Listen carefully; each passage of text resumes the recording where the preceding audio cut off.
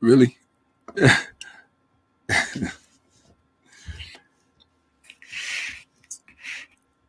Well, at least you're honest and upfront. You can't complain about that. And you're the first one here. How poetic. Welcome. Welcome, welcome. Right. But as I have continually said, right, here we go. I thought I said quiet. There we go. Okay. Peace, rigorous grind. So my message to racist white is, look, this is the internet. For all I know, for all we know, you could be an old black man with a full beard, just trolling, you know, playing devil's advocate, literally. So, absolutely. Okay, Big Measy, Covington. All right. All right, they drop in the middle nature. That's wonderful. Can't quite make it out what it is, but I have to be in translation mind to do that. Okay. Big Meaty Shaka. I appreciate Duau. I appreciate you. Come on in, people.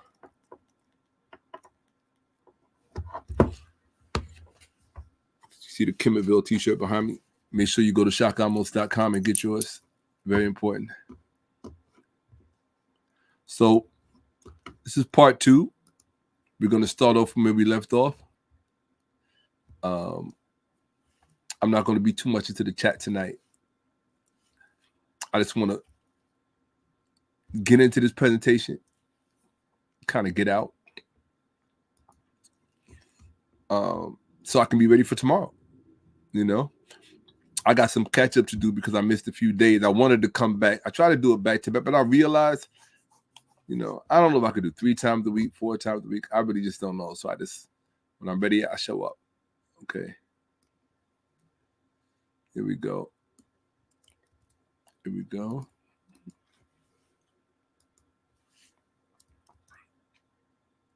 Okay.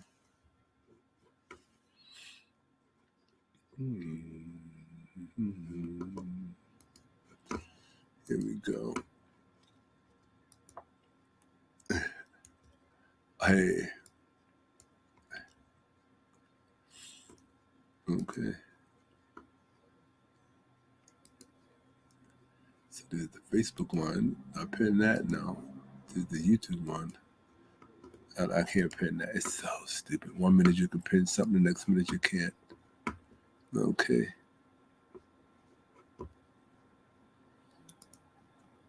Here we go.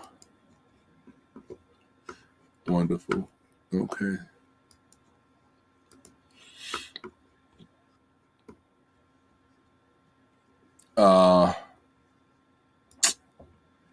See, racist white, you just got blocked.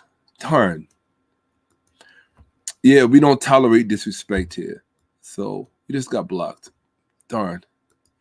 Oh, well, here we go.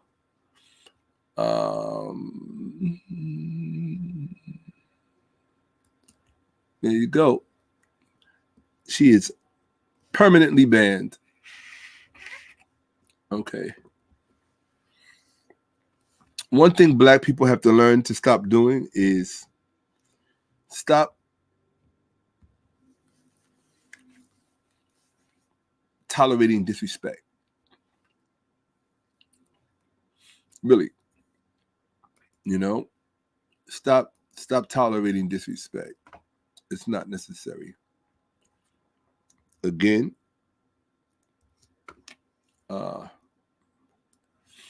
thank you, Imhotep. I appreciate that.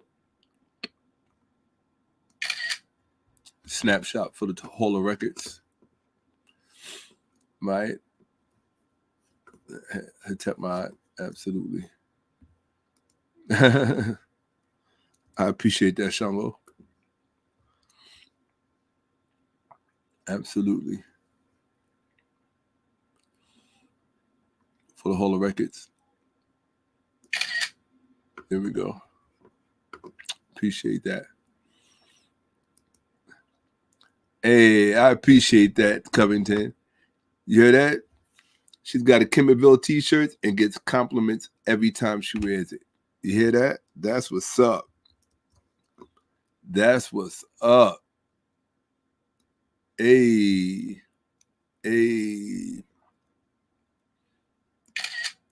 That's for the Hall of Records. Absolutely. I appreciate you sharing that with me. Okay. All right. That's what's up. So make sure you guys go to Shakka-Ahmose.com to get your t-shirt. Very important you get your Kemetville t-shirt. Right? I'm going to put the link in the description right now. Because some of you need GPS. You need to find your way to the site. Okay. So here we go. Boom.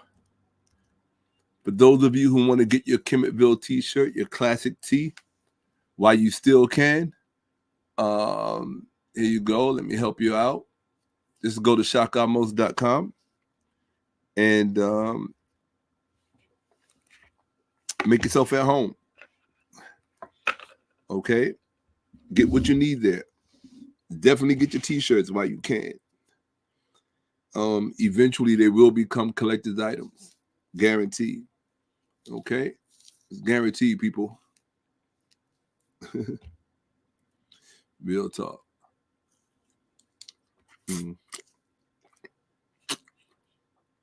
I have to eat on the fly because I don't get to eat.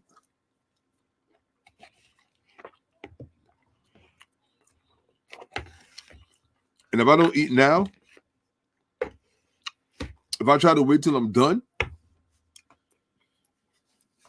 I'll be too tired to eat and go to bed hungry. I appreciate that. Thank you so much. Nehem.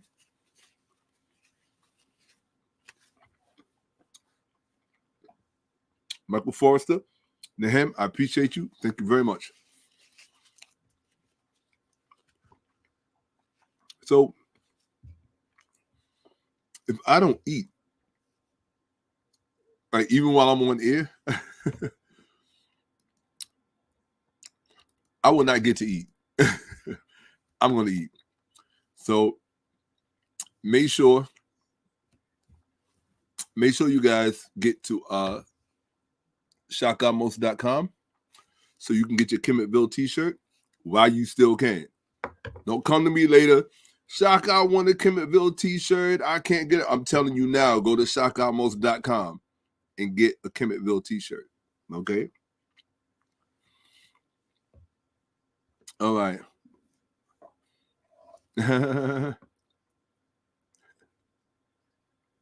Okay, absolutely. I tell you, these comments are interesting sometimes. Takuma Wakanda. Shakka-Ahmose, the great Gemini scholar. Well, thank you for remembering. What's the moon and rising? By the way, and your human design energy type and life path numerology. I study these. I will pay to learn from you sometime, no doubt. Nehem, Duau. I don't have the answers to those questions because numerology is just not my forte. It's not something that really, although perhaps it should, it's not something that really holds a lot of great consequence in my own particular research as it concerns the things that I'm personally interested in, right? Numerology was definitely something that they engaged in ancient Kemet. So I certainly would not disparage it, right? It's just not my thing, right? So yeah, it's just not my thing. So here we go. I really appreciated that, however. Hey, wonderful. Hey, Lavina. Good evening, blessings of the evening to you. Come in and we're going to get started with round 2, right? Absolutely. I'm loving that comment right there, though. as Covington, you made my evening with that one. I appreciate that. Absolutely. Right. So I'm talking that told you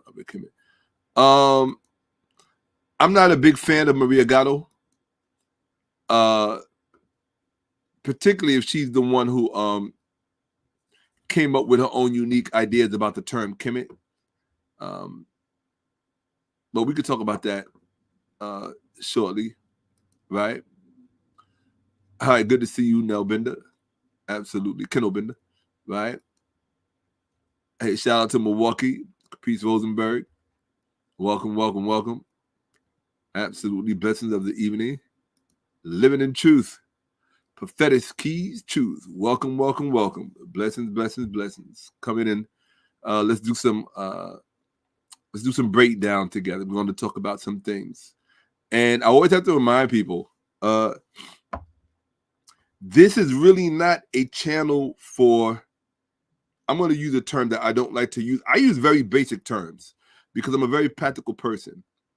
I think there are dumb people. I think there are stupid people. I think there are intelligent people.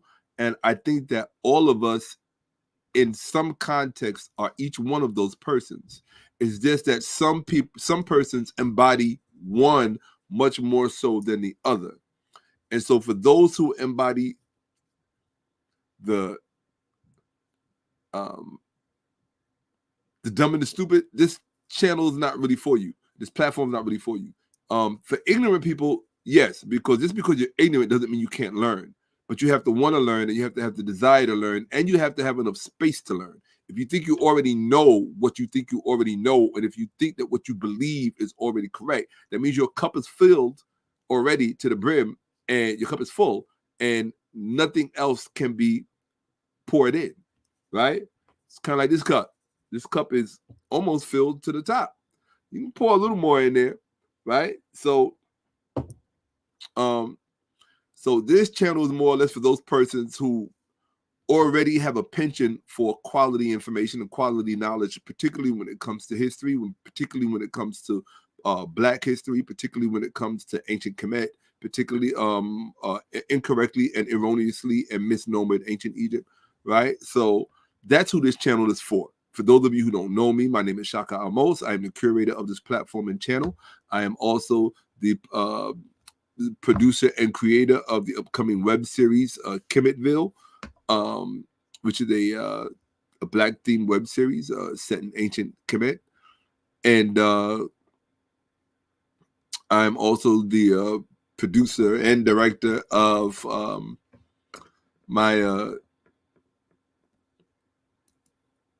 short film, my theatrical film short, The Last Night of Asar. You can check it out if you go to Shakka-Ahmose.com. It's a short film telling the story of Asar, Aset, and Asar and Aset. Okay, so you can go check it out.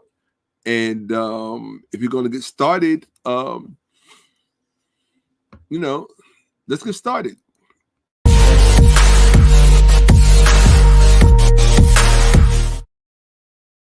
Now, one of the things I have to remember to do is, springtime is coming, so pollen's all over the place, and I'm next to a very large park. So the pollen is really getting all of us, right? Hi, Karen comment. I have to recall that when I have a comment on the scene, to get rid of the comment before I play the intro, it would kind of help. So we're going to run that through again.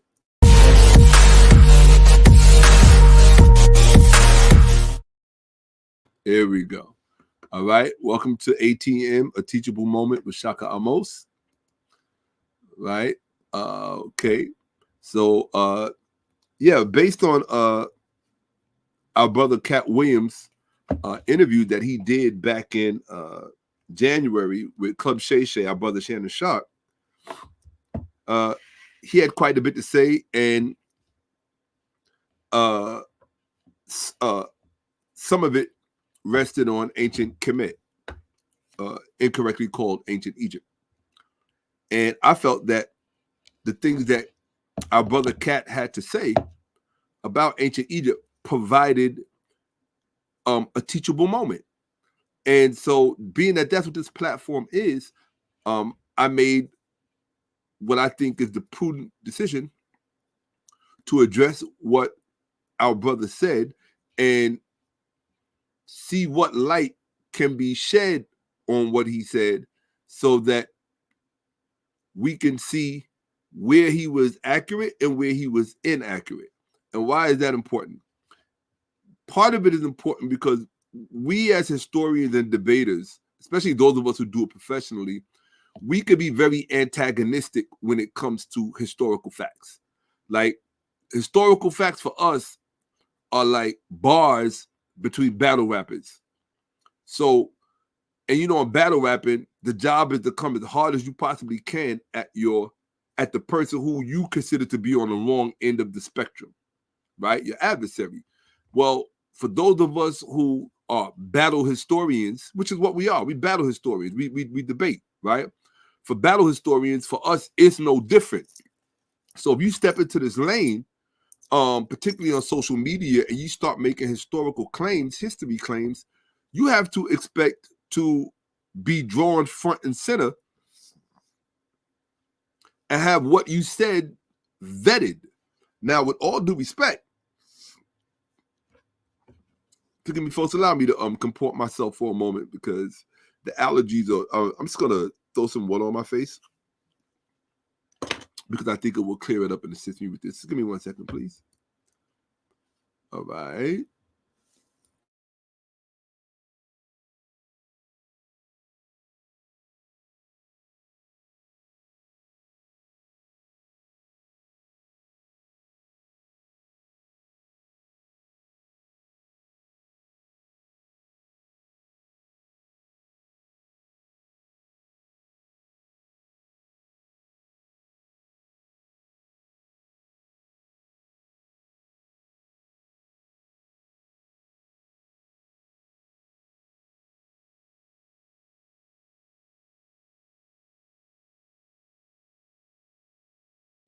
Okay, don't panic. I'm back. Here we go. Just want to comport myself. It was just getting a bit too warm in here for me. And that kind of warmth can be a distraction when it goes well above room temperature. So leave this right here with me. Okay. And yeah. Hey folks, like I said, if I don't eat now, I won't get to eat.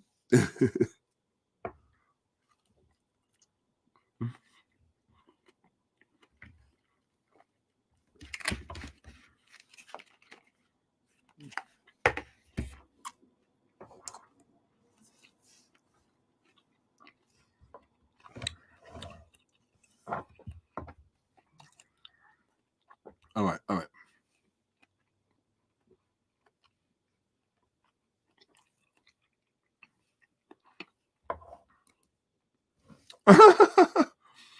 How tall am I?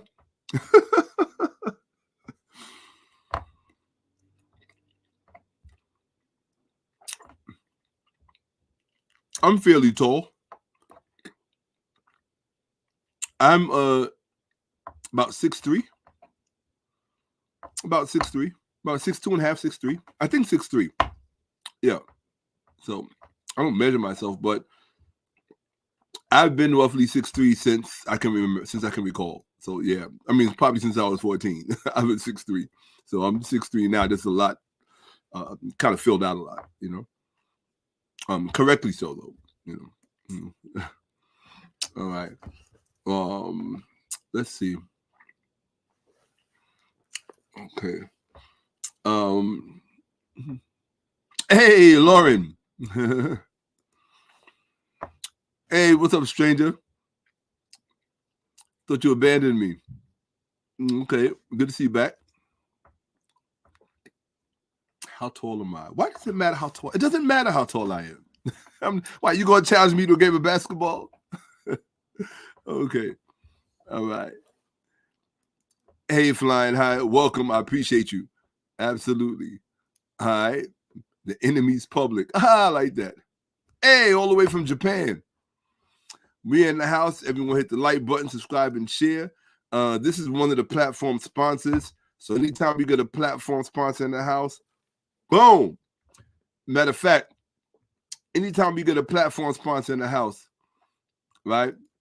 Hold on one second. I got to do this. Anytime there's a platform sponsor in the house.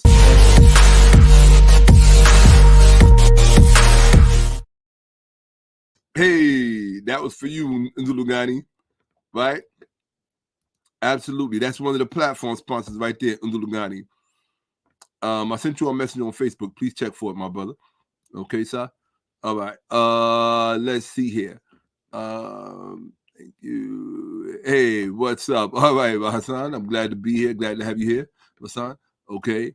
Hey, Chris, man, you've been checking in, bro. What's good? All right. All right. Happy to catch this live. Peace out there. Hey, wonderful. Hey, Mrs. Chanel, welcome. Come on in. Yeah, I really enjoy no disrespect to the younger crowd, but it's always an honor to have a more well, not a more, but when you have the mature audience members, I just think that because of the temperament of with that maturity brings, the things that are said get to land in a much more stable environment as far as the person is concerned, because it's hard to be stable when you're young as far as your own makeup. You don't know what to believe about things. You're still learning about things. You're still unsure about a lot of things. By the time you have achieved certain horizons, you kind of know the metal and the ring of truth when you're hearing and seeing it. So I'm not gonna try to hey, Black Spectrum, don't worry about it. It'll be right here. I appreciate that. Thank you so much. Actually, I actually made this. I made this years ago. So I was just like, you know what? Why not? Just let it breathe. So I'm here breathing it with you. That's what's up. In fact, that's one for the Hall of Records. There you go. Okay. So I appreciate that, Matt Goodman, very much so. Okay. Oh, wonderful. You love the interview on the Jesse Lee Peterson show. I love the way I did have him thinking. He didn't know what to do. I was saying about his own people. Yeah, he really didn't know what to do. Absolutely. Oh, wow. Wow. I need that one. You know what? I'm just going to, there you go. I'm not going to even isolate it. Okay, wonderful. Wow. Hey. So Lauren watched my short film, The Last Night of Assault. Visually stunning. Can't wait for more. Hold on one second. That part. There you go. Okay, I needed that for the Hall of Records. Lauren, thank you so much. That just the encouragement, the validation, and the receptivity, the fact that you received what was given is, I'm very grateful for it. And thank you so much. That really means a lot to me. In fact, I've been in meetings about Kemetville, the web series. Everybody go to Shakka-Ahmose.com and get your t-shirt while you still can. I've been in meetings about it all weekend long, and a lot of hard work in front of us. But thank you so much for taking the time to digest the content. Everybody make sure you go to Shakka-Ahmose.com so you can watch the short film, The Last Night of Asar. Those t-shirts are being made shortly as well. I knew I was supposed to do something today. Darn it. Okay, yeah. Those t-shirts are being made as well. Okay, absolutely. All right. Let me see. Hey, Joe World, don't you be saluting that Lauren Elise. I'm saluting this evening. I'm not a hater. Enjoy. Absolutely. Oh, wonderful. Wonderful. I appreciate you, Mayweather, very much so. And I appreciate my brother Hotep Jesus. In fact, I called him. I think I sent him a text like 2 days ago, just shouting him out. That's my brother. It's my brother from my other mother. As a matter of fact, 5 millennia, Typhon, Tajan, and Bedarian cultures were Nubian and substratum in Upper Egypt as a whole is mostly Nubian. God, yeah, that's pretty much correct. Yeah, absolutely. Yeah, Typhon, Tajan, Bedarian cultures were Nubian and substratum in Upper Egypt as a whole is mostly Nubian. I just have an issue with the term Nubian. It's a fake term. And the people never called themselves that. The people of Kemet never referred to any people called Nubians. So it's a fake term that comes about by Europeans in order to try to designate the people from the South from the people in the North. And it's just a fake term. So, but I appreciate her sentiment and intent on what she's trying to say. Yeah, absolutely. Right.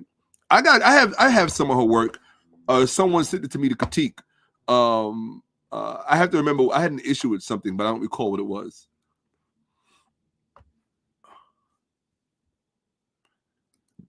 That's very true. Maybe for the same reason our people sit idly by while people still openly selling out folks right here in this country. Right? So, like real talk, like sex trafficking is real. It really is. And it's slavery by any other name, So don't think that sex trafficking didn't play a central role even in the slave trade, in the in the transatlantic slave trade. The triangular trade, right? Okay. Oh, I don't know that one. Oh, yeah, that's kind of a classic. Yeah, that was, yeah. He just didn't know Jesse Lee Peterson did not know what to do with me. He really didn't. And I could tell that he was a bit dumbfounded, a bit stumped, but as to be expected. Yeah, it should have been that way. It shouldn't have been any other way. Absolutely. Right. I don't even really. Oh,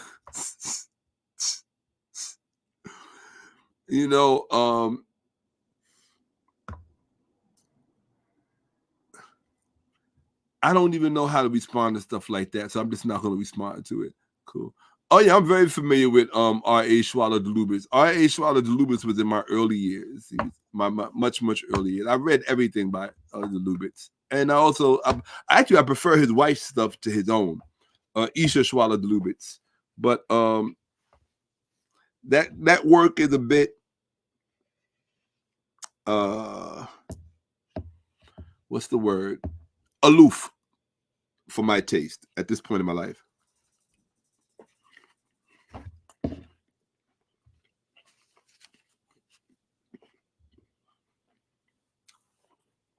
I must eat.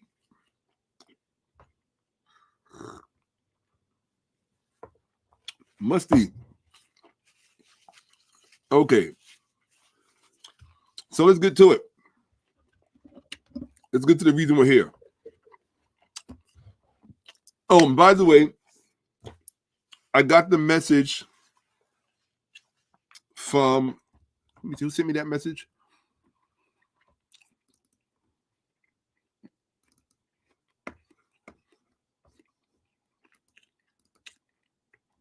Hold on. From Icon 101. Shakka, need you to do a breakdown of the Joe Rogan Katt Williams interview. I already started working on it. So, Katt Williams, our brother,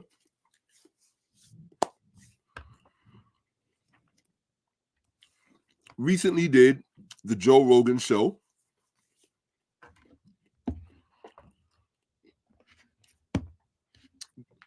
My issue is, why did Katt Williams have to go on the Shannon Sharpe show,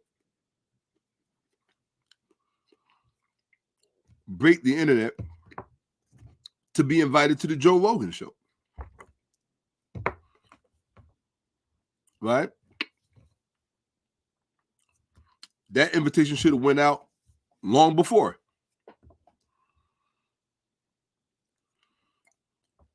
See, the issue I have with celebrities, and this is all celebrities, to be quite honest. Celebrities don't validate you and acknowledge you until the rest of the world tells them that you're official, which tells me you don't have any mind of your own, nor do you have any standards of your own. Everybody else has to tell you something is great before you recognize it publicly as great. To me, that's whack. I see greatness when I'm just walking to the store and I see how a parent may be with their child, or how a stranger may help a stranger, or how somebody may realize they did something wrong and they apologize, even though it may make them feel a bit self-conscious, right? Because apologizing is not an easy thing. It takes very strong people to apologize, right? And when you have very little in life, you want to hold on to every little bit that you got. And so to let an apology go can be very hard for some people. So when I see things like that, that's when I see greatness, right? I don't need for a bunch of celebrities or a bunch of sheep and a bunch of followers to tell me someone or something is great. Why? Because you know the old saying in the street, game recognizes game.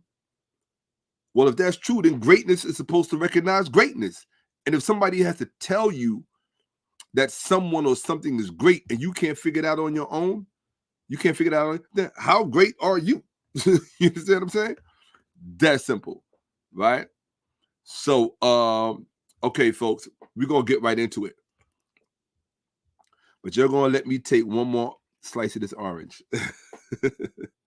So, yes, now, the challenging part about doing a presentation like this, because I'm also going to be referencing Damon Dash, and that's really awkward because Damon Dash is someone who I really actually genuinely want to work with, right?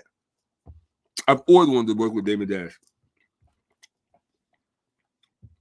I just always have.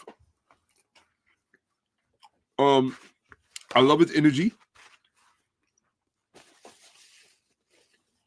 And the way I look at it is, though Jay-Z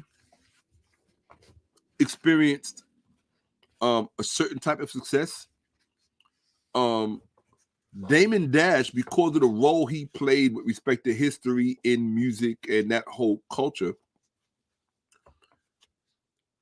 as a quote unquote, well, in literary genre, believe it or not, he would be referred to as the anti-hero in that story. But this is the age of the anti-hero, where anti-heroes are displayed as likable or admirable people.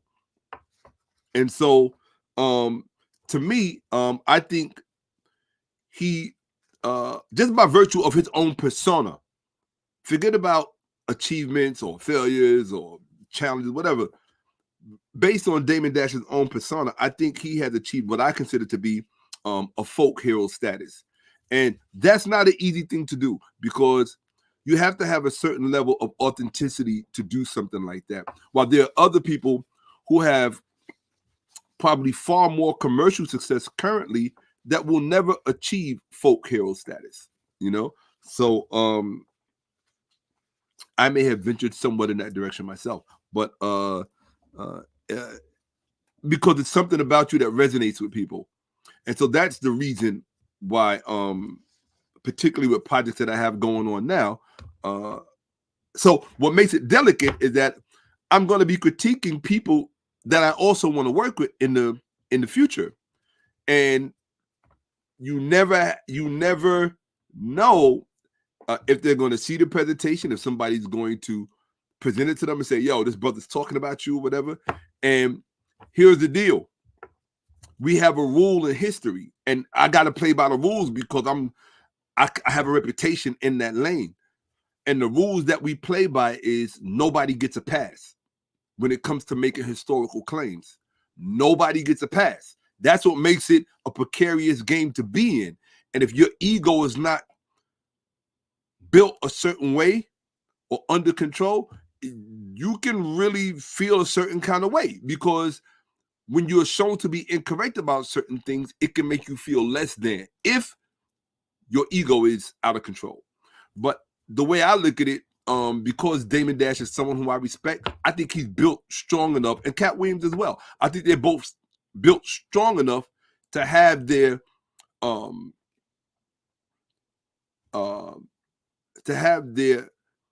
inaccurate assertions highlighted for the benefit of not just themselves, but for everybody watching and themselves, right? So the trick, though, however, because like I said, I'm a battle historian, and as a battle historian, when we dismantle somebody's premise or we show you the error or the inaccuracy of their premise, we usually do it with flavor.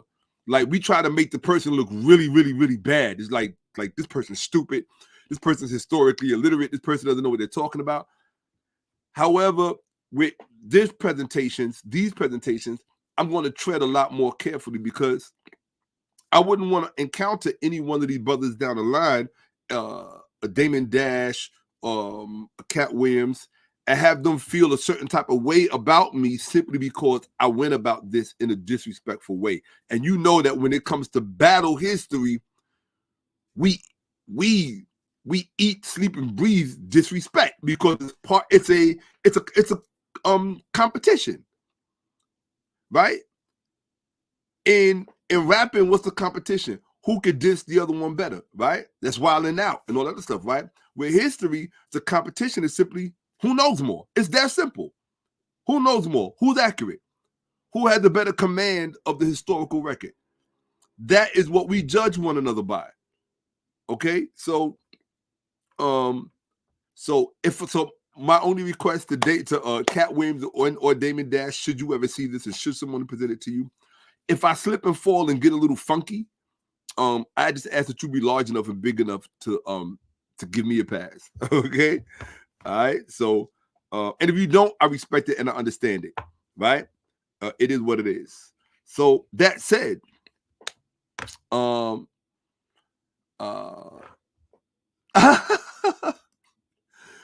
appreciate that. Actually, you know, Hotep Jesus actually shouted me out on the Joe Rogan show when he was on there, and a lot of white folks on Twitter went looking for me, and they were very pleased with what they found. So I have a snapshot of their comments about that. So yeah, that's what's up. I really appreciated that.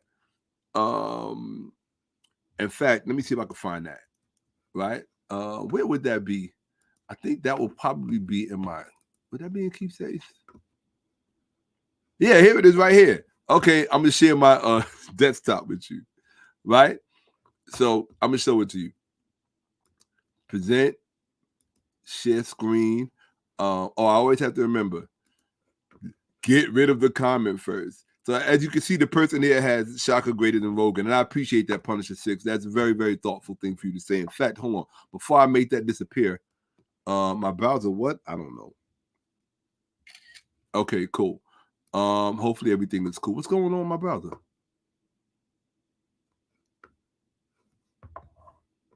What is going on?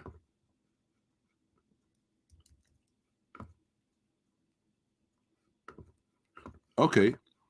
I was just kind of wondering. All right. Joe Rogan, you have to understand people like Joe Rogan, right? I appreciate that. I appreciate that very much. That really means a lot to me. I appreciate that. And I appreciate that they do. I really genuinely do, right? Because the more of us, the more people who are, to use a term that is totally just been destroyed and taken out of context, the more people who are woke, the better. The more people who can shed light, the less darkness there is in the room, and the more easily it is to be able to see what's going on, right? So I appreciate that. Thank you very much. Done with it. So back to the Rogan comment. Where is that? Here we go. So I'm gonna put this back here, right?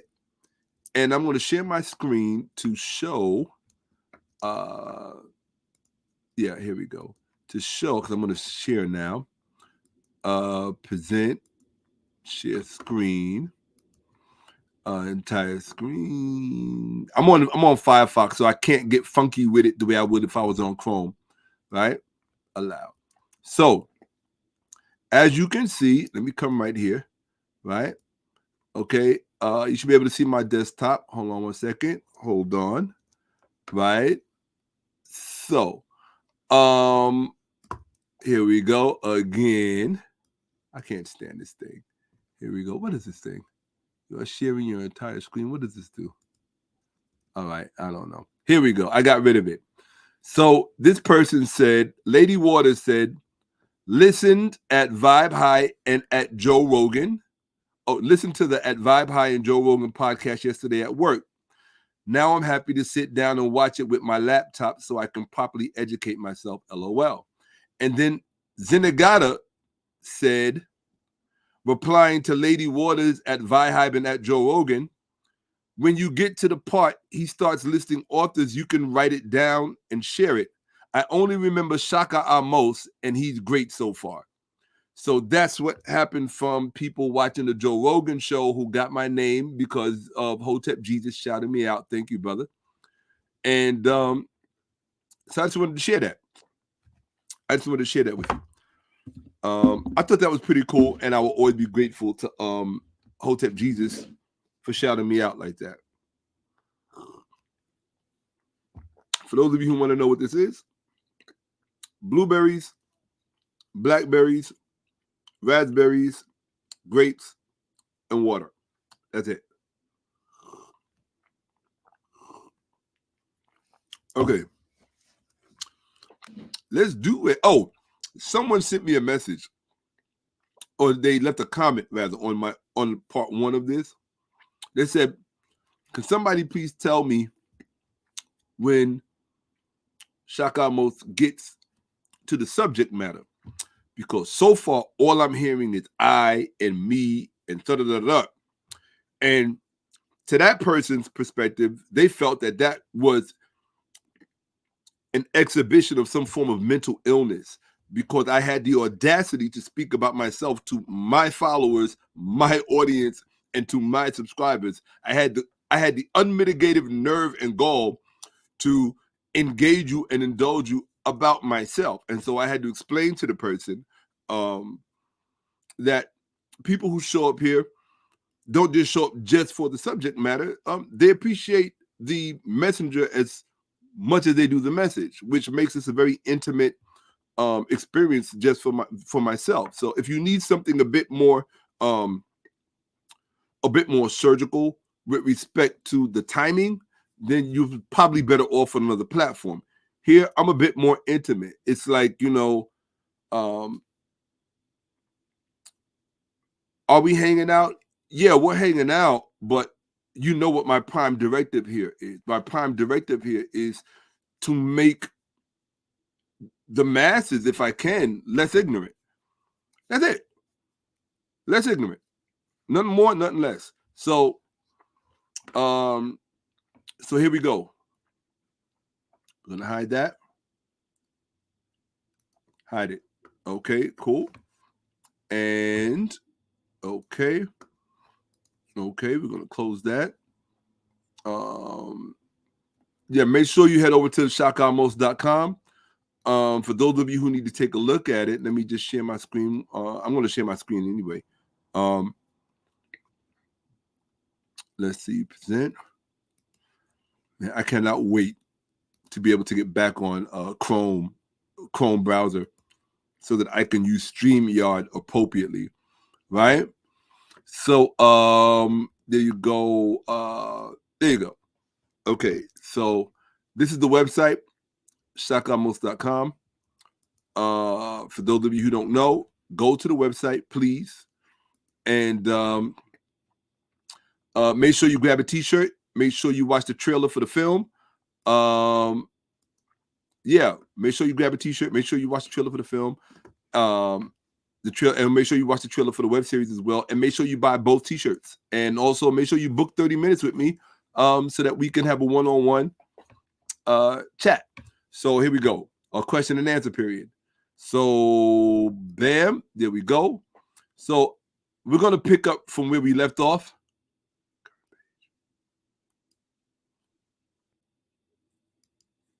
Here we go. Okay. Wonderful. So what was the last thing that we discovered? The last thing that we discovered was that the name of a country, Egypt, first appears in the Odyssey, written by Homer, the Greek writer Homer. This is the first Greek book, or the first book written by a white person on planet Earth. Okay? It's called the Iliad and the Odyssey. The Odyssey was actually the second book. Okay? This is a quote from a text I read in part 1.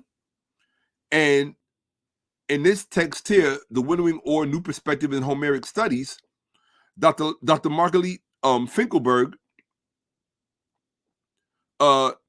she says that in the present state of our knowledge, however, the mid-7th century date for the composition of the Iliad emerges as the more robust, rather than either the mid-8th century or the late 6th century scenario.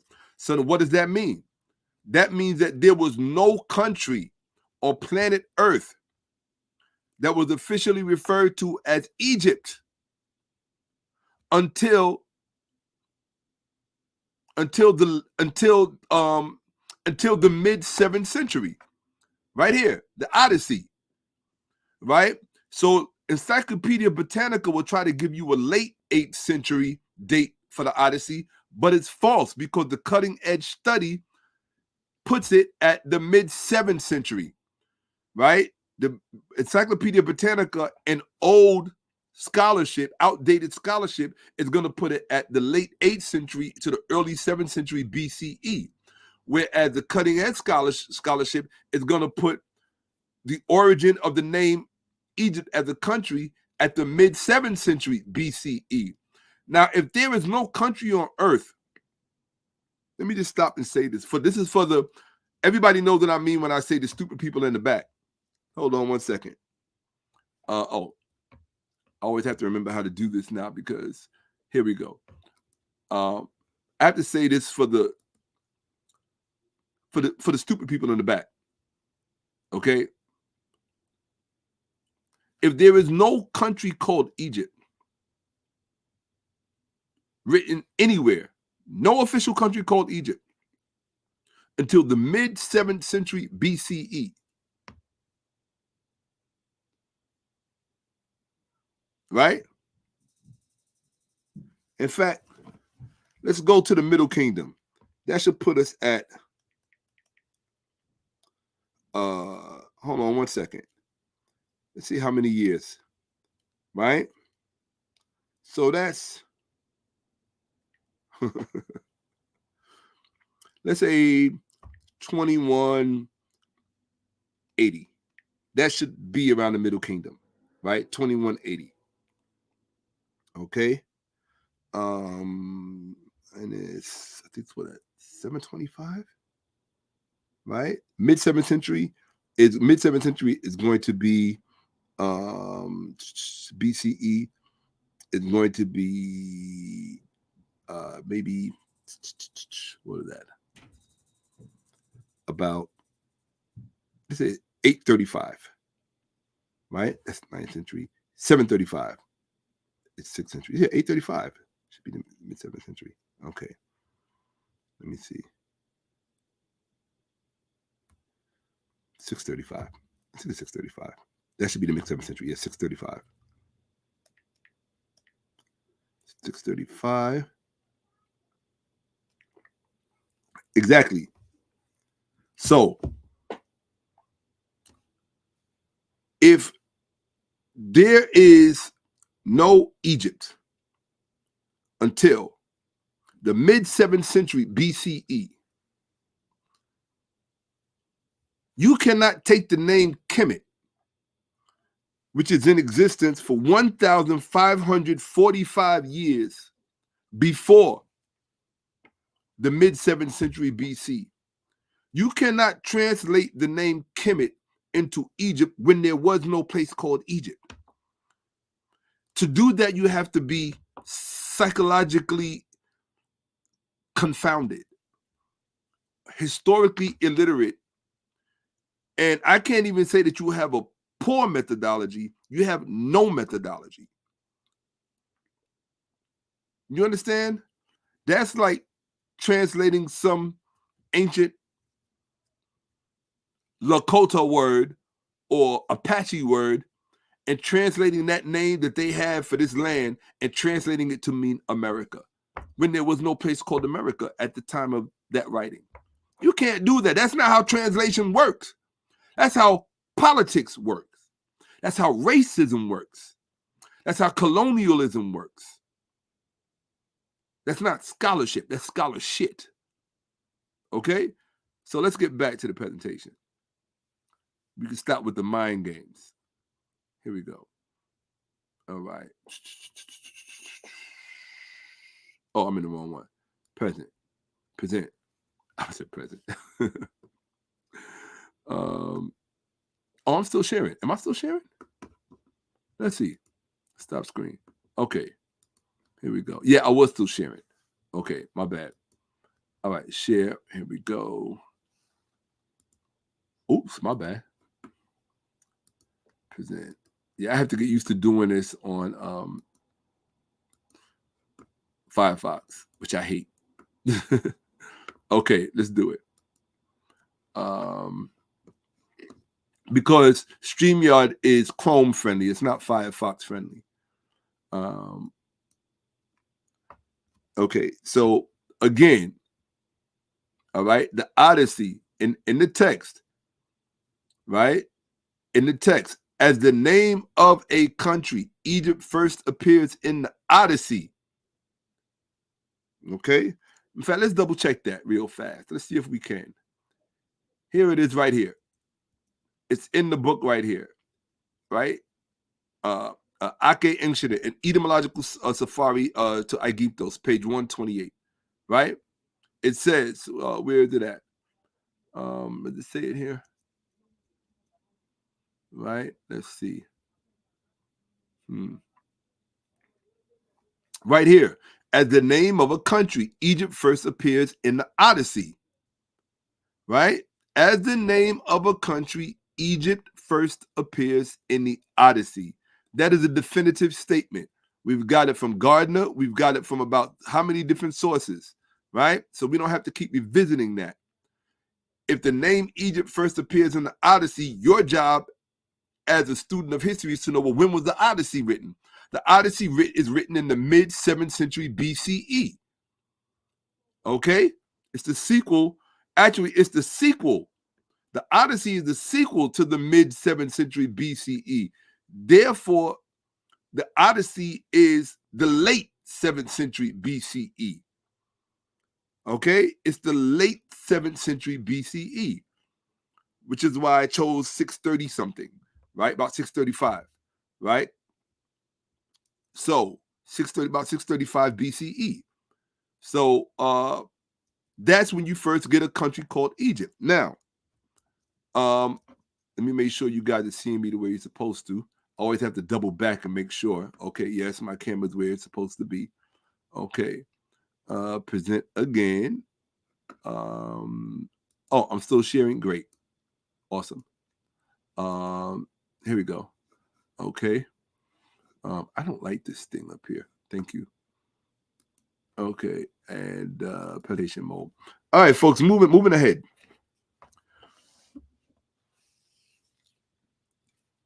Why are we dealing with this?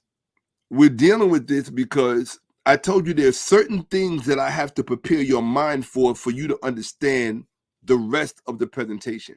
If you go back to part 1, and I recommend anybody go back and watch part 1 before you watch this, okay? Because in part 1, we talk about some things that you really need to understand, like race switching, code switching, code mixing, and the difference between behavioral code switching and literary or linguistic code switching, right? And linguistic code mixing. So if you don't know the difference between these, you're not really going to understand what kind of psychological transformation the people and racial transformation that the people in Egypt went through, so that everything is as confused as it is now. I'm trying to unconfuse it for you. So in the spirit of unconfusing it for you, the most important word that you can understand to understand who these people are in Egypt today. We all like to say that they're Arabs. Let me stop this for a second. Hold on a second. Right? Because what I'm about to say is important. Okay? We often like to say that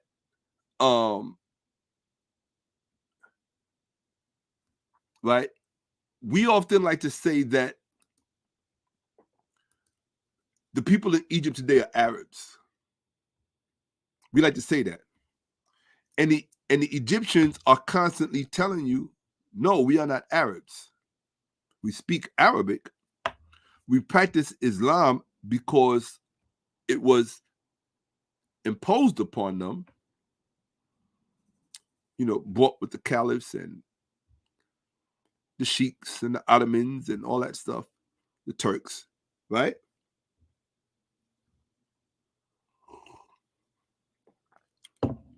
But really in about 7th century BCE, about 6th, 7th century BCE, when the Arabs invaded Egypt,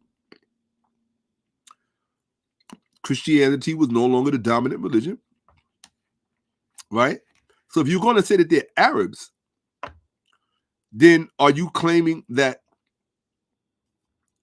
in Egypt they were Christian Arabs before the Arabs came and Islamicized them? Is that what you're claiming?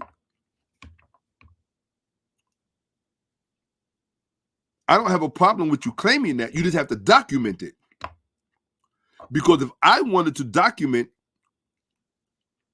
that there were Arabs in Egypt before the Arab invasion, I can do that. And that's very important because what it does is it destroys the argument of modern Egyptians today that they are not Arabs. They believe that there were no Arabs in Egypt until the Arab invasion of Egypt. That is a false notion of history. Arabs were in Egypt long before the Arab invasion of Egypt. So they would have as much Arab blood in them prior to the Arab invasion, probably not as much, but to claim that they are not Arabs only because the Arab invasion was rather late. The Arab invasion was late. It doesn't mean that there were not Arabs in Egypt, because there were. They had their own quarter. They had their own quarters, plural, in various places in Egypt, particularly in the north. And I'll document it for you. Okay? So, you have to learn to destroy their arguments, not for them, but for yourself. And you can't destroy their arguments if you don't know their arguments. Okay? Egyptians will try to argue you down and tell you they are not Arabs.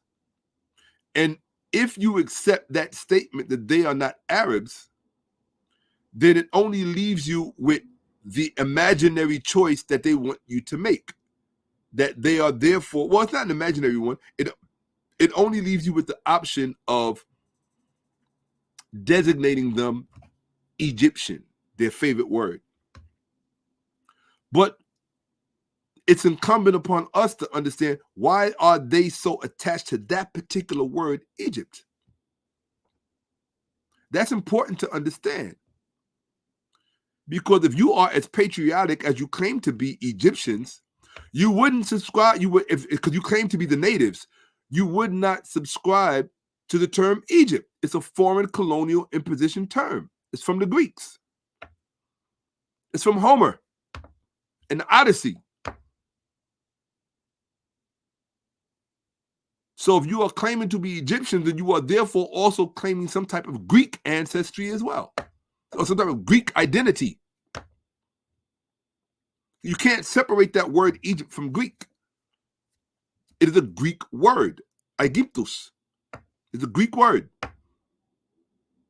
So if you identify as an Egyptian, you are not just espousing your early Arab ancestry, you are also espousing your early Greek ancestry or early Greek identity. Okay? Okay. Yeah, this is going to get good. Now, I'm going to familiarize you with terms that you probably are not familiar with. But after you watch this, you should not ever forget them, because what I'm going to show you and teach you, 9 times out of 10, no one else is going to show you and no one else is going to teach you, because they probably don't know. Okay? All right. I mean, that's just my perspective. I know because I watch enough people who claim to be teaching on YouTube, and when I look at the silly things that they're teaching about, it's horrible. They don't know what they're doing. It's a crappy subject matter. Nobody's really learning anything. So let's get to the meat of it. We're going for the juggler. All right? Here we go. We're going for the juggler. Okay, here we go. Entire screen. Hello. Here we go. Okay. Okay, so the first stop in mastering this subject matter is you have to learn this name, carrier. Everybody say carrier. Put it in the chat. If you don't put it in the chat, then you're stupid. I said it. If you don't like it, too bad. Put it in the chat, carrier. Let me make sure you guys can, let me make sure my camera's in the right place. Yes, it is. Put carrier in the chat. Okay, I don't like to teach lazy people. Put carrier in the chat. Carrier, thank you. Carrier, here we go. Carrier, exactly. Put carrier in the chat. Learn something. Okay? Only thing you people can remember is Jesus, Adam, Eve, like certain names ring a bell. If you ain't heard the name before, you get scared. Put the name carrier in the chat. I'm not going to move forward until I see that name in the chat. Let's go, people. Carrier. C-A-R-I-A. Carrier. Put carrier in the chat.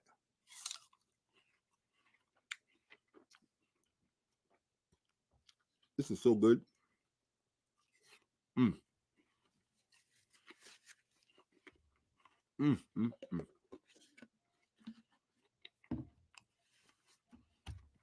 Mm-hmm.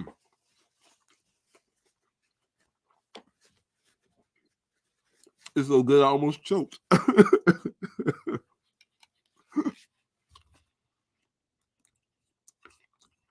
Right. Carrier. Yes. Remember that name. Carrier. Remember that name. Carrier. Yes. Remember that name. Carrier. Yes, Shango. Mm-hmm.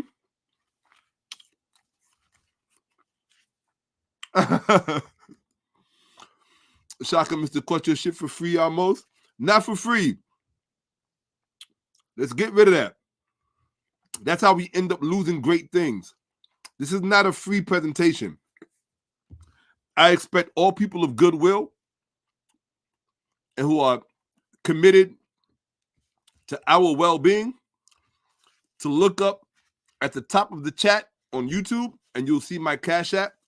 The price of this presentation is $10. I expect it, whether you're watching it tonight or in the future. If I do this for free, I will not be able to continue to do it, because we all have what? The reality of life to tend to. All right? Here we go.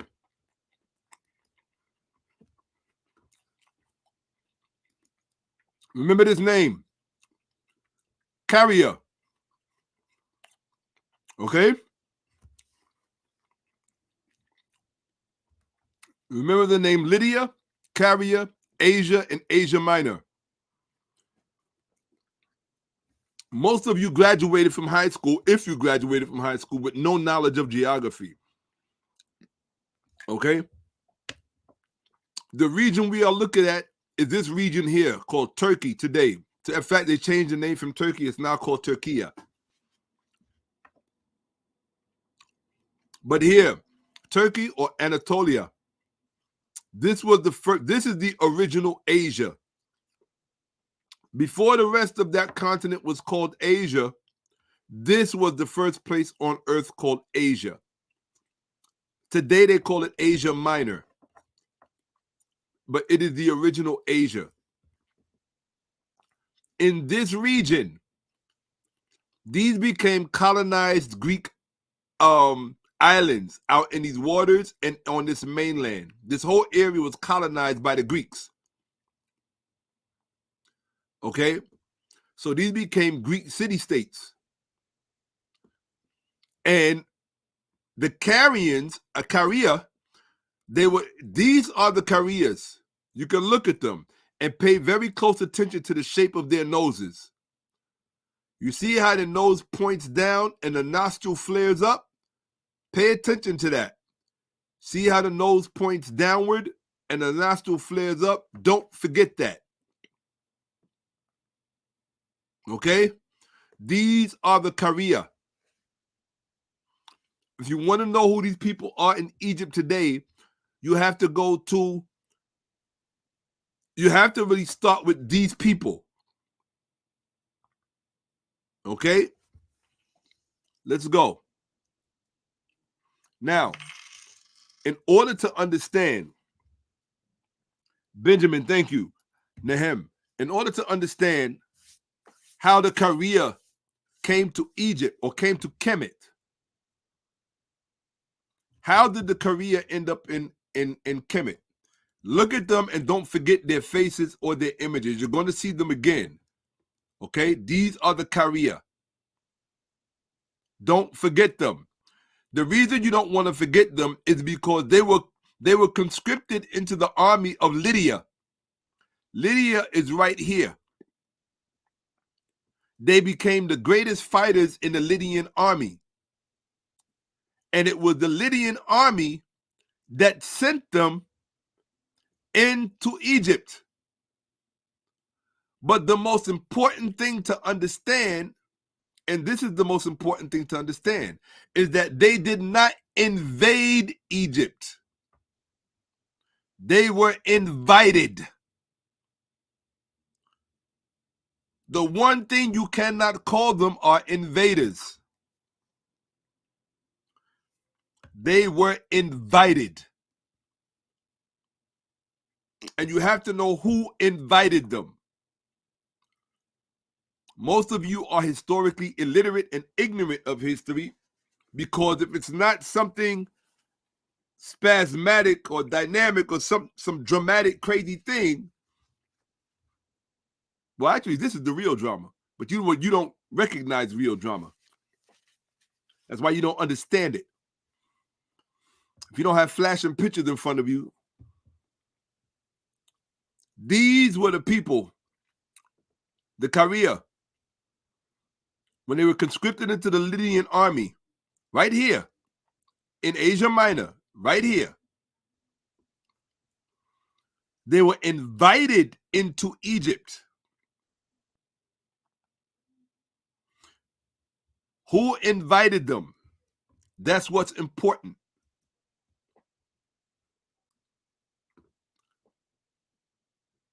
In order to understand what we're looking at, you have to know who this person is. This is Osir Khan the Elder, 21st dynasty of Kemet. Now, you have to understand that this king of Kemet was not of these ethnic group. This is Tai, Amenhotep III, Akhenaten, his daughter Merit, Tutankhamen, king, and Ankhesenamun, queen. These people, the Libyans, these were Libyan kings of Kemet. They are the ones who invaded Kemet. However, they did it in an intelligent way. They didn't come in Well, at first they did come in with weapons and warfare. However, Ramesses III beat their butts really bad and put them in strongholds throughout Kemet. But he made a very serious mistake. He acculturated them and assimilated them to being Kemet, Eden Kemet, or rather, Remech Kemet, people of Kemet. So they began to speak the language. He made them lose their Libyan tongue. They were called the Meshwesh, the Ma people. These are the Berbers from the Western Desert. We're going to look at them later. So let's read now one of his descendants, another Libyan king. Well, let's look at these people and see who they are, okay? This is from the Oxford History of Ancient Egypt by Dr. Ian Shaw, PhD, page 364. The years following the end of the 20th dynasty had brought the disintegration of the kingdom under a variety of pressures. See, people always ask me, let me stop this for a second. People always ask me, who invaded them? Who invaded them? It's who invited them, but that was a funny one. And yes, somebody got it correct. Done with it? Yes, got it correct. It was this person, Semtic, or I call him Semitic. It was this person, Semitic, who invited the Carian. Well, he didn't invite the Carian. He invited the Lydians. And the Lydians' army was made up of Carian. And because Semitic wanted these mercenaries, these soldiers, to help him fight who? The Nubians, the Cushites, rather. The people of Kush, the people of the south in the northern Sudan and southern Egypt, places like Napata. Samtik, this Libyan king of Kemet,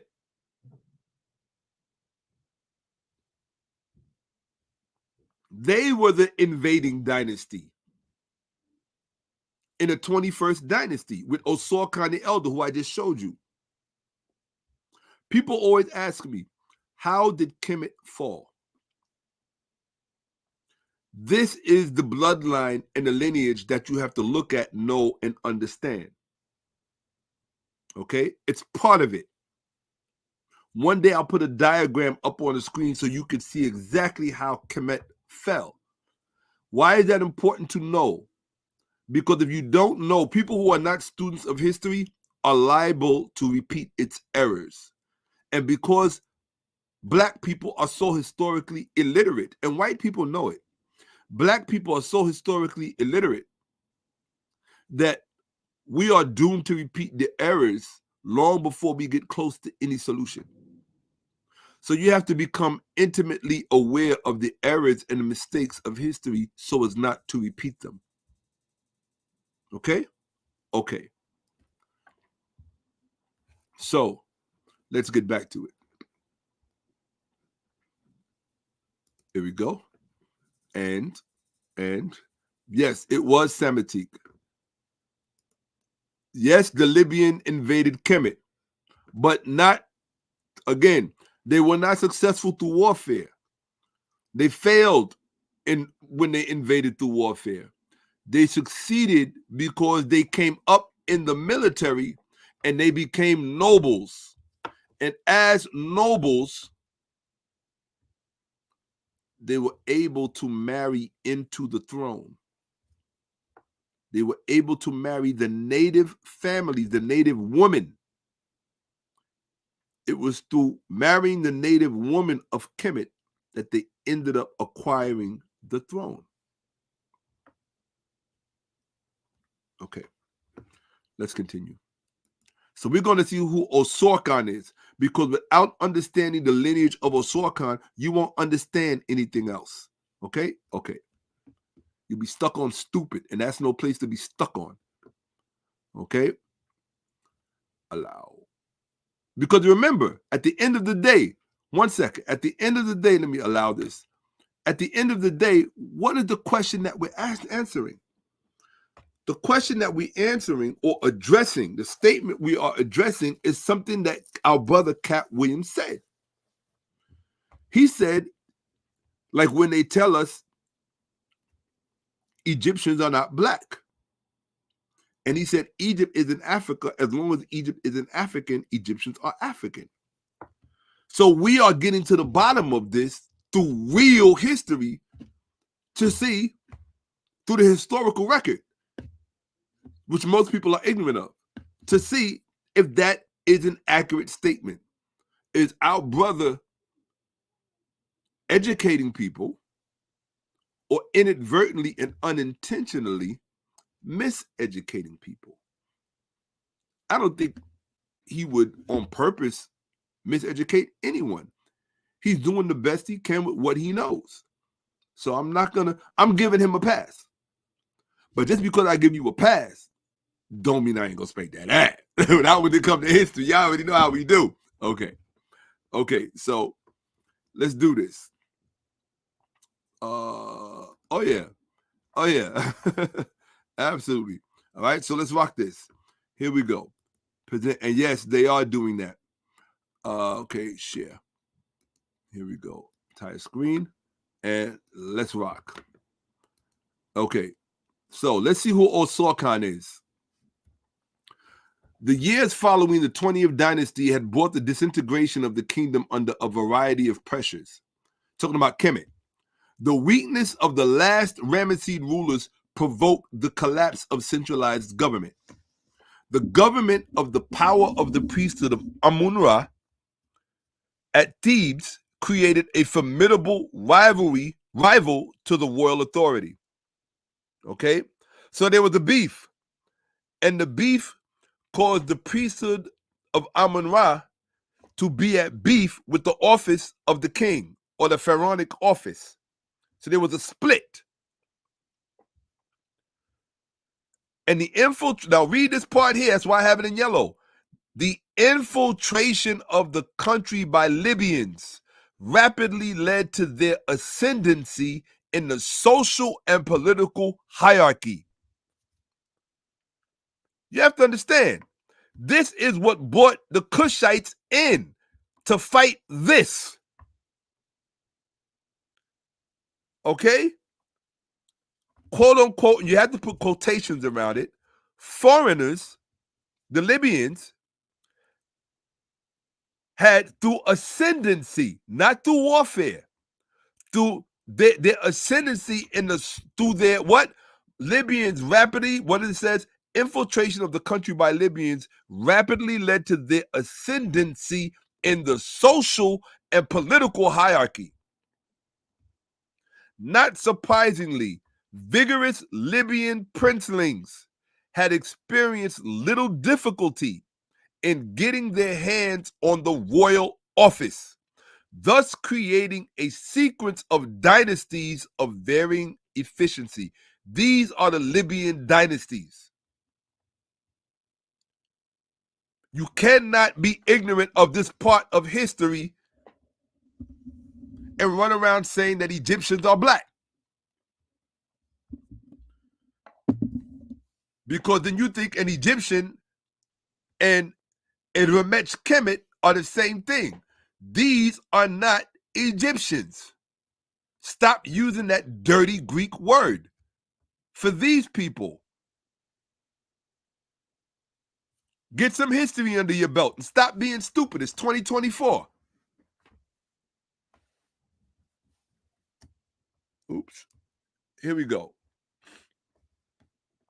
And this is from chapter 13, the late period, 664 to 332 BC, the Said dynasty, the resurgence of Egypt's power, by Alan B. Lloyd, Professor Emeritus, Arnold Fellow, University College of Swansea, Wales. The Oxford History of Ancient Egypt by Dr. Ian Shaw, PhD. I have the book here in my library. Pardonnez-moi. Okay. Come on. Go away. Hold on a second. Why won't this stop? I want this. Oh, I hate this thing. All right, it won't let me get rid of it. No big deal. It did before. Wonder why it won't let me get rid of it anymore. Okay, that's cool. I don't even know if you can see that. But, so let's read. About 984 BC, now please pay attention. This is for the stupid people in the back, because I don't want to repeat myself. About 984 BC, and there's no Adam and Eve or no Jesus yet. And no, okay, no Moses either. About 984 BC, a new family took control in the Delta. You heard that part, people? A new family took control in the Delta. That's the northern part. With the accession of Osor-Khan the Elder, right? The son of the chief of the Meshwesh, not the people of Kemet, not the Kemet, the chief of the Meshwesh. The Meshwesh were Libyans. Okay? They were Libyan Berbers. The son of the chief of the Meshwesh, Sheshank, a ruler whose name and parentage proclaim his Libyan origins. So he was a Libyan. By this time, 1959, 1945 BCE, Libyans constituted a substantial and influential presence in Egypt. Now, this is a misnomer because there's no Egypt yet. How can it be called Egypt if it's 959 to 945 BC and there is no Egypt until roughly 635 BCE? So they're about how many hundreds of years? They're centuries away before in Egypt. Although major incursions of Meshwesh and Libu, this is where you get the word Libya. The Meshwesh and the Libu are two contingencies of the same tribe that we collectively call Libyans. But the name Libyan comes from this name, Libu. It says, although major incursions of Meshwesh and Libu had been repulsed by Medentah and Ramesses III, the settlement of immigrant war captives, pay attention, because you're going to say, Shaka, how did they get in power? They're telling you right here. The settlement of immigrants, war captives, and garrison troops continued, particularly in the Delta and in the area between Memphis and Heracleopolis. That's a very strategic place. Very strategic place. You have to know the layout of Kemet. You have to know the layout of Egypt on the Nile, where these places are.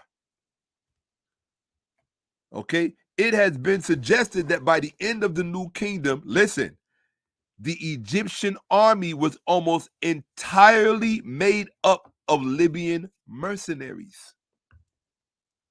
You hear that? By the end of the New Kingdom, the Egyptian army was almost entirely made up of Libyan mercenaries. The incipient decentralization of government during the 21st dynasty, you got to remember this. Do not forget the 21st dynasty, because that's when all of this bullshit starts to happen. Okay? The incipient decentralization of the government during the 21st dynasty facilitated the growth of provincial power bases and local dynasties of Libyan chieftains descended from the settlers of the late New Kingdom were able to increase their autonomy. The ruling families in both North and South during the 21st dynasty included individuals who wore patently Libyan names And since some form of acculturation was doubtless practiced, many more are probably disguised in the record under Egyptian names. You see, y'all have to understand what happened. Most of you don't, because most people are historically literate. They don't know. If you was going to tattoo something on a black person's forehead, you know what I would put? I swear to God, I always said I want to walk around with a stamp and go, boom. And I want to stamp the words, what happened, on their forehead. So they can keep asking that question. Because most people don't know what happened in Kemet. And you will never know what happened in Kemet. You know why? Because you can't pay attention long enough. You got a TikTok brain. You got to change the screen every 2 seconds. You got to watch something that's flashing and dancing and moving and fighting and fucking and whatever. So you will never know what happened. You will always be stuck in a place of belief. Always. Not sometimes, all the time. And therefore, people who are not like that must separate themselves from you. Because you're not the same species intellectually. You're not. Most of you are episodic. Episodes. You can't sit still long enough and pay attention and say, well, what the heck are we talking about? We're talking about how Kemet fell. And we're talking about where these foreigners actually came from, who today call themselves Egyptian.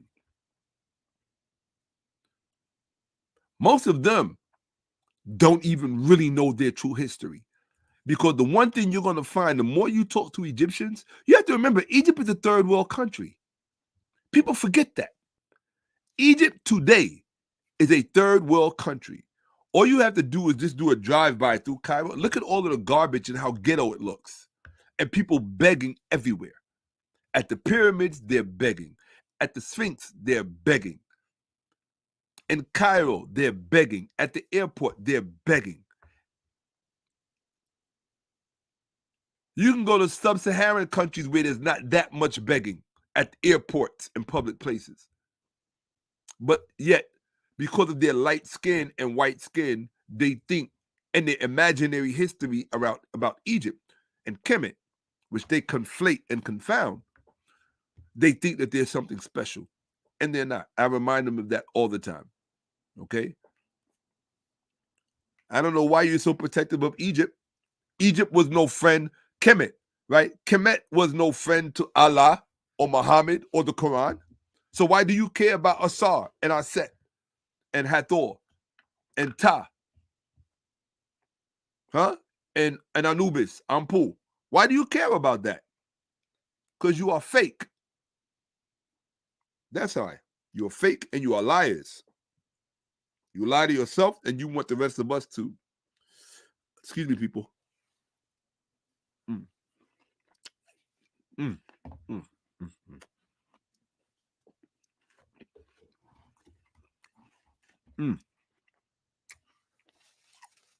So good.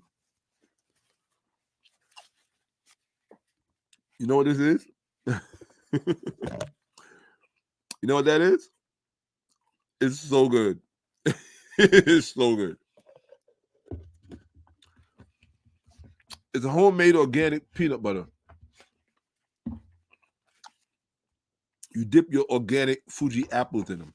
It's so good.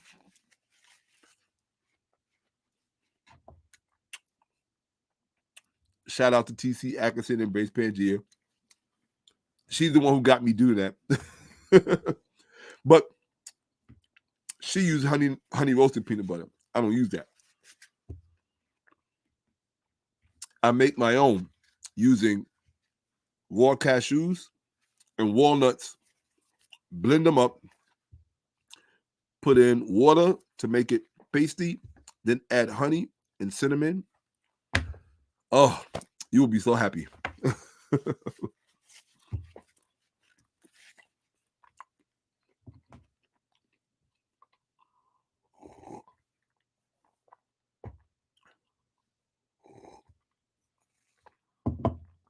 Let's do this.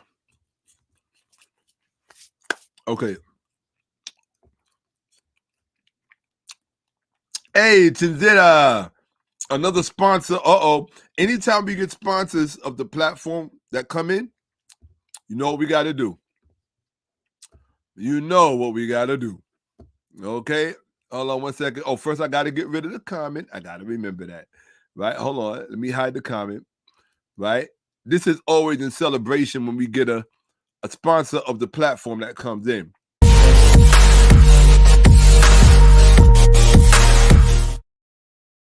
Welcome back to ATM, a teachable moment with Shakka-Ahmose. I am your host. I am the curator of the platform, and I will be your instructor. For the next few hours, most likely. Okay, so here we go. Where's Chinzida? Man, that was such a pleasant surprise to see him in here. Hey, so yes, Chinzida UT. Yeah, the son of the great General UT. Absolutely. This is a proud moment for me to have him in here. So let's get back with it. Okay. Here we go. All right, let's do this. Present. Share screen. Yeah, the days of being stupid they're behind you if you have the patience and the discipline to pay attention and believe that you can understand what's being said. It's not rocket science. It really isn't. It's just that you've never been told, because most people are too freaking lazy to just do the damn research. Okay? Here you go. All right. So this is what happened. You had an influx of these Libyans come in and basically take Kemet over through marrying the woman. Okay? That should tell you something, people, if you're listening and paying attention and don't want to make the same mistakes in history.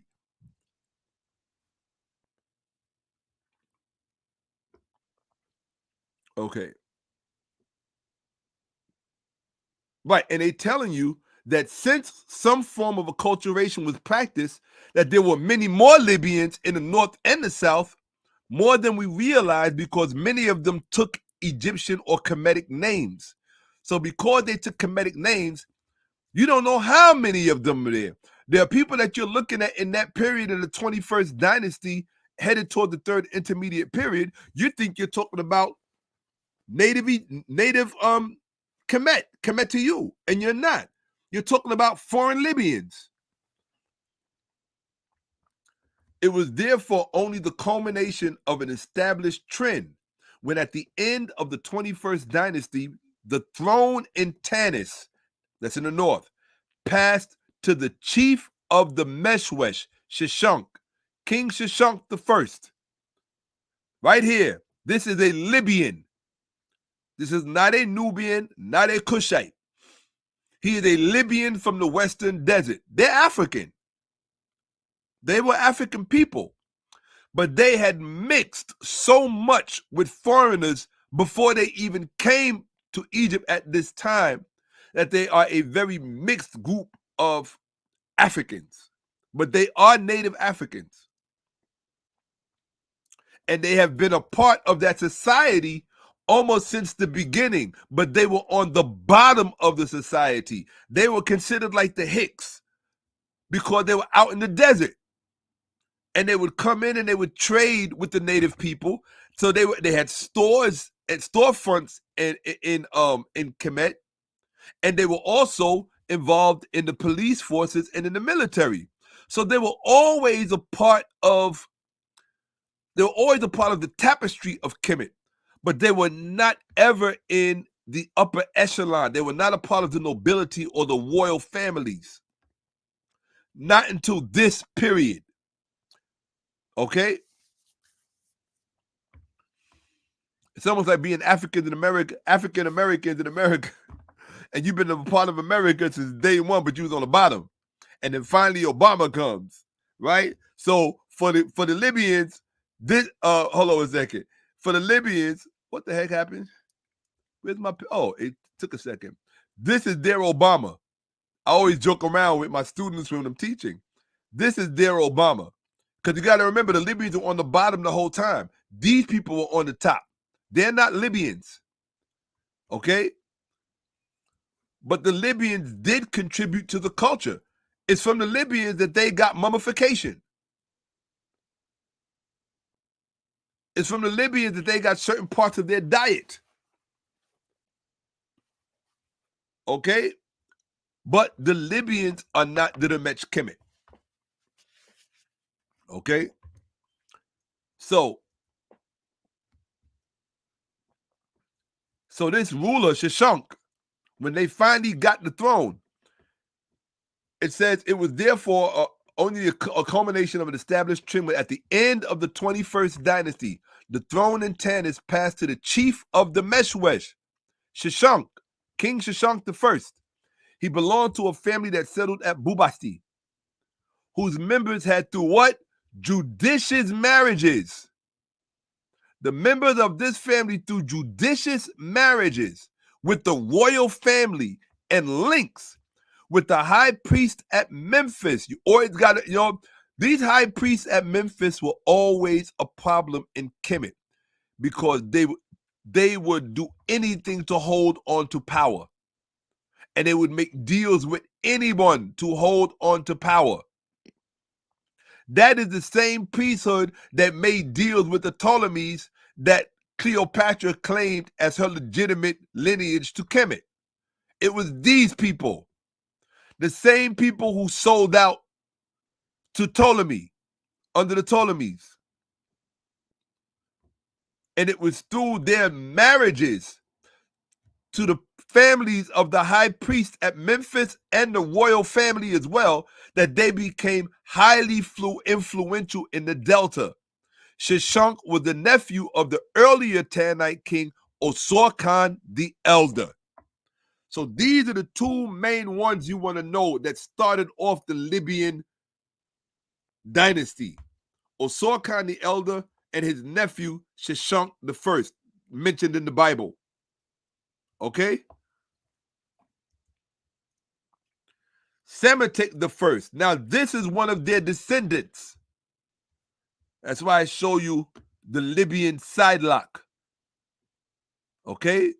The side lock comes from the Libyans.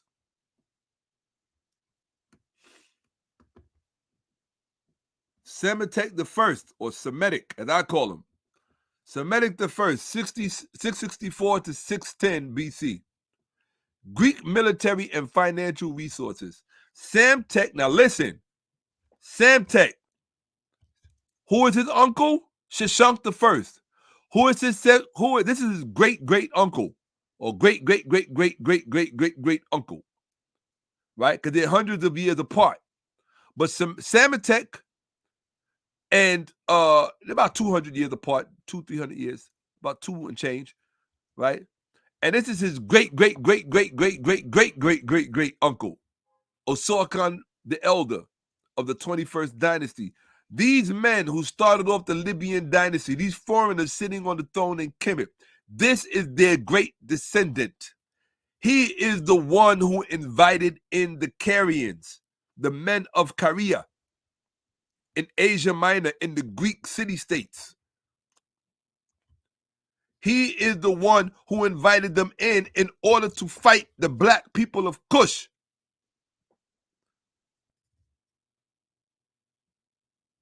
Who were also his relatives, by the way.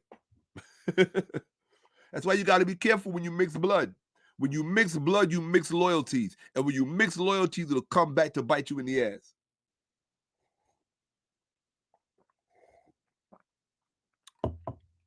Okay. Remember, people be race switching. Psamtek employed Carian and Ionian mercenaries in his efforts to strengthen and extend his authority. In addition to military power, this is black history now. See, people want to talk about, Rosa Parks and who else they want to talk about? George Washington Carver. These are great people. But this is black history. You ain't heard nothing about this during Black History Month. But this is what happened in a black country, with power being wrestled away from black people by mixed black people who married into the black royal family based in Thebes and Waset. While these people themselves, the mixed black foreign Libu or the Meshwesh, they were based in the north, in the Delta, actually between Memphis and Heracleopolis, which is a very strategic point, as I said before. In addition to military power, our sources highlight a further dimension. We're reading from the Oxford History of Ancient Egypt by Ian Shaw. In addition to military power, our sources highlight a further dimension to his strategy. Listen, he strengthened his economic base by developing trade links with Greeks and Phoenicians. Greeks and Phoenicians. Okay? Greeks and Lebanese, who themselves were Greek at that time. It was evidently firmly grasped by this formidable ruler that all power must be based on a sound exchequer. For those of you who don't know what an exchequer is, it is basically your bank account. It is a reservoir of funds and money and wealth that you secure in order to be able to handle your business. And all royal persons must have an exchequer. A major contribution was made by the mercenaries, who had played such a significant role in the conquest of the country. So these people, the Carian and the Ionians, they were invited in by the Meshwesh king, Semitic, the Libyan Meshwesh king, Semitic. Why? Because he wanted to get a monopoly on the trade between Kemet, Greeks, and the Levant. Okay? What is it? Sidon and what's the name of the place? Sidon is the two places in the Levant. I forget the name. Okay. Is it Phoenicia and Sidon? No, it's not. Okay, anyway. Our documentation lays much emphasis. Listen, our documentation lays much emphasis on those of Greek and Carian extraction. So when you're talking about these people that you see in Kemet today, depending on which part you are, because all of them are not the same people. All of these light-skinned people that you see in Egypt, they are not a monolith. And the way that they are spread out through Kemet is based on who they descended from. You have to know this part. I'm going to show you who is who later on. These troops, now you got to repeat, I want you to repeat this part. Our documentation lays much emphasis on those of Greek and Carian extraction. Not African extraction, not Kushite extraction, not Ghanaian or South African extraction, not Ethiopian extraction, not Nubian extraction, but Greek and Carian extraction. These troops had two functions. In the first place, they were intended to guarantee Egypt's security from external attack in the face of a series of enemies. However, pay attention, they also undoubtedly provided a counterweight within the country to the power of the Makimoi. Who was the Makimoi? The native Egyptian warrior class. But wait a minute. They were the native Egyptian warrior class, but they were in origin Libyans. And they posed a significant internal threat to royal authority. Now, if you don't understand the relationship in these two paragraphs of all of these different groups and what's going on, don't ask a stupid question about how did Africa fall, because you're too fucking ignorant and too stupid, telling you the truth, to understand the interrelationship between these peoples and what's going on. Here you have a here you have a Libyan king who, in order to control the trade between Greece, the Levant, and Kemet, what does he do? He convinces the king of Lydia to send his army, which are made mostly of Greeks and Carians, to come into Egypt, to Kemet, to help him fight and defeat the royal family on the throne who's been there for over a century, the Kushite, the Napatan dynasty, the 25th dynasty of Kemet. These people are sitting on the throne. Pai, Sabakon, aka Shabaka, Taharka, and his son Tenatamani. So when these idiots say we was kings and they try to make all these stupid jokes about, they're just too stupid to know the names of the black kings that sat on the throne of Kemet as pharaoh. They're too fucking stupid.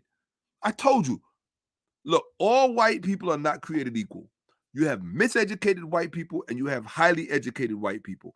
Most of the white people you meet on social media are going to be ignorant, uneducated white people who are historically illiterate. Don't waste your time debating them. It is a waste of time because they're too stupid to understand what you show them anyway.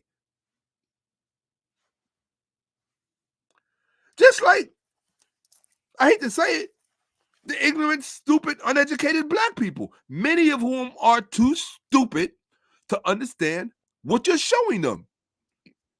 They don't get it.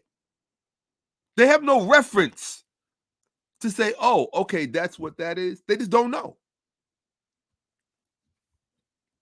I'm keeping it 100. Keep it a buck. I don't do stupid. I'm scared of stupid.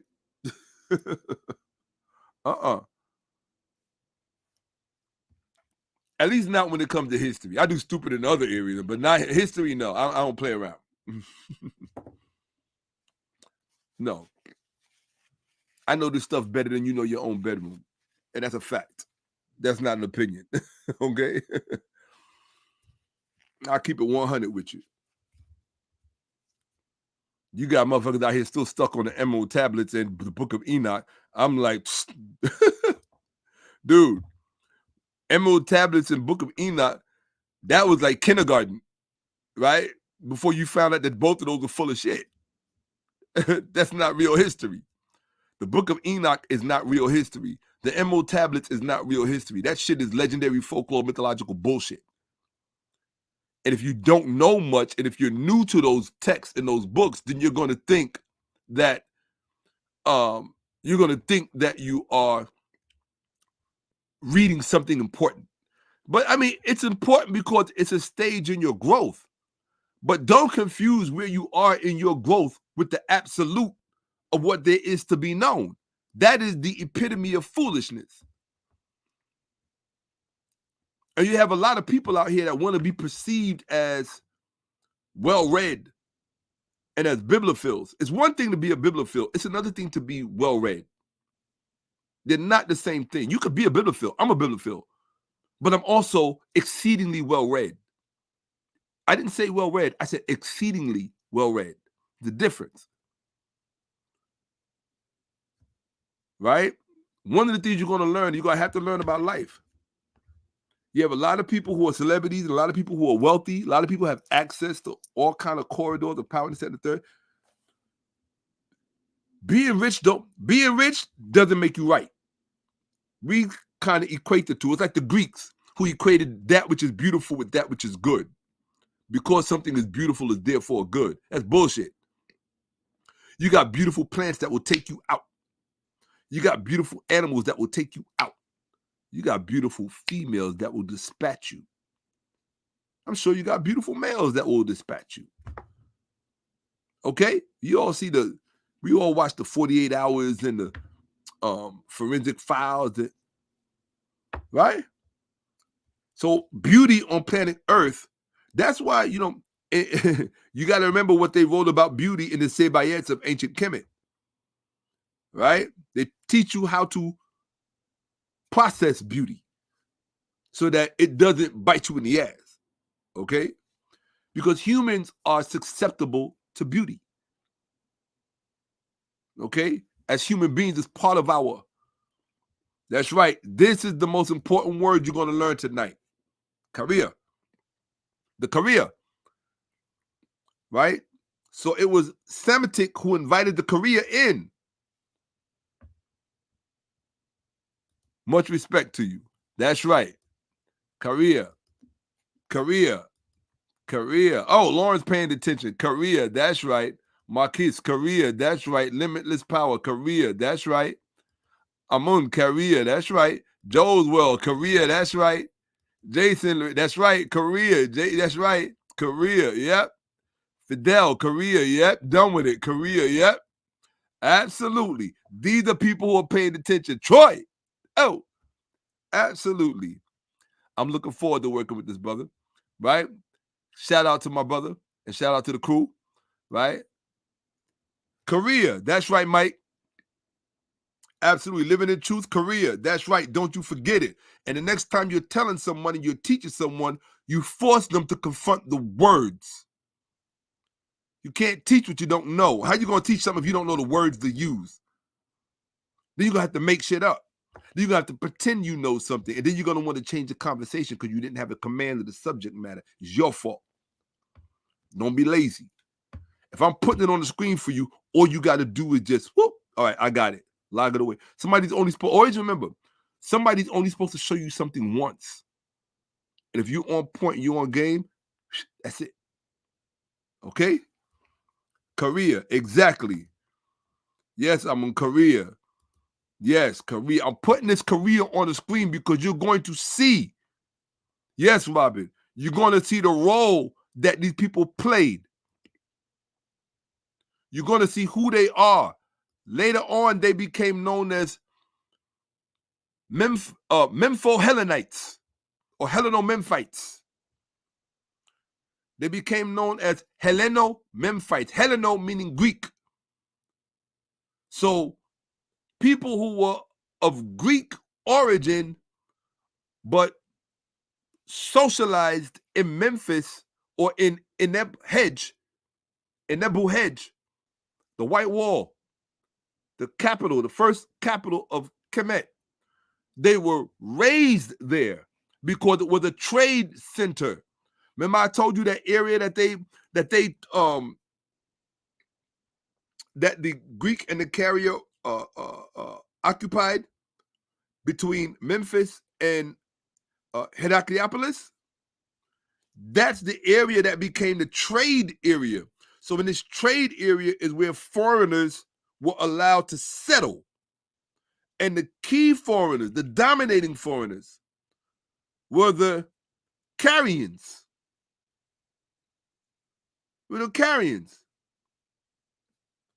Or as they became known later, Helleno-Memphites. That's funny. Miss, I'll cost you for free. Not for free. I ain't costing nobody for free anymore. My free days is over. I got web series to pay for. I got short films to pay for because black people deserve a better media than what they're getting. Okay? Straight up.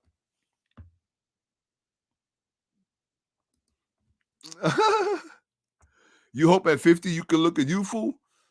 Man, I was 50 a long time ago, bruh. I was 50 back then, years ago. Okay? I don't remember 50. 50 was a long time ago. But thank you. I appreciate you. Okay? Right. Yes, the Libyans invaded Kemet. See that question? After everything I look, the Libyans invaded Kemet. Now that's no longer a question. I just documented it for you. Okay? In the Oxford Encyclopedia of Egypt. Hey, exactly. Who are the Sea Peoples? Right? The Sea Peoples were part of those Libyan contingents that invaded Egypt. Remember when I told you the Libyans were a native African people who had mixed with their allies? and other confederations of people that they absorbed in order to fight greater powers, the sea peoples were some of those people. And those same sea people are the same people who later on became the Philistines, which later on we call them Palestinians. So those people intermarried with the Libyans, who themselves intermarried with the royal blood on the throne. And that's why the Cushites said, no, we see what's going on. And the Cushites came in and they put a stop to that for a while, okay? Because the Libyans then turned around and invaded the Cushite bloodline and married the daughters of Taharqa. That's when you get the 26th dynasty. So the 26th dynasty is a crazy mix.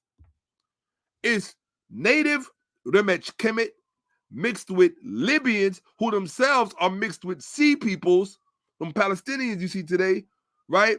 And then these mixtures ended up marrying into the Cushite bloodline by marrying Taharqa's daughters.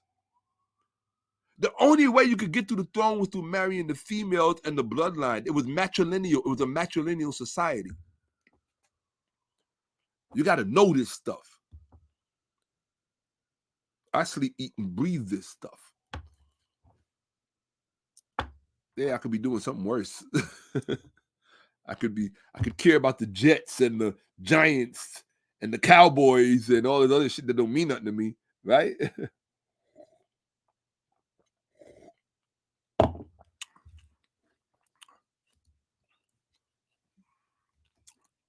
Oh, wow, that's a compliment. I'll look a day with 35. Wow.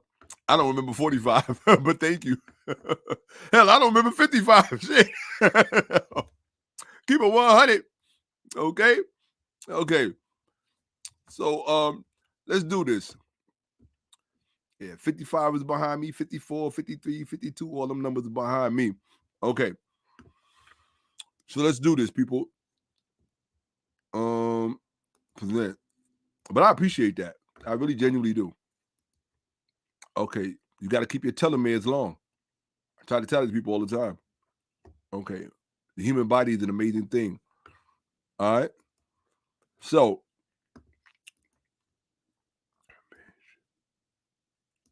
here we go. So people telling you that the Egyptians are black. Well, let's just see if it's true or not. I'm not saying it's wrong. I'm not saying it's right. I'm saying let's make it make sense. Okay? So, this part was important. Where it says, I'm going to read this part again. Our documentation lays much emphasis on those of Greek and Carian extraction. These troops had two functions. In the first place, they were intended to guarantee Egypt's security from external attack in the face of a series of enemies. Now, pay attention to this part. If I got it in yellow or orange, that means you got to commit it to your memory. They also undoubtedly provided a counterweight within the country to the power of the Makimoi, the native Egyptian warrior class, who were in origin Libyans, and posed a significant internal threat to royal authority. All right, let me break that down for you. What that means is that even though you had a Libyan king, Semitic, sitting on the throne in the 26th dynasty, right? You would think that he would surround himself with a Libyan warrior soldier class to protect him. He did not. He saw them as a threat. He saw his own people in the military as a threat to his power. And so what he did in order to secure his position as the person in charge of the trade between Kemet and Greece and the Levant, he surrounded himself instead with Greek and Carian bodyguards to put a wall of protection between him and the Makimoi. And this created a beef between the Libyan so-called native warrior class of soldiers and the Greek Carian officers in the native Kemetic army. This created real beef, particularly when they invaded Cyrenaica. And the Greeks officers went over to the side of the people of Cyrenaica because they themselves were Greek. And so the Libyan Macamoi native warrior soldier class of Kemet, they in turn said, fuck you to Semitic, and they went to Nubia or to Kush. Yes. This is what happened. It's all documented in black and white, cemented, peer-reviewed, PhD after PhD. It is a fact. But most people are historically illiterate. Most people are still trying to figure out the Bible. I've given you that breakdown 100 times. There's a lot of things I haven't shared with you. Like I said, everything ain't for free, right? Y'all want to see a motherfucker teaching history broke, living on the street. That's not how this works, okay? And by the way, for those of you who do want a 30-minute session with me, please just go to Shakka-Ahmose.com and you can book a session. It's that simple. What you got to do seriously, just go to Shakka. Here we go. Hold on. Let me give it to you. Here we go. Let's go to Shakka-Ahmose.com. Right? There you go. I'm putting it on the screen. Oh, don't use that. My bad. That's incorrect. I have a habit of spelling my name correctly when I do that, which is, I shouldn't do that. Here we go. Okay. All right, that's better. There you go, people. Just go to Shakka-Ahmose.com and you'll see where it says 30-minute question and answer session. You can just book a session with me. If you have questions, if you want to know about the Bible, if you want to know about whatever it is you want to know about, whatever you want to learn about, as long as it falls within my peer review, I will give you an in-depth tour of the past so that you can see, know, and understand, what actually happened. Because to me, I think that's the most important thing. You can't teach about what's going to happen or even what's happening now if you don't know what's already happened. It's that simple. A lot of people don't like that idea of it, but unless you're making something happen, which will usually not be underpinned by anything of any gravity. So let's get back to it. Okay. What am I looking for? Oh, let's get back to it. So I wanted you to understand who the Macamoi were, right? That's really important. Hold on one second. Entire screen, allow, stop. So remember that about the Macamoi. The Macamoi was the native Kemetic, I put native Kemetic Libyan, of Libyan origin. They were the main warrior class that the king was supposed to be surrounded by. But the king had to protect himself from them by creating a foreign class of bodyguards made up of Carians and Greeks. This was the situation. So that, and of course, they were going to protect him to secure the position of Greece and the Levant,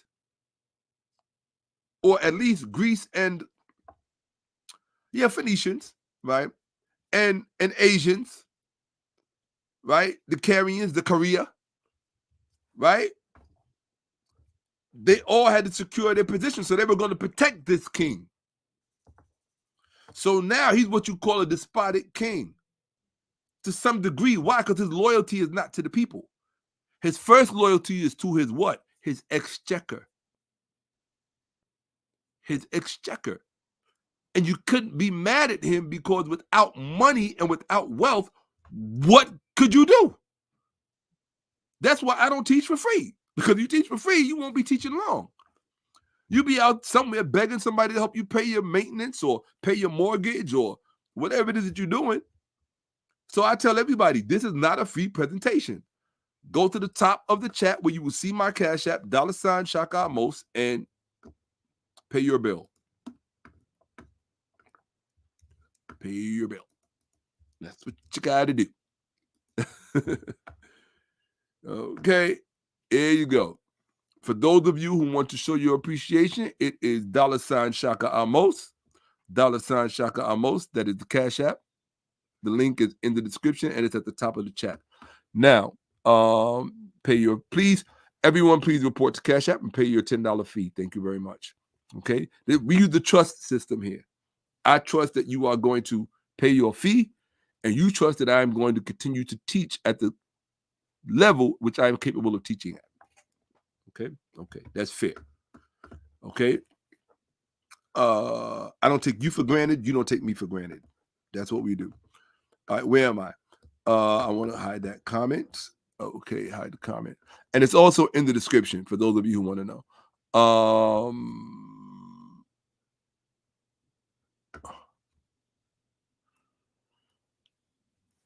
And I rarely monetize my videos. The reason I really monetize my videos is because YouTube push you through too much. If you play a video or you put some music in your video, it's like they want to flag you. And it's like, you know what? I don't have time for that. I came here to teach. I have to do what I have to do to make it palatable and to represent my brand. So there will be something to see as far as music or so forth and so on. Thank you very much. I appreciate that. Thank you very much, Joel. It means a lot to me. It inspires me and motivates me to come back, right? Because I believe in being a responsible Black historian. Okay, here we go. Let's take a look.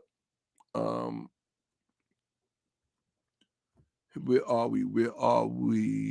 Oh, by the way, we're going to take a very quick commercial.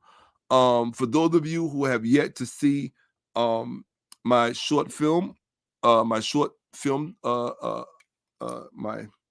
what is it? Theatrical film short. For those of you who have yet to see my theatrical film short, The Last Night of Asar, this is a teaser for it. If you want to watch the full version, just go to Shakka-Ahmose.com, and I'll see you in a few seconds.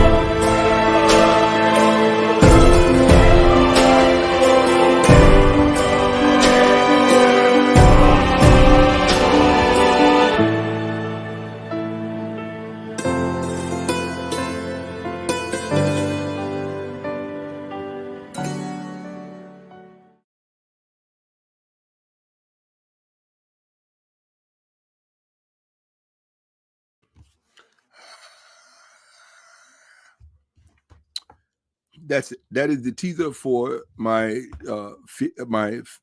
theatrical film short, The Last Night of Asar. It's a film short that displays the story of Asar and Aset. And I wanted, as it turns out, I'm the first person to put it to film. Something I'm proud of. And there's a lot more to come. It was done as a proof of concept, but I'm very proud of it, and I love the feedback that I get from people. It just totally makes me feel. Jose, thank you so much. And it was someone prior to Jose, who I also wanted to shout out. I think Michael Forrester. There was someone else. right? Nigel Nicholson, thank you so much. I appreciate you.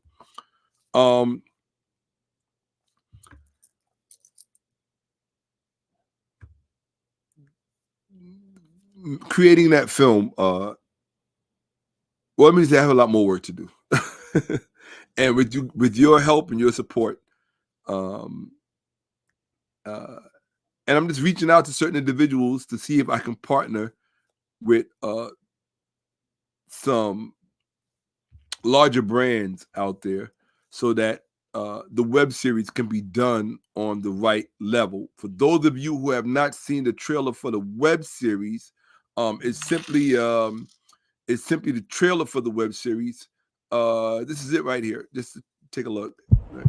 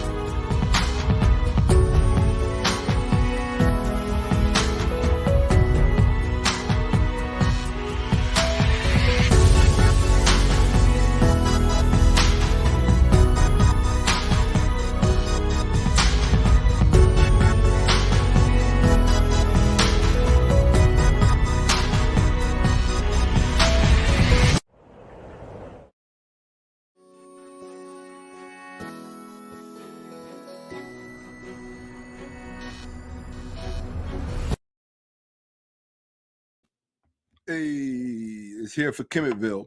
So that's the web series, and I'm really looking forward to really getting production underway so that Black people can finally start getting the media that we deserve.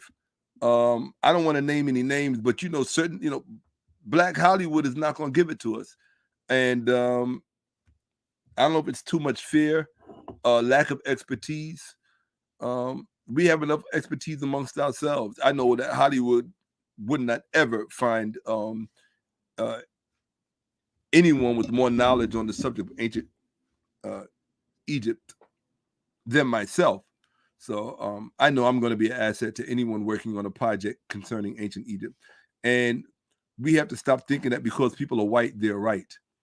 Right? It's not doesn't work like that. We have to believe in ourselves. We have to not just believe in ourselves, we have to know ourselves. Because when you know yourselves, you know your stories. And when you know your stories, you know yourselves. And because you don't know your stories, you don't know yourselves. So this makes sure in getting to know yourself, you go to Shakka-Ahmose.com and you get a Kemetville t-shirt because that's what's going to help keep the ball rolling. Okay. And there are quite a few other ones that I have to say thank you to. Thank you to Canel Bender, I appreciate you. Vivian Kelly, I appreciate you. Jose Albino, I appreciate you. Nigel, I appreciate you. Joel, I appreciate you. Yes, absolutely. Rashawn, I appreciate you. Benjamin, thank you so much. I appreciate you. So, Nehem, okay, so let's get back to the program. I just had to do a little bit of housekeeping. In ancient Kemet, the word for this is hedge. And so And the word for business is uput. So I had to take care of some uput, okay? Because we do responsible Black history teaching around here, and we use the trust system. It's like in ancient. It's like in people would love to remind us that we come from West Africa and not from North Africa. Well, one of the traditions of West Africa throughout our city states was that in the what we would call the bazaar, in the marketplace, people who owned goods, they never locked up the store. They never put the food away or the items away, because trust was so abound that you didn't have to. But more importantly, when people came to the marketplace, they determined what the price was, not the person selling it. The people buying would look at the value of what it was, and that's what they would pay. It's documented. Go look it up. It's not until we come to another place in the West that it's reversed. In fact, that was one of the things that they said about Africa when they first came. They said, here in this land, everything is reversed, the opposite of what we know. The women hold power and hold sway. The men weave at home. This is what they said. The men weave in the homes while the women go out in the marketplace to work. So that whole thing about the woman being lighter in ancient Kemet because they stayed inside while the men worked outside, it's ahistorical. It's only a person who's historically illiterate would say that. And it never ceases to amaze me how many historically illiterate people there are walking around. I don't get it. I figure once you learn how to read, that should be it. You should be able to just go where you're trying to get and get the answers. But I don't know. I mean, granted, I put in work, but you know, we all ain't got the same priorities, right? My priority is to know. And I guess everybody can't do everything, right? Lord knows I can't. So let's look at this. So we just talked about that beef between the Macklemore, right? However, they also, right, these troops had two functions. In the first place, they were intended to guarantee Egypt's security from external attack in the face of enemies. Hold on one second. Here we go. All right. Right. However, they undoubtedly provided a counterweight within the country to the power of the Macklemore, the native Egyptian warrior class who were in origin Libyans and posed a significant internal threat to royal authority. Herodotus informs us that Stratopeda, okay, the Stratopeda, the camps, were established between Bubastis and the sea on the Pelusic branch of the Nile. These camps, so you're talking about the camps that had the Carians and the Greeks. These camps were occupied without a break for over a century until the mercenaries were moved to Memphis. Why is that important? Because it's the name of Memphis that eventually takes on the name of Egypt. This is why they are so connected to the name Egypt. It's because of this particular history right here. These camps of these soldiers of the always remember Stratopeda. Everybody say it with me, Stratopeda. Okay, the Stratopeda, the camps. These are the camps that held the foreign mercenaries, the Greeks and the Carians.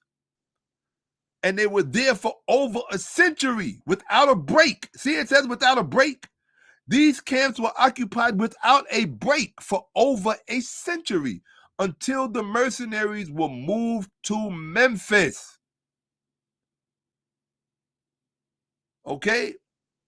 At the beginning, what's in Memphis? The temple of the god Ta, Hekuta. Hekuta, the house of the soul of Ta, which became Hekupita. Egypta, Egypt. Memphis, all from Memphis. Memphis is the key, not Alexandria. Alexandria is a later key. It's not the real original key of where these foreigners come from. These foreigners come from Memphis. And Memphis was the first place to take on the name Egypt when it was only a reference to Memphis.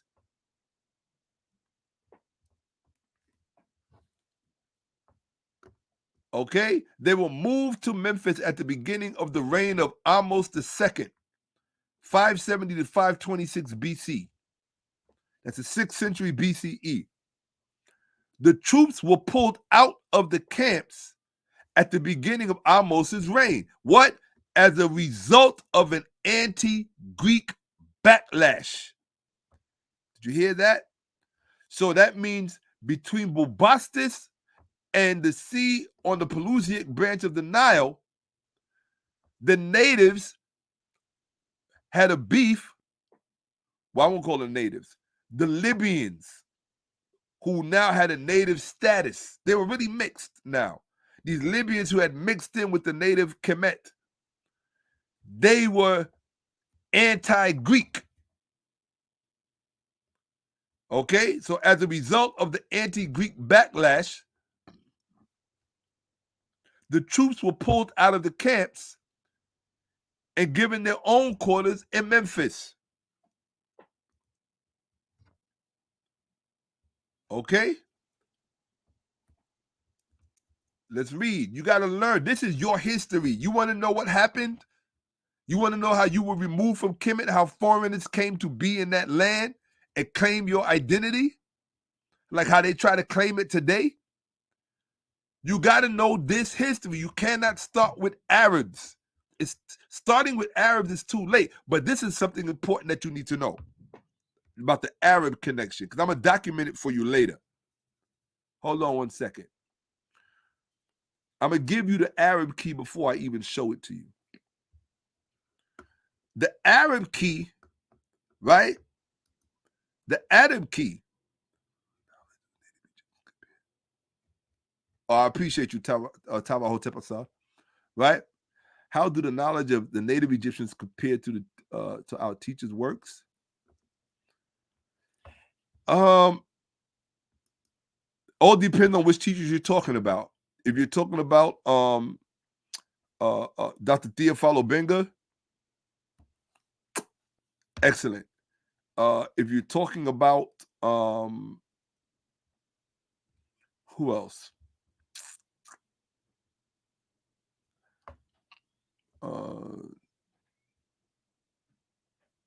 Mario Beatty. I want to say Ketti Amen. If you want to talk about, knowledge about what, and it depends on what, because they had, societies are split up. Knowledge is segmented, so unless you meet a Plymouth, then that's right. That's right. I see you. Right? We got the West Side family in the house, folks. Right? Carrier. That's right. Okay. Hey, Democratic Republic of the Congo. That's what's up. Brazzaville. Theophilo Benga. The person I just mentioned, Theophilo Benga, that's where he's from. Brazzaville, the Congo.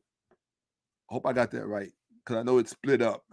And you have the Democratic Republic of the Congo, and then there's another part of it that's also the Congo.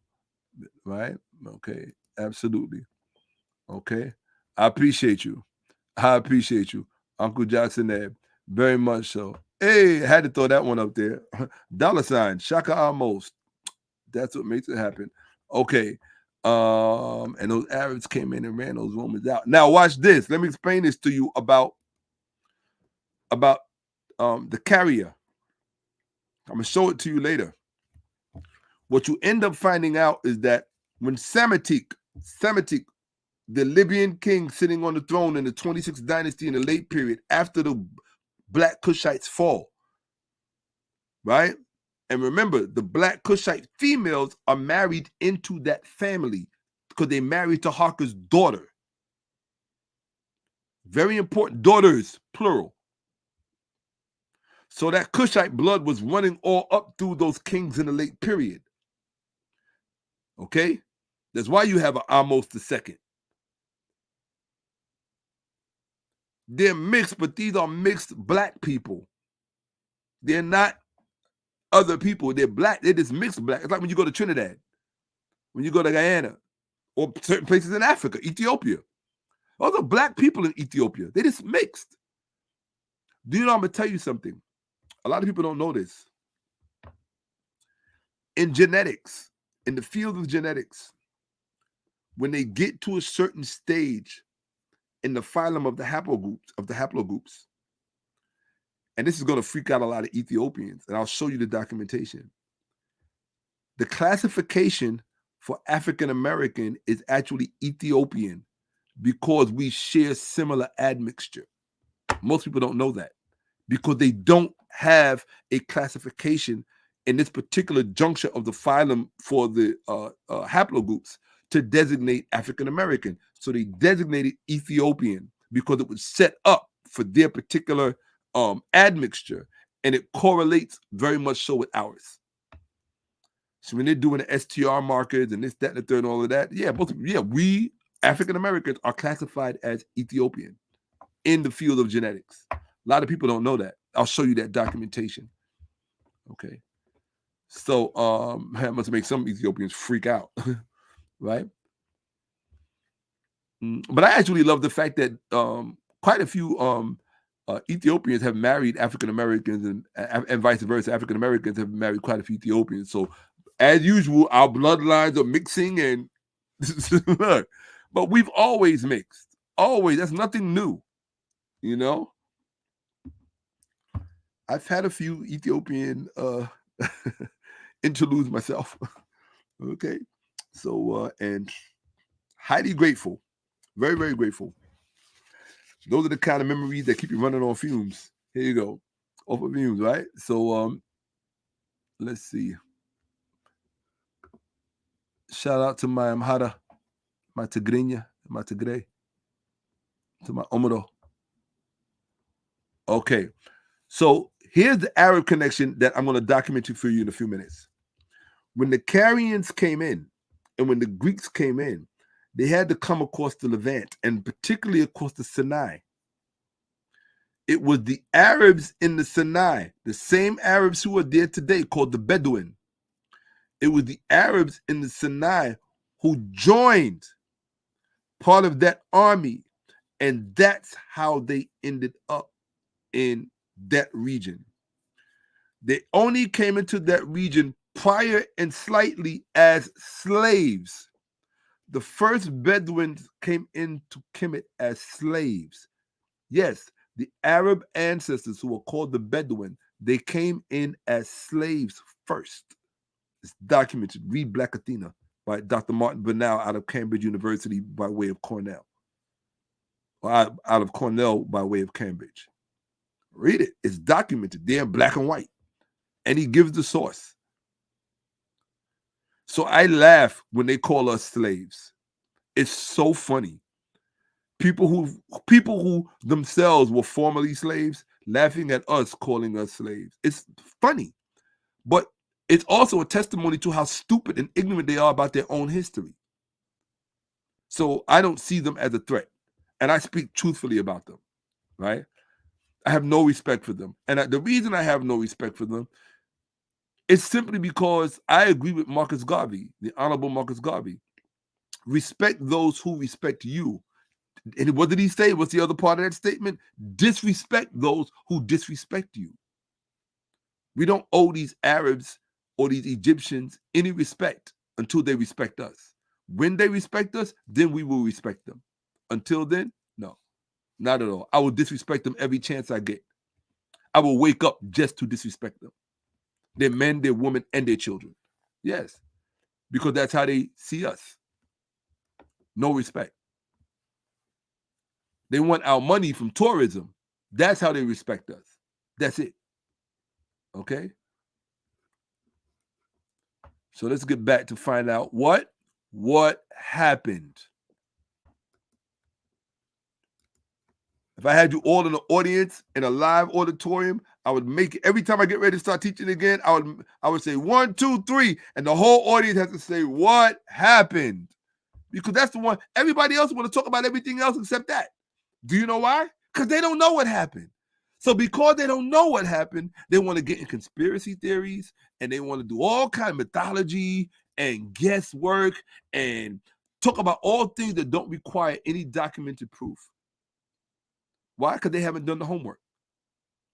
That's it. I live, eat, and sleep, and breathe homework. Okay? Here we go. Let's get it. What happened?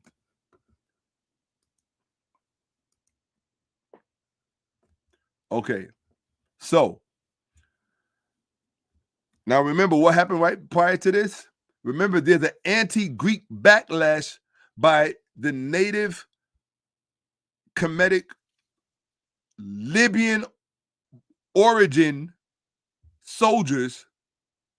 There's an anti-backlash against the Greeks. So the Greek soldiers, mercenaries, are moved to Memphis, the very place that was designated as Egypt before any other place in that country. This is why these foreigners there today are so devoted to that name, Egypt. It's where their beginning in that country took place. Their beginning in Kemet took place in Egypt, in Hekuta. Okay? Aegyptos.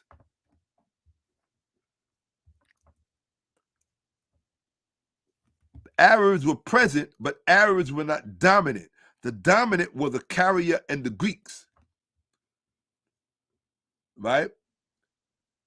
And today, when you look at the Egyptians today, I'm going to show you, they still separate by that. Those of Arab descent, those of Carian descent, right? Those of Greek descent, they're going to want ancient Greek descent, not modern Greek descent, like the modern Greeks who descend from the ones of much, much later, like in modern times, 19th century, early 20th century. They have a Greek quarter in Alexandria, right? So, but you can't equate those Greeks with the Greeks that were there during the Ptolemaic period. No. Those are not the same people, right? Okay. A structure, a permanent military base at Tel Defena, which was certainly built by Semitic I, seems to have functioned as a keep within an enclosure demarcated by a massive oblong mud brick wall, and that thing is massive. Outside the wall lay the civilian settlement, mainly to the east. Excavation yielded a substantial quantity of Greek infantry equipment, but the site was also a naval base from which Greek-style war galleys could operate, a situation reflecting the important role played by the mercenaries in the Egyptian navy. So here you now had Greek ships with their own military base being manned by what? Carian and Greek mercenaries in a Greek Interpol, in a native Kemetic Interpol. Because the country is not yet Egypt. It truly does. The country officially does not become Egypt truly until the Roman period, just to let you know. Okay? Until somebody can show me, which I haven't seen yet, I would love somebody to find it for me. What was the native term that the Ptolemies used to refer to the country? Right? Not that it would even really matter, because the Ptolemies did not have control of the whole country through the whole time.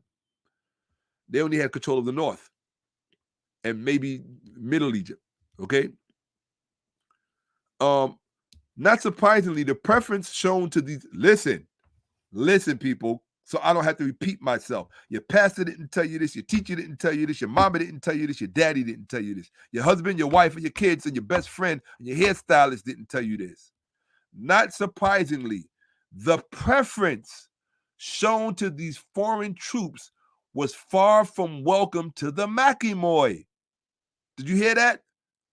That native, the native Kemetic soldiers with Libyan origins they resented the fact that the foreign troops were given preference. So because of that, the native troops, the Makimoi, but they're native of Libyan origin. I call them native at this point because they've already married into the native family, the Remech Kemet and the Cushites. So they're native, okay? A group of them mutinied and withdrew from Kemet. I told you that. They went to Cush. In fact, they went to Meroe. They went to Meroe, right? By the time of Apries, this is another king, things had got far worse and eventually reached a disastrous level when we find the king being swept from the throne by a Makimoi backlash against the privileged position of Greeks and Carians in the military establishment. So this is what was going on up at the upper echelons in Kemet. The king was getting snatched off the throne by the native Makimoi Kemetic bodyguard because they had problems that there was a privileged position of Greeks and Carians in the military establishment. Why did they have a privileged position? Because money talks and bullshit walks. Period. What did the native Makimoi Kemetic of Libyan origin soldiers have that was of such great value other than their protection that the Libyan king on the throne, well, he's mixed now. The mixed Libyan king on the throne, he's mixed with native and Cushite. He's mixed with Remech Kemet, Cushite, and Libyan. So this is real African, period, right? That's what I call them, right? They got a little bit of admixture like most African Americans. But you have to, you can tell that's a mixture. You're talking about a beautiful mixture. Cushite, Remech Kemet, and Libyan mixed. Those had to be some beautiful people. Can you? Hey, this is to the guys out there. Can you imagine what the woman must have looked like? Oh my God! To eat an apple. Talk about forbidden fruit. God damn. Can you imagine that? Woo! Lord have mercy. Libyan, Cushite, and Remech Kemet mix. Ooh, look, them babies must have been all kind of beautiful.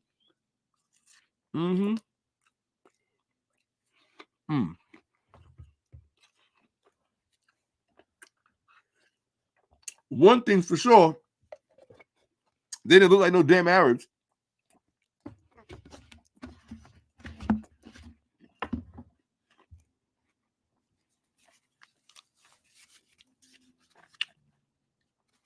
No, they did not.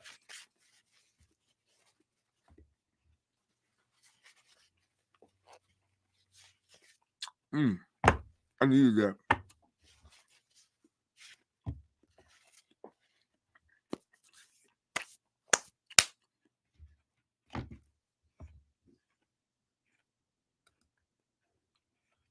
Where we at? This screen.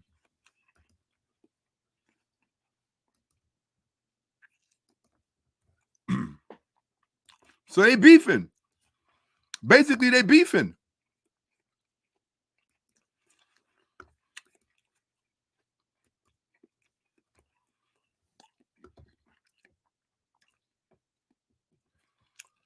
By the time of Apries, things had got far worse and eventually reached a disastrous level when we find the king being swept from the throne by a Makimoi backlash. Now, let me show you how people are. And this is what I mean about black people who don't pay attention.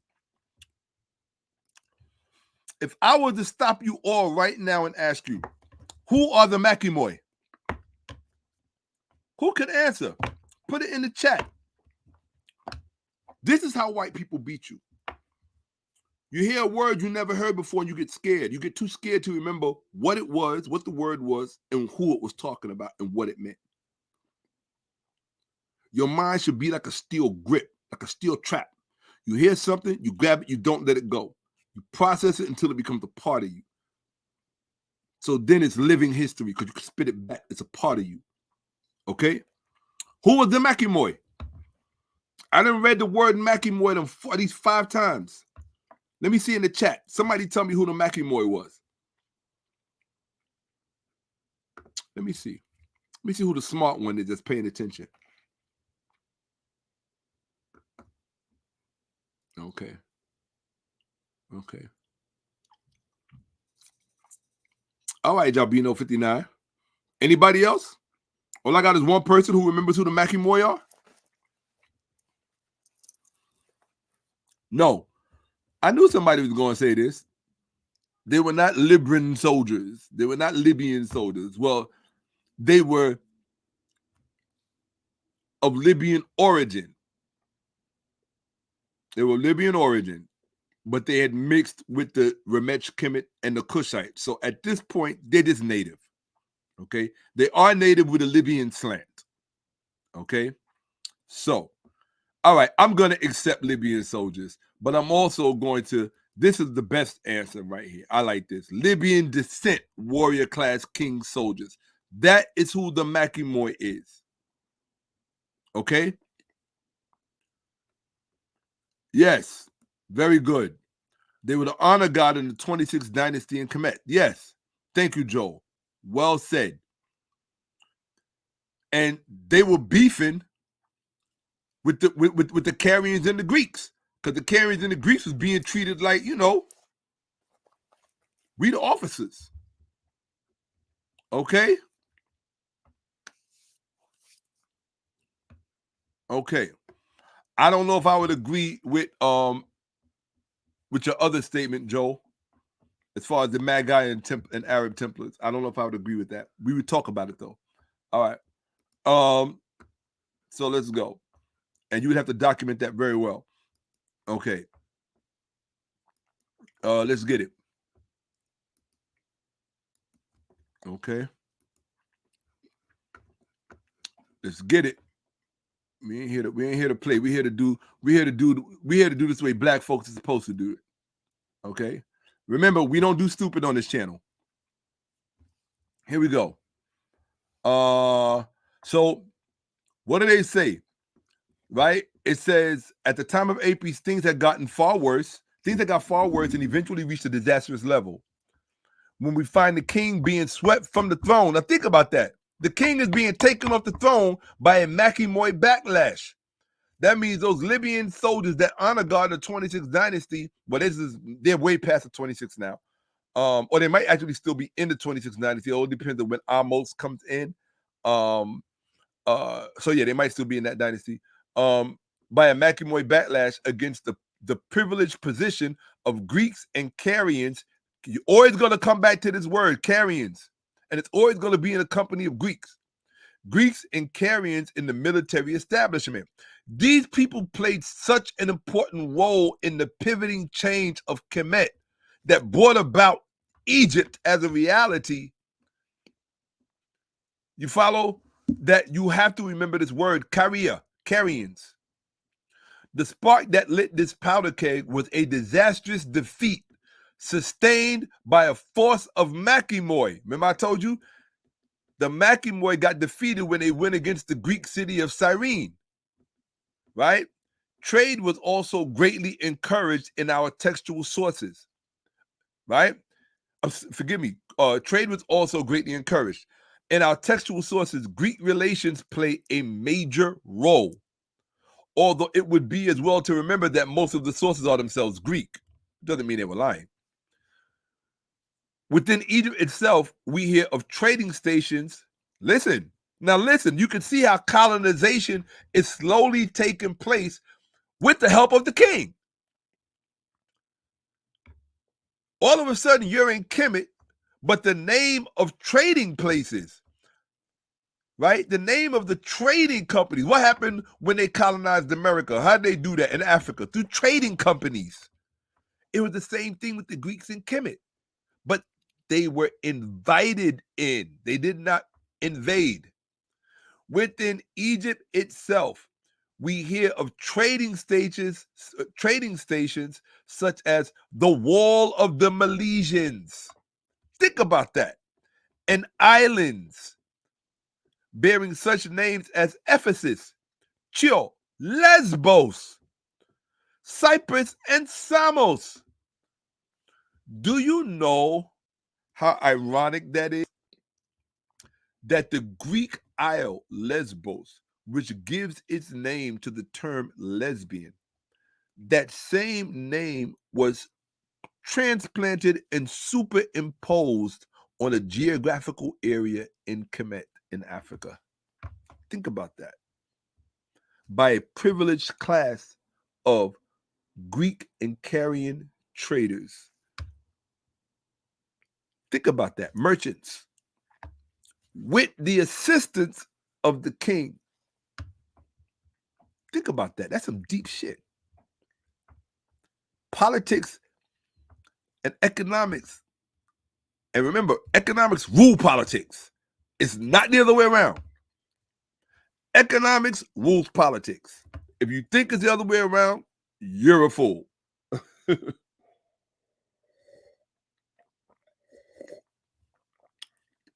Look at America. The people who get shit done are not politicians, it's lobbyists.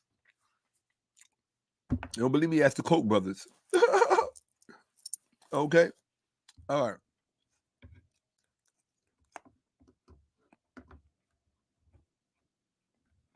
Okay.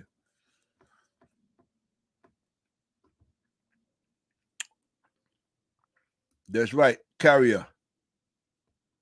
Right? That's right. Here we go. Yes, Carian. Very good. Absolutely. Okay. Let's continue. Let us continue on. Hey. But they beefing. Woo, they beefing. Okay.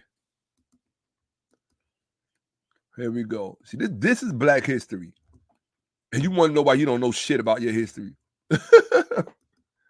I think it's a fucking joke. It's a sad, pathetic joke. But it's still a joke nonetheless. Right? So the Makimoi got defeated at the Greek city of Cyrene.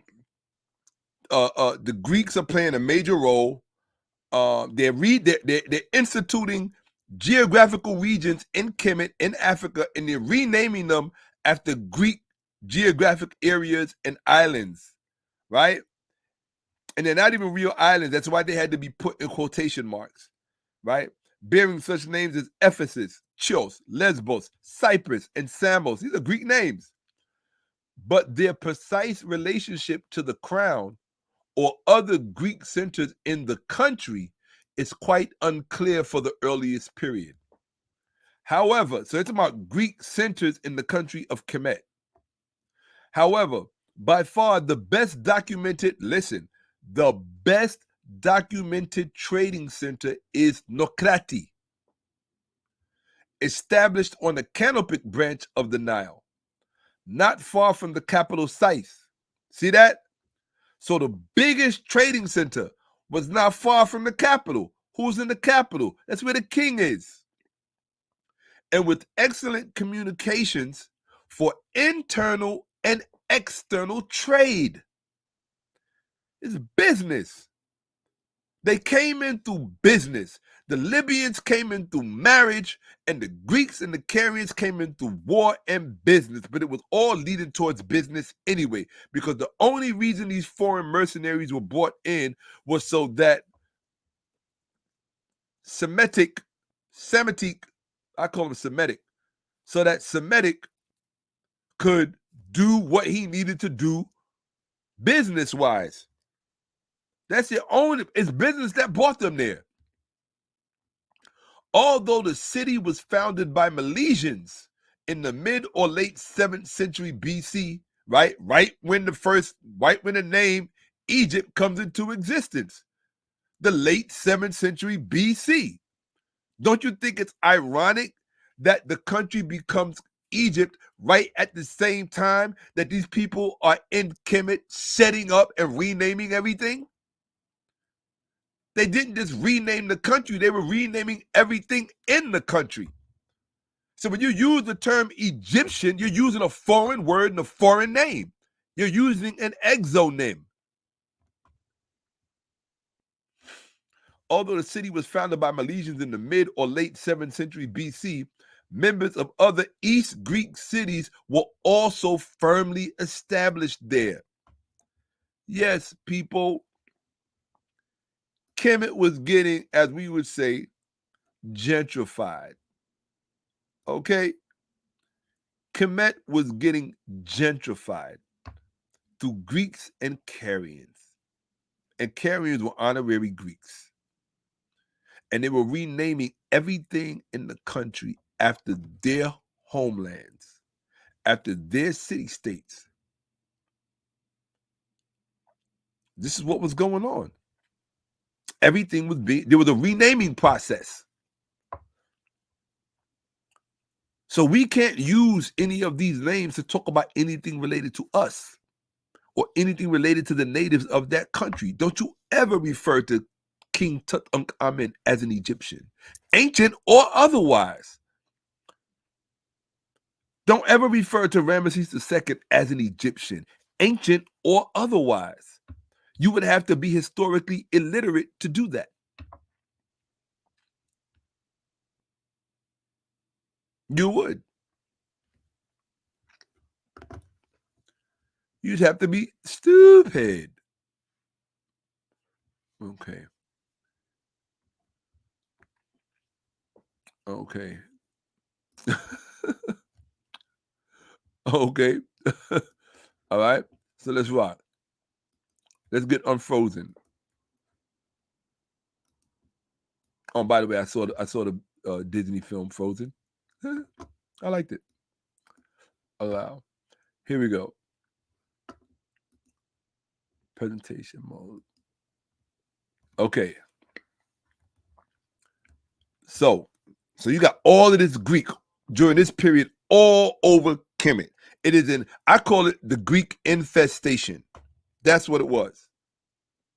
But you got to know this period. You have to know this period as well as you know the pre-dynastic, as well as you know the dynastic, as well as you know the New Kingdom, the early versus the late, as well as you know each of the intermediate periods. You have to know the late period. To me, it is the most important period because this is where Black people are basically losing the war. You want to know how you lost the intellectual capital of Africa, which was Kemet? It was through this. One foreign group came in, the Libyans. They gave it over to another group, which were the Greeks. This guy, he's the one who did it. Semitic. This is him right here. Right? It says, although the city was founded by Milesians in the mid or late 7th century BC, right? They're talking about Naucratis. Naucratis was founded by Milesians. Okay? Milesians are people from Miletus, like Thales of Miletus, the first Greek to study philosophy in Kemet. That's this country, Milesian. Okay? The city was founded by Milesians in the mid or late 7th century BC. Members of other East Greek cities were also firmly established there, as well as traders from the island state of Aegina in the Saronic Gulf south of Athens. Okay? Excavation has revealed a series of sacred enclosures dedicated to Greek cults. This is in Kemet, a scarab factory producing material for export, right? So they were exporting back to Greece Kemetic culture, physical, right, in terms of products, and a typical late period honeycomb platform comparable to that at Tel Defena, which may have been military in purpose but could easily well have had civilian administrative functions. There is no doubt that Naucrati became the channel through which all Greek trade was required by law to flow from circa 570 BC. Now that's deep. That means that the king had a true monopoly on the Aegean trade between Greece and Phoenicia. So when you see these people, these are not the people of Kemet. These are from the Fayum. But the Fayum was pretty much nothing more than the descendants of these people who I'm talking about here. These people, because if you know where the Fayum is located, you will know it's not far from Memphis and Heracleopolis. So you got to know those regions. It's almost like a triangle, right? That jet out towards the western part of the country. So these are Egyptians. I want you to look at them. And this is when they officially become Egyptians during the Roman period, because it was Roman that officially named that country Aegyptus, the province of Rome, the province of Aegyptus. Okay? Under the Greeks, it was Aegyptos. Under the Romans, it was Aegyptus. And these are the Egyptians. Okay? These are the people you see in Egypt today. Most of their descendants, however, are in the south before you get to Aswan. You have to go through their descendants before you get to Aswan. Their descendants are much darker now. Okay? For being in that sun. And truthfully, the ones up south that are darker now before you get to Aswan are the descendants of the Carians. Okay? Now, this is from Ancient Egyptian Chronology, edited by Eric Horner, Ralph Cross, and David A. Warburton from Brill. So if it's from Brill, you know it's real scholarship. Okay? It says, using Greek sources, Bernstein plausibly argues that Tanwetamani did in fact return once to Memphis, where he fought Semitic I, who had engaged the aid of Carian mercenaries. So while you had the Cushite fighting against the Libyan upstart, the Libyan had Carians as his soldiers. The chronology of Nubian kingdoms from the dynasty 25th to the end of the kingdom of Meroe. Kavola Zibilis Chen, Ancient Egyptian Chronology. Okay? So you see, Tanwetamani, who was the son of Tahaka, this is the king that Semitic had to defeat. Tanwetamani. He lost to Tanwetamani once, and then he defeated him the second time.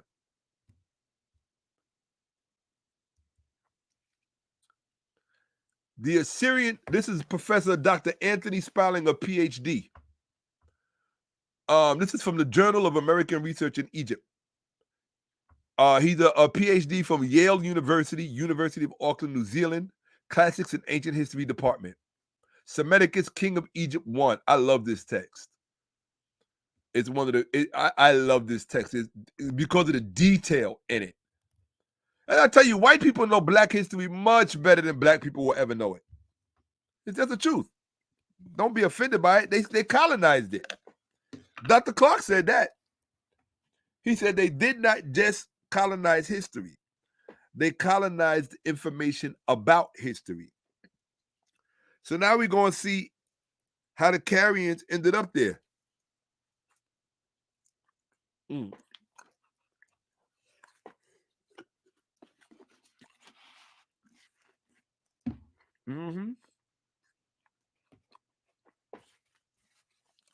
Oh, so good.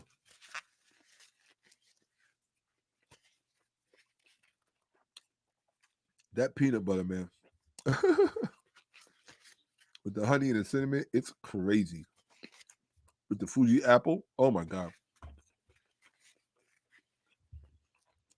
All right. Hold on. I'm going. I just want to swallow this.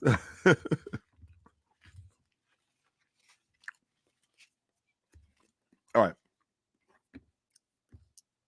Here we go. Oh my God, that was so good.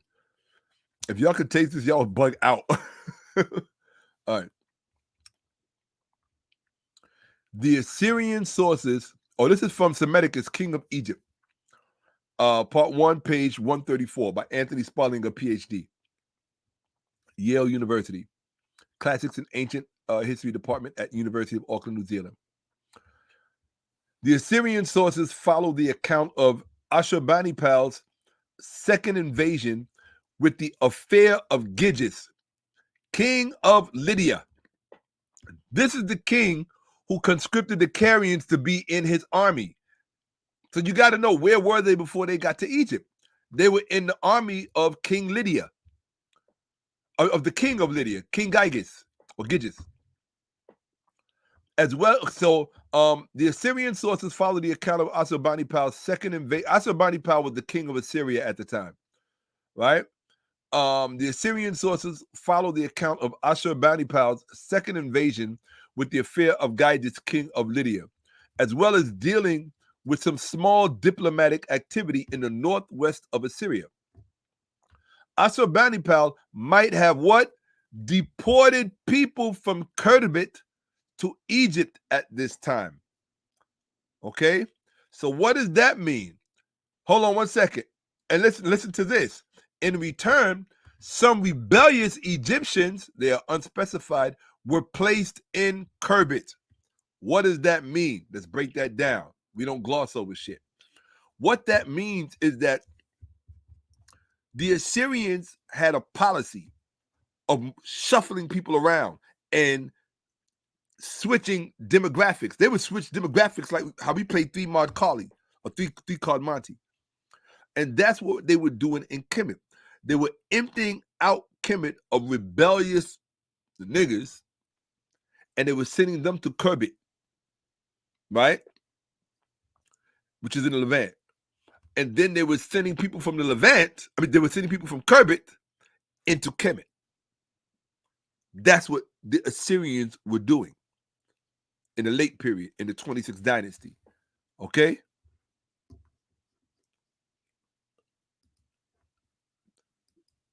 It's one thing to know his name. It's another thing to know what he was doing. What he was doing is more important than his name. He was switching people in and out. You want to know how you get foreigners in Kemet who call themselves Egyptian today? This is part of it. People of another land whom my bow had conquered, I made dwell in Kemet and its cities. So that's a quote from Ashurbanipal. This passage refers to what? The deportation of Egyptians and most probably Cushites, which was accomplished in 669 BC after Ashurbanipal's army had Memphis. It's always going to come back to Carians and Memphis. It's always going to come back to Carians and Memphis. Always. Okay? Oh, my bad. Boom. So you can see it. Just so you can see I'm not making it up. The Assyrian sources follow the account of Ashurbanipal's second invasion with the affair of Gyges, king of Lydia, as well as dealing with some small diplomatic activity to the northwest of Assyria. Ashurbanipal might have deported people from Kemet into Egypt at this time. In return, some rebellious Egyptians, they are unspecified, were placed in Kemet. People of another land whom my bow had conquered, I made dwell in Kemet and its cities. This passage refers to the deportation of Egyptians and most probably Cushites, which was accomplished in 669 BC after Ashurbanipal's army had Memphis.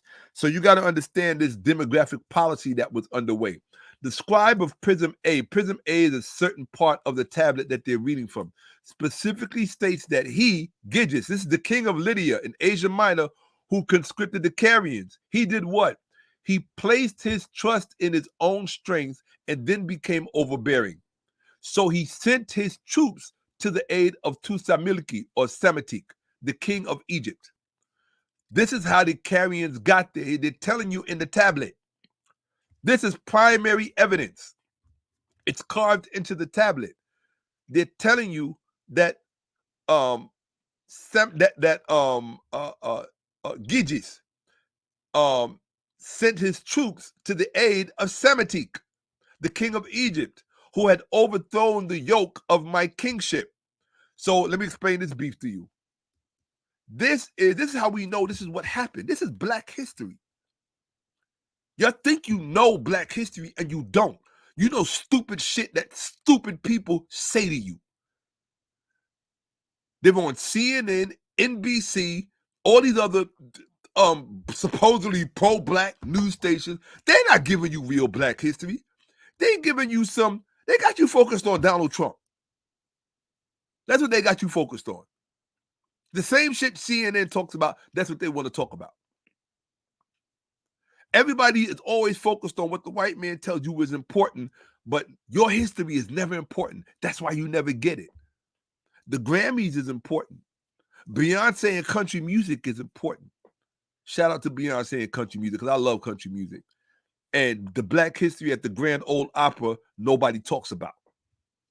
Okay? So I actually sent her something to her management office about the Grand Ole Opry and Black history, just so she could see her legitimate pedigree with country music. Okay? Now, the point I'm making is y'all don't know Black history.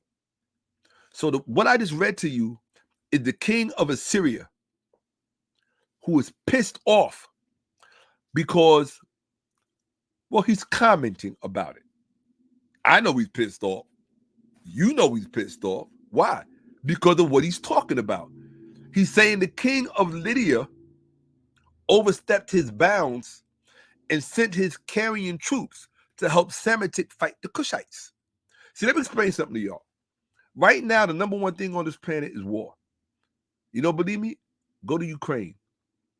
You don't believe me? Go to Syria. You don't believe me? Go to Yemen. You don't believe me? Go to Sudan. War is everywhere. If you don't know the history of wars, most history is created by wars. Black people are historically illiterate when it comes to war. You know feel-good war that white people tell you you should know, like the Tuskegee Airmen, which I respect and shout out to them. And I love them. I'm proud of them. But that's this much of your history. What about all the other wars you participated in that actually determined the outcome of your place in the world? You don't care about that? Because I can look you in your eyes and tell you, you don't know any niggas qualified to teach you this shit. If they did, they would have taught it to you already. They don't know because they're too intellectually lazy to find out. This is the truth. I'm telling you the truth. This is part of the reason why, look, let me tell you something. The Kemetic community does not like me, and I know that, and I love that. I love it. Because the biggest, you know what they say, you will never be a prophet in your own home. I come from the Kemetic community. I was raised in it. Now, they probably have legitimate reasons not to like me because I'm egotistical. I am. I'm a human being. And I'm bad with my shit. But you have to have a certain level of confidence with your shit. Not only do you have to have a certain level of confidence with it, but you have to make sure that that confidence is rooted in documented primary evidence. And if not, at least in the historical record. And right now, we're reading from primary evidence. It's a particular tablet. And it because some of the tablets differ, even on the same tablet, there are differing accounts. They're referred to as prisms because you're looking at history through a prism. So you have Prism A, Prism B, Prism C. And when you look at Prism A is speaking in the first voice of the king of Assyria, Ashurbanipal. And he's telling you that the king of Lydia has overstepped his bounds by conscripting Carian soldiers who were basically on the edge of his kingdom in the Greek city-states amongst Asia Minor. He's overstepped his bounds by sending them to help the king of Kemet, of Libyan origin, Semitic, who needs help to fight against Tawetamani, the pharaoh, the legitimate pharaoh of the land, who is the son of Taharqa, right? So, and it's so ironic that Semitic marries the females of that family while going to war against the male of the family. But he married the females of the family to create a legitimate bloodline in that dynasty. For your ass. Y'all think y'all don't know shit about shit. Let's go. Come on. You notice I ain't reading much. I'm talking to you because all this is here. Y'all getting it now. I got it all here. I don't need a book in front of me to tell you this stuff. Okay? I have the documentation here for you. So you can see it with your own two eyes and I say, well, Shaka's making this up. Shaka ain't making up shit.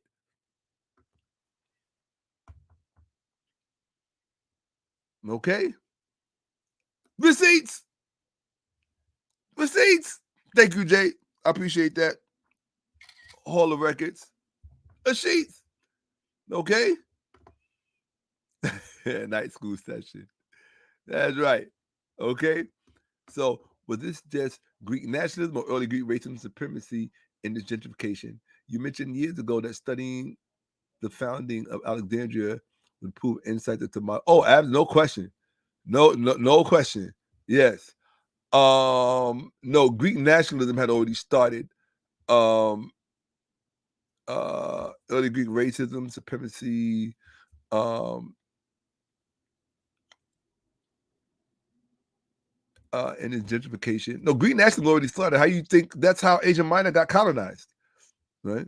You mentioned years ago that the study the founding of Alexandria would prove insights into modern Europe. You won't understand nothing about modern times if you don't know anything about this period. I keep trying to tell people. Because it's this period that made Alexandria possible. And if you don't know Alexandria, you know nothing about America. Zero. You know zero about America. If you don't know about Alexandria, Egypt, you know nothing about Alexandria. You know nothing about America. I don't care if you went to Georgetown University and got a law degree and the Constitution and blah, blah. You don't know shit about America if you don't know about Alexandria, Egypt. Period. Because it's modeled on Alexandria. It's even the tax policies. The tax policies that impact us racially today was founded in Alexandria. But you can't teach what you don't know. If you're stuck in the fucking Emerald Tablet or the Book of Enoch, it's like nursery school rhyme shit, right?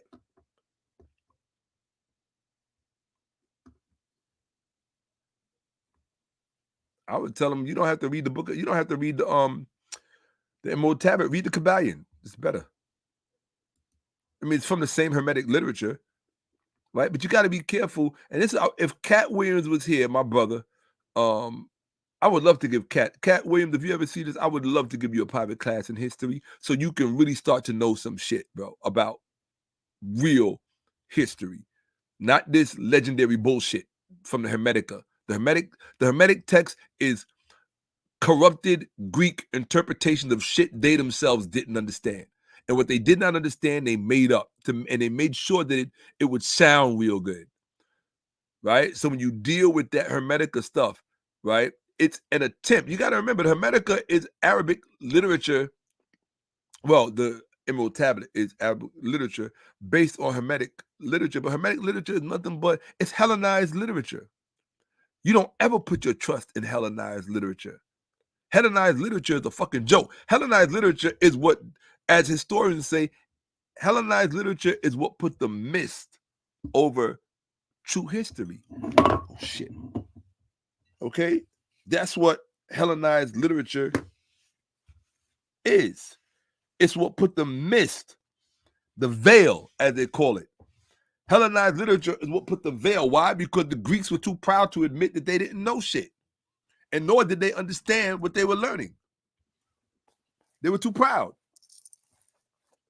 So as Gerald Massey rightly pointed out in the 19th century, that everything the Greek does and writes, everything the Greek presents is form. It's pure form.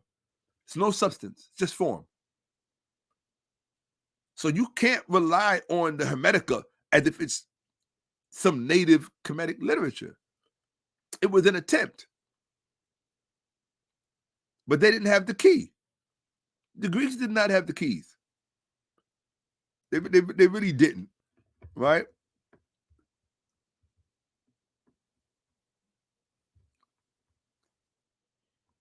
Okay, that's probably true about the hard drive.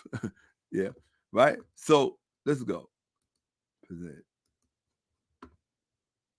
let's see what's going on in this land. So we're reading from what Ashurbanipal himself is saying in these particular tablets. And we're reading in Prism A2, right? He says right here, what did Gidges do that was fucked up?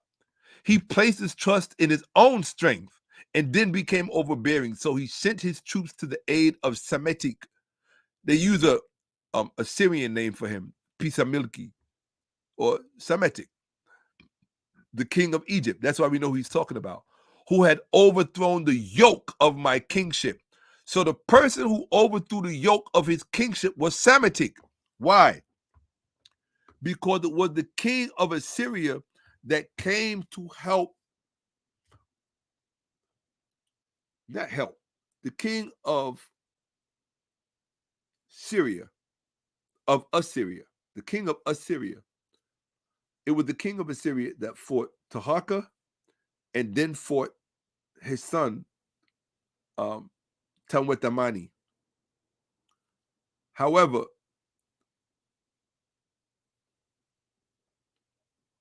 the Assyrians could not occupy Kemet. They couldn't occupy it. They ran the king off the throne, but they could not occupy it. And for the most part, it was really just, all they really had was the north. All they really had was the north and some of the middle.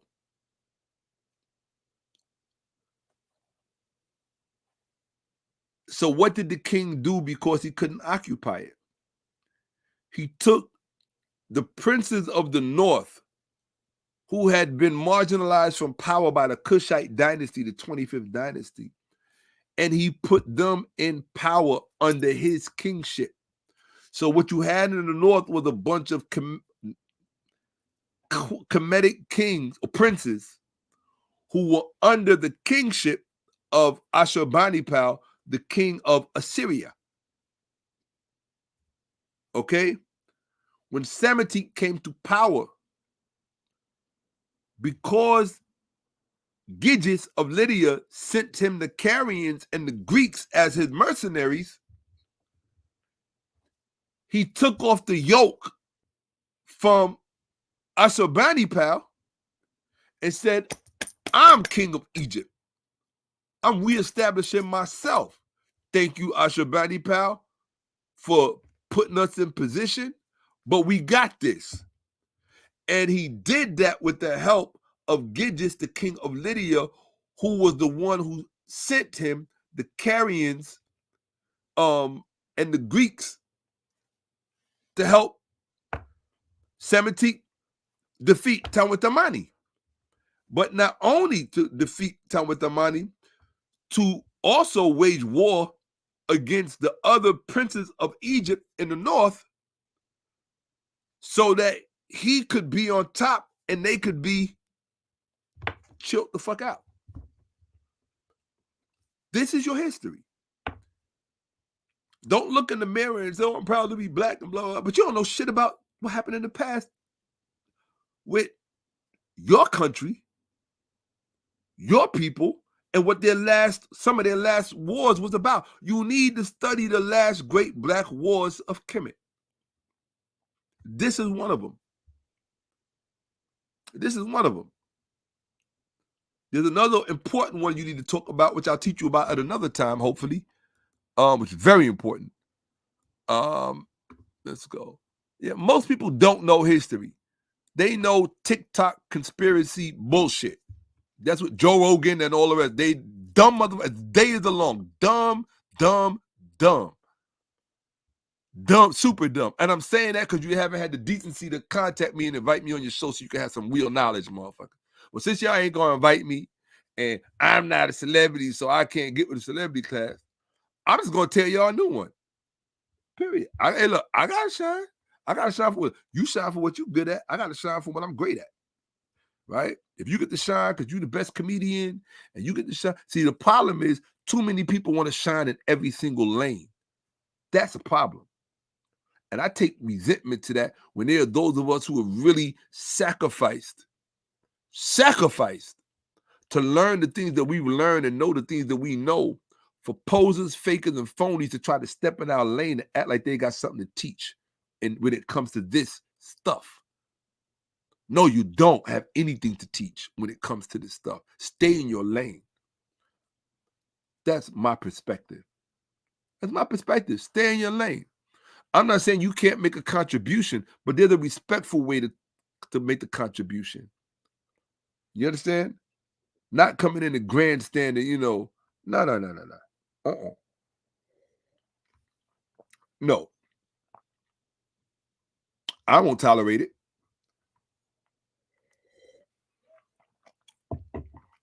Interestingly enough, though, you're going to find that, well, let's just get it moving. Entire screen.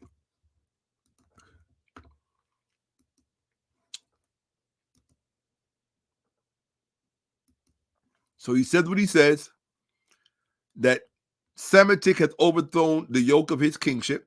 He's pissed off about it. The crucial sense of this passage is not that Gidges rebelled against Ashurbanipal. This is never stated by the scribe, but rather that due to his hubris, his ego, Gidges sent his army to Egypt. Further on, the Assyrian scribe adds that it was because of Gidges' arrogance that he lost both his kingdom and his life. Yeah. So to the Assyrians, Gidges showed too much independence, and it was this act which led to his doom. And it's true. Those support troops of Lydia, those are the Carians and the Greeks, which were sent to Semiticus, are not stated to have been used against the Assyrians. So he pointed that out to show that Semiticus did not go to war with the Assyrians. The Greek sources, see part 2 below, indicate that what the Ionian and Carian mercenaries that Semiticus used were directed against the Delta kinglets. Those were the other small kings that Ashurbanipal had put in power while he was gone. And Semiticus was one of them. But Semiticus rose above them to basically become king. And it says here, the Greek sources indicate that the Ionian and Carian mercenaries that Semiticus used were directed against the Delta kinglets and not employed against Ashurbanipal. The account of Prism A demonstrates that sometime after 663 BC, Semiticus had become king of Egypt. The rather fluid bureaucratic setup which Assyria had established in Egypt had ended. Okay, so everything that Ashurbanipal had put in place by this point was over because Semiticus was making moves. Implicit in Prism A2, 113 through 115, this is documented history, people. These are the texts that most ignorant white folks don't know nothing about it, right?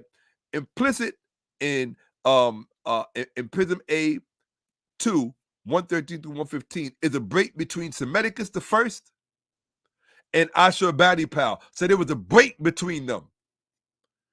Ashurbanipal had put all of these, after Ashurbanipal defeated Taharqa, he put all of these little kinglets in place to rule in his absence because he couldn't hold it. There was a point where I think something had happened with the Assyrian army, almost got caught out there between Thebes and Memphis. They almost got caught out there.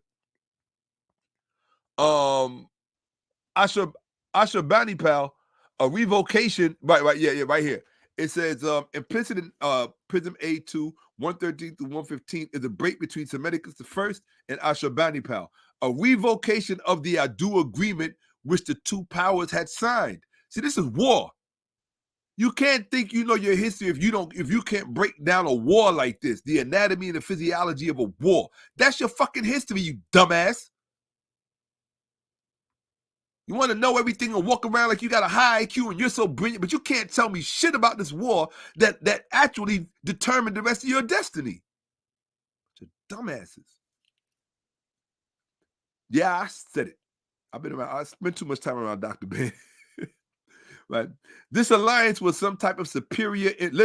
This alliance between Ashurbanipal and Semiticus was some type of superior inferior relation. That's why Semiticus wasn't having it.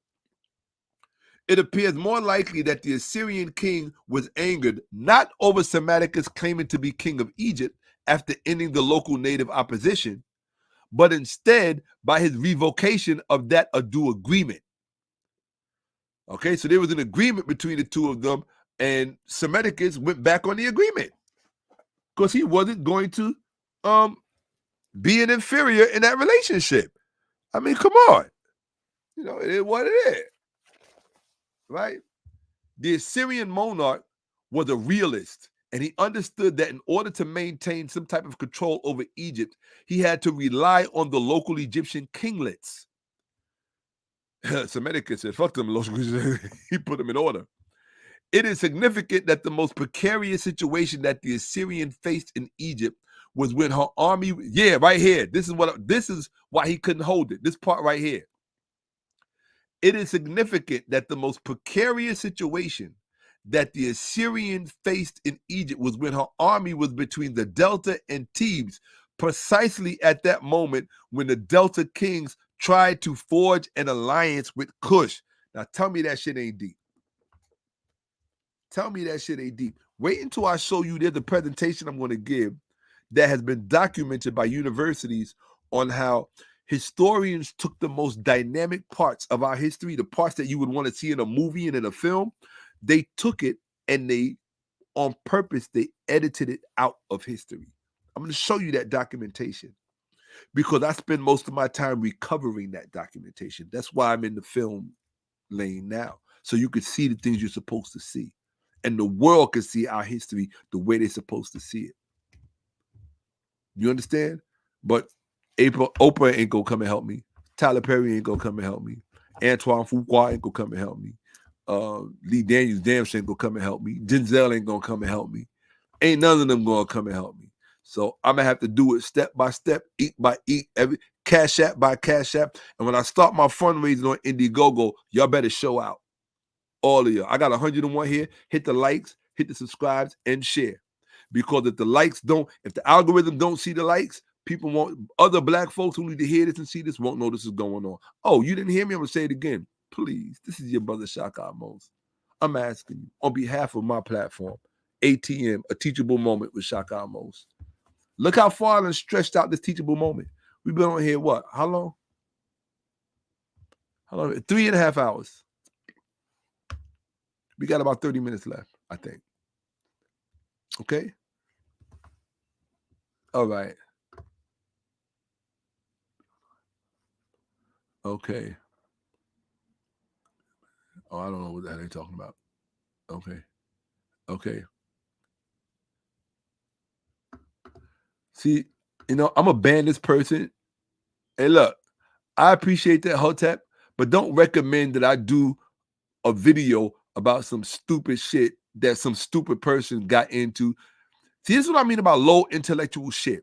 I'm here trying to give you your history. Somebody want me to talk about fucking Nature Boy. This is the kind of shit I'm talking about. You're going to remain stupid for fucking ever. I should block you permanently from my channel for even disrupting my train of thought with that dumb shit in my chat. I want to talk about nothing negative and some dumb shit. I'm trying to restore our minds. I'm trying to restore the missing pieces of your brain. And apparently there's a lot that's missing for you to think you should put that in my chat, that I want to talk about some negative shit that some idiot was doing somewhere in an island. Black people always are attracted to stupid shit. That's why you fucking stupid.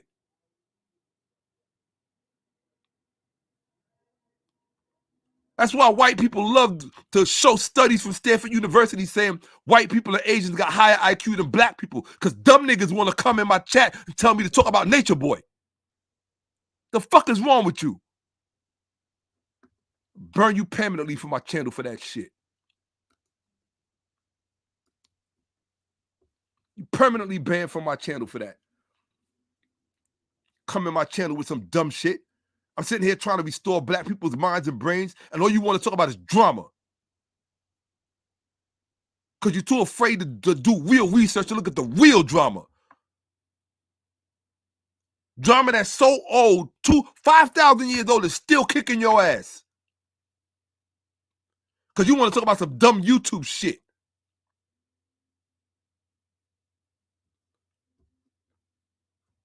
Talking about that dumb shit in my class. You don't come in my classroom talking dumb shit. You come in my classroom and talk dumb shit in my chat, that's a disruption, you're out.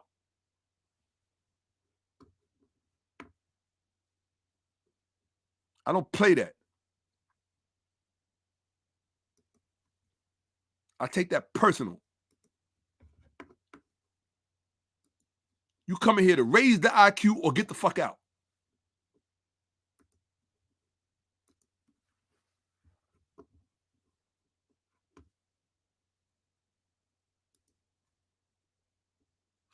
Forgive me, folks. There's certain things I have no tolerance for. That's why I don't debate people anymore. I'm at a place in myself where I have no patience for the bullshit. I don't. I have no patience for the bullshit. I don't go on other people's channels. I ain't debating nobody, because if you say something stupid, I'm gonna prove to the world and show everybody how stupid you are right there in real time. Right there in real time. I'm not going to wait. I'm not going to hesitate. I'm going to say, this is why you're wrong. And I'm going to blah, blah, blah, blah. And I'm going to say, let's go to the computer if you want to pull it up on screen like Joe Rogan likes to go to Wikipedia. You notice Joe Rogan kept going to Wikipedia. In that interview with Katt Williams, he never went to Encyclopedia Britannica. The only people that should use Wikipedia are people who are historically literate, because they know what to dismiss and they know what not to dismiss. That's it. They know how to go into the sources and use the sources. Okay? Where are we now? Let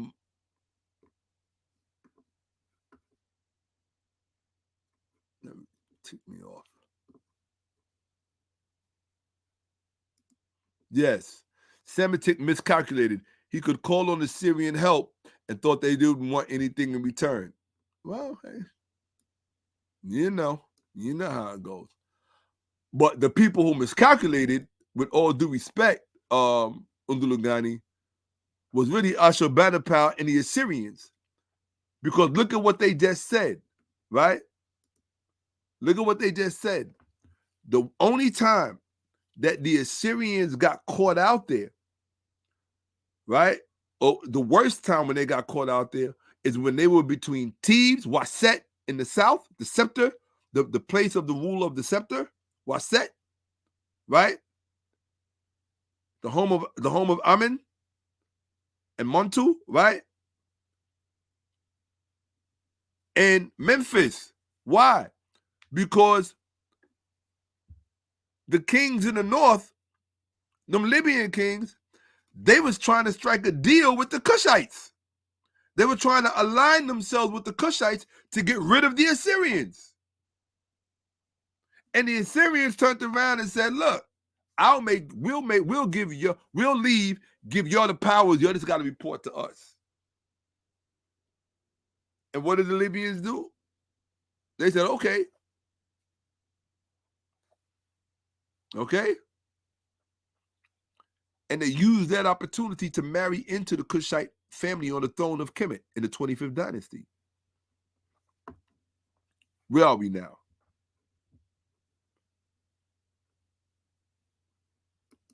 Exactly. Nobody want to go come here and distract us with that dumb shit. We're trying to talk about people like Ashurbanipal, people like Semitic, people like King Gigas of Lydia, right? Taharka, Tanwetamani, and this fool want to talk about a fool. You got to be out of your mind. Something got to be psychologically wrong with you. There's no way to come in my chat and say and recommend some. Go to that other dumb channels where they talk about stupid shit. All they want to do is gossip. Who's fucking who? Who went to jail? Who did what to who? This was a molester. This was a vapor. It's fucking stupid. They have no scholarship, so they got to talk about something else. And matter of fact, anything else, as long as it's not real scholarship, because then you have to show people you don't know shit. This is not that channel. This is not that platform, and I am not that person.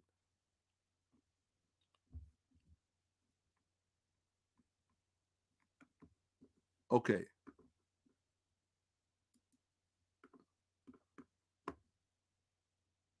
Oh, was I still sharing? Oh, I didn't know I was still sharing. Okay.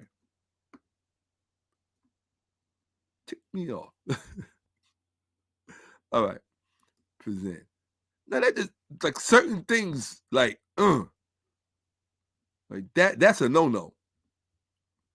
You're in my chat. If I read any comment, any conversation or comment that I see better be something intelligent, because this is my ecosystem. You don't bring dirt.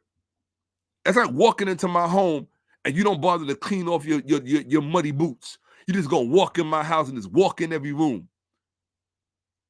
You're gonna sit on my bed in street clothes after you've been sitting everywhere, Lord knows where. That's when you funk up the atmosphere when you come in my chat and you invoke something that has no value.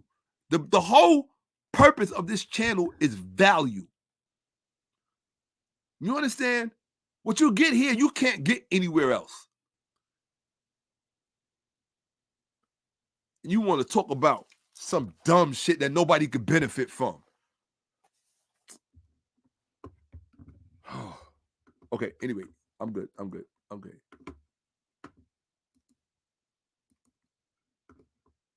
I never understand. I will never understand. I couldn't be that person. Somebody's trying to teach me some real shit, and I'm gonna tell them, hey, you should do a presentation on some stupid shit. Like, who does that? Whoever does that needs to stay the fuck away from me, because I ain't got nothing nice to say. Here we go.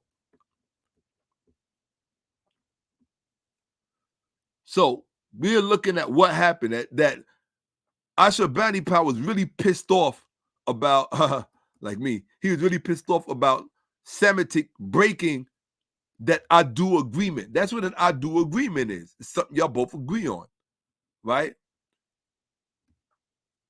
Right here. And I love this part. It is significant that the most precarious situation that the Assyrian faced in Egypt was when her army was between the Delta and Thebes, precisely at that moment when the Delta kings tried to forge an alliance with Cush. That means that the Assyrians would have been caught in the middle. Ashurbanipal would have got his ass handed to him. This is the fortune of war in history. Learn it.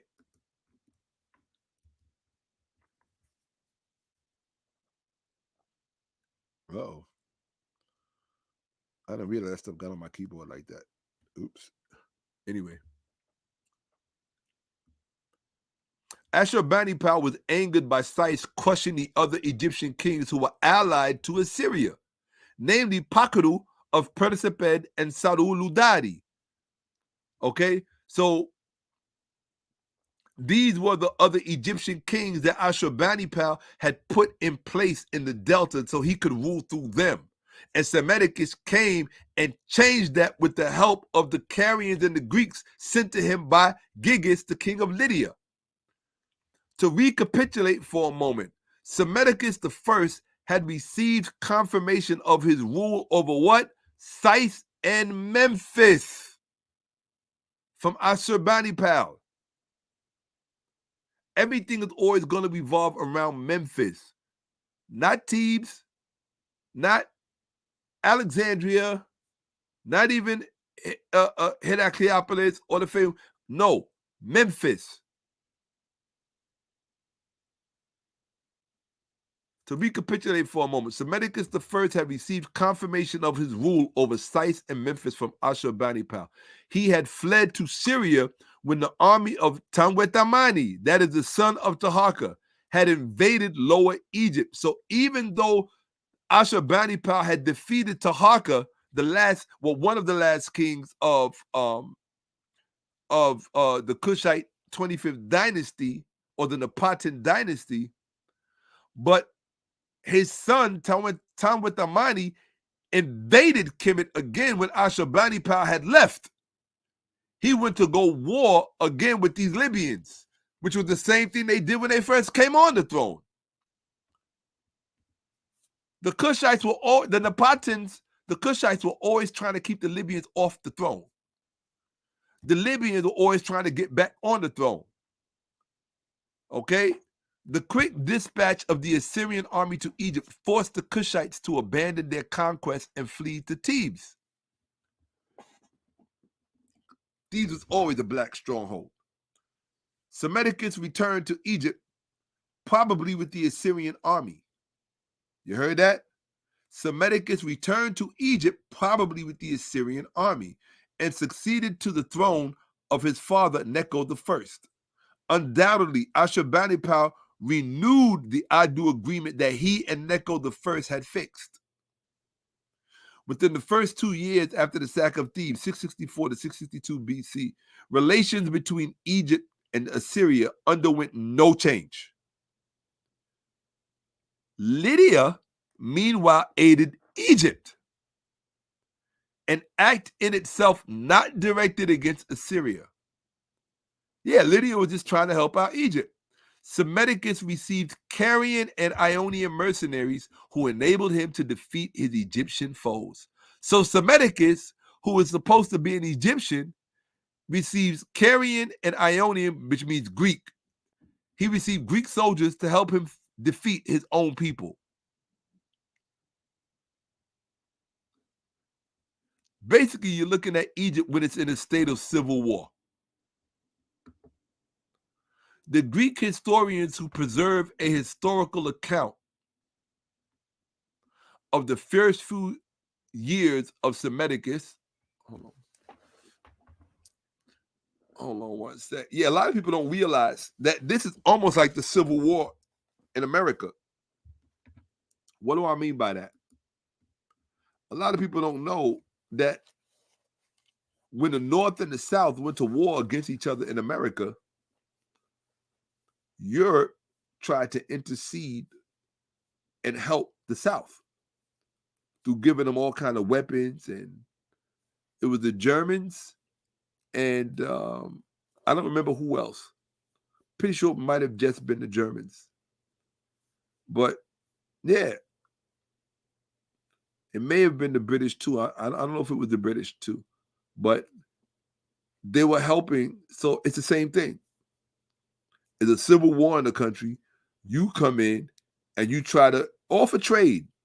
You're just trying to divert trade, the benefit of trade to your direction.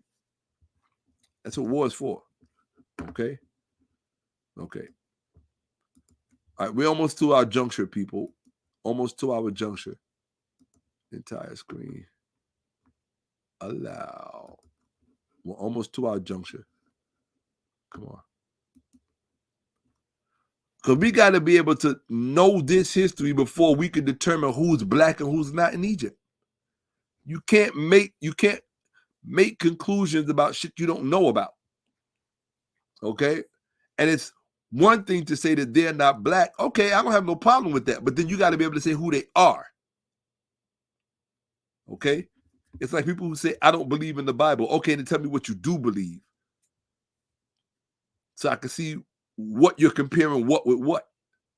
Okay? Where are we? Right.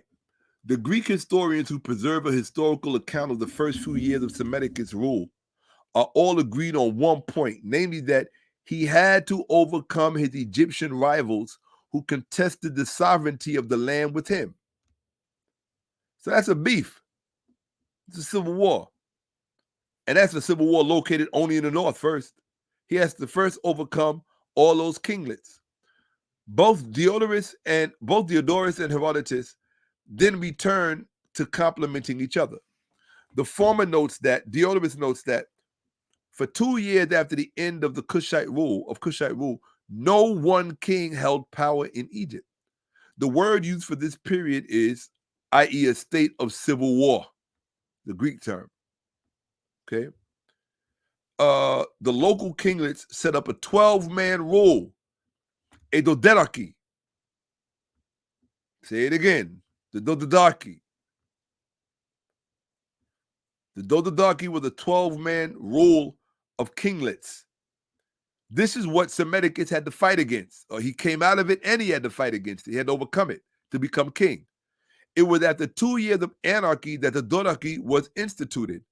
That period saw an imposition of Assyrian rule over the Egyptian cities. So the Assyrian king Ashurbanipal sought to rule through the dodarchy, which was a 12-man rule of kinglets, small kings of little small kingdoms throughout the delta of Kemet, of Egypt, of Kemet. It's still Kemet at this time. Okay? Now it's going to get a little interesting. Psammetichus was already solidifying his control over Heracleopolis by year 4, and this implies some time to prepare for that alliance. This implies some time to prepare for that alliance. It is not too implausible to see the Said power expanding after 2 years. Said means the power in the north, the Said kingdoms, the Libyan kingdoms in the north, in the delta, right? But there are, even the Libyan kings in the delta are divided. So don't confuse the Said power, which is the capital Said, with perhaps the Tanite power. All of this is in the north. They're fractured, they're divided, right? For Diodorus as well, Herodotus, for Diodorus as well as Herodotus, the dodarchy,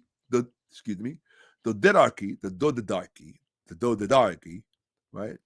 The dodarchy broke down owing to the cupidity or greed of Psammetichus, right?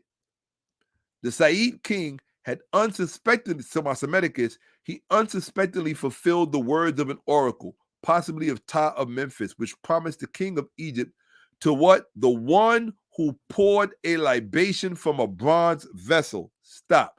This is very important. Now pay attention so you can see how history works. You're about to see something no one has ever showed you before. Okay? You're going to see. It was Britain and France that helped the South. Thank you. Right? It was Britain and France that helped the South in the Civil War. So there was an oracle that instructed the king to do something, but it had to do with color of skin. There was an oracle that told the king, Psammetichus, or whoever it was that could drink from this cup, to go get men of a particular color to help fight this war. And the term used was bronze men. Okay? Which tells you that the Kemetic themselves were not bronze. The Kemetic people were black. These are black people we're talking about. Right? These are black people. The beef between the Cushites and the Libyans is not necessarily a racial one. It's more of an ethnic one. It's more of an ethnic one. The Libyans had certainly become very admixed because they had mixed with the Sea Peoples and others prior to taking power. But they were still black people. Right? So now when you get to this late period, these black people are told, you need help with this war. The king that drinks from this cup or eats something from this whatever should go get men of this particular color to come help fight. And I'm showing you where these beige people came from, these bronze-looking people, the further south you go. I'm showing you where they came from. This is the plausible, this is the historical premise which brought them there. Okay, so let's look at it.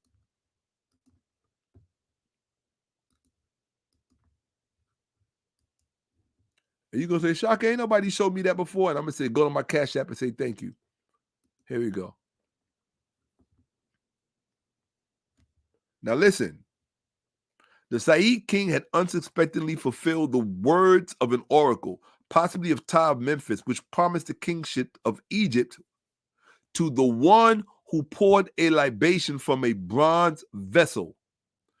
A similar prophecy was vouchsafed to Psammetichus after his 11 partners chased him from Memphis into the Delta. So those 11 kings chased his ass into the Delta. They was like, you're not going to ruin this. The guy, oops. Sorry about that, folks. I dropped my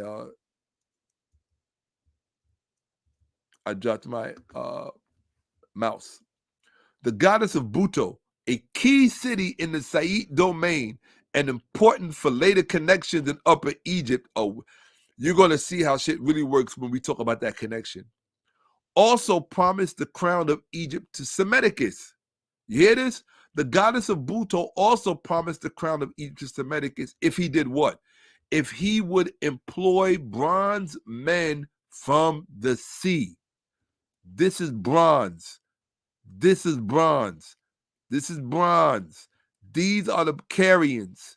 These are the people in Egypt today, in Middle Upper Egypt. This is them. These are the descendants of the Carians in Egypt today. You notice they don't look like the Egyptians in Cairo. They don't look like the Egyptians in Alexandria. These people are much darker because they are the descendants of the Carians. And these descendants of the Carians, of course, are going to have a little bit of admixture with the natives because they were interacting with them. So you're going to see some, not all, but you're going to see some like this one. You would think he was a Nubian. No. He's just a darker version of the descendants of the Carians. But he's got some native ancestry, right? And culturally, he would probably be more related to them. But these are the descendants of the Carians, these bronze men. Yeah, and they're still in Upper Egypt today. These are who white people think are the native Egyptians. And they are. They're native Egyptians. They're not the native of Kemet. They're native Egyptians. They're not the natives of Kemet. Okay? These are Egyptians. Okay?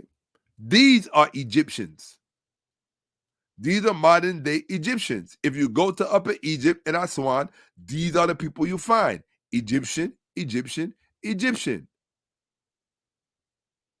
The only difference is that these Egyptians have a native Kemetic connection, background, racially.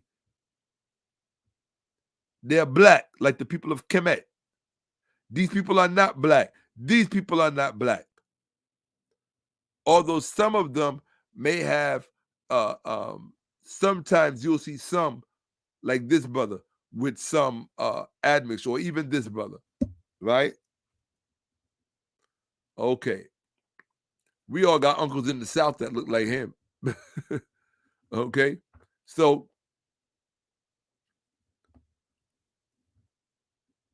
it says right here, the goddess of Buto also promised the crown of Egypt Semiticus if he would employ bronze men from the sea. Herodotus is telling you that in book 2, 152. Strabo is telling you that in book 7, in book 17, 1.18, for an interesting variant, right? With the help of Carian and Ionian mercenaries sent to Sais by Gyges, Semiticus defeated his rivals and gained the throne of Egypt. Right? There you go again. Carians, Caria, Ionians. The Greek sources omit any references to the Assyrians at this time. They stress the difficulty that Semiticus had with his Egyptian partners, Diodorus, Strabo, and Herodotus, and note the hostility of the Cushites. Right? Diodorus, Herodotus, and Polyaenus. The last author, Polyaenus, in fact, preserves a vague account of the wars of Sais against his Cushite foes. He states that, so he's telling you what happened during when the Libyans were fighting against the Cushites. Polyaenus says Semiticus overthrew Tementus, king of Egypt. That's Tamito. That's the son of Tahaka, Tamwitamani. They call him Tementus. Semiticus overthrew Tementus, king of Egypt. But Semiticus, who had Purges of Caria with him, having hired many Carians as mercenaries, he led them against Memphis. You see, they took Memphis as Carians. It's Memphis that becomes Egypt right around this time. So these things are happening at the same time. These are your first Egyptians. These people here. Okay? These are your first Egyptians. These are later Egyptians. Right? These are just Egyptians. These are honorary Egyptians. And I mean that. These are honorary Egyptians. Being an Egyptian is nothing to aspire to for them. These are real Kemet. Real Kemet to you. Real Remech Kemet right here. This short passage has been interpreted by many to indicate that Tamwitamani had once again invaded the north and was met by Semiticus at Memphis. There we go, Memphis again. But caution must be exercised at this point. The account of Polyaenus is ideological. Okay? Now, people are going to ask me, right? This is important, people, right? You have to know what that means. It's a relevant term. It's not one of those terms that you gloss over. No. Okay, they're going to give it. All right. Oh, I saw it. Hold on 1 second. Right, here we go. Okay, so it is giving it an E. All right. Now there's another term that I want. Here it is right here. The investigation or attribution of the cause or reason for something, often expressed in terms of historical or mythical explanation. That's why they broke it down that way about these men of a different color coming, and that it came through the suggestion of an oracle, or it came through the suggestion of a goddess. That means that they're giving you a mythological cause for something that actually happened. What actually happened is that people of another race, of another color, and of another complexion, lighter, bronze. That term, there's a reason why that term is being used to differentiate them from the natives of Kemet. Because the natives of Kemet were not light enough to even be considered bronze. Dumbass people don't know history and want to talk about who's who.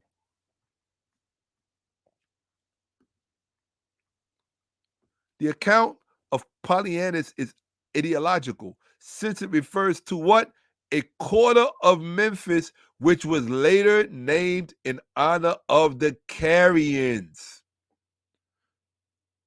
So you have a name of that's honored of the Carians. The Carians are honored by a name where in the first place to be called Egypt, which was Memphis. They had their own quarter.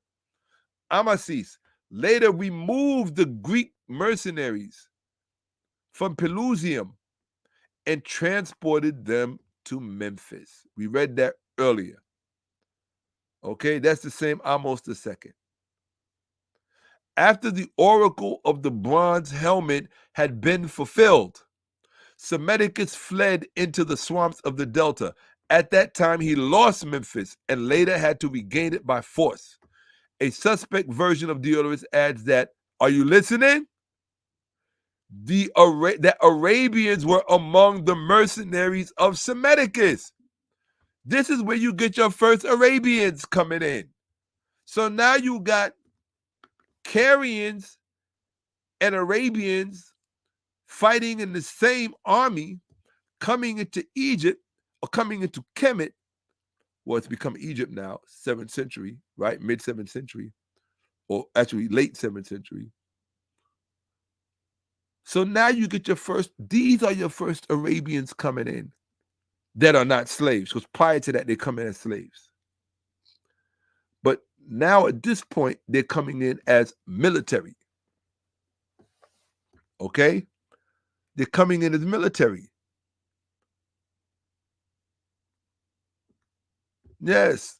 So this is what you need to see. A long stream tonight. All my streams are this long, bro. Where we at? Are we at 4 hours? Okay, I gotta bring it to a close. So I'm not going over 4 hours. That's not gonna happen. Okay. Because y'all know sometimes y'all get me to go 7 hours. I'm not doing 7 hours. Okay.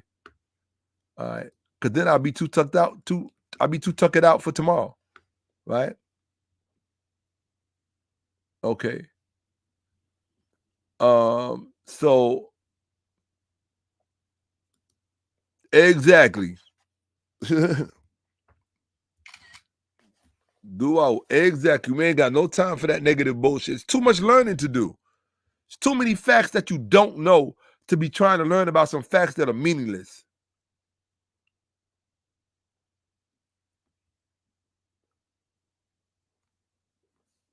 Okay?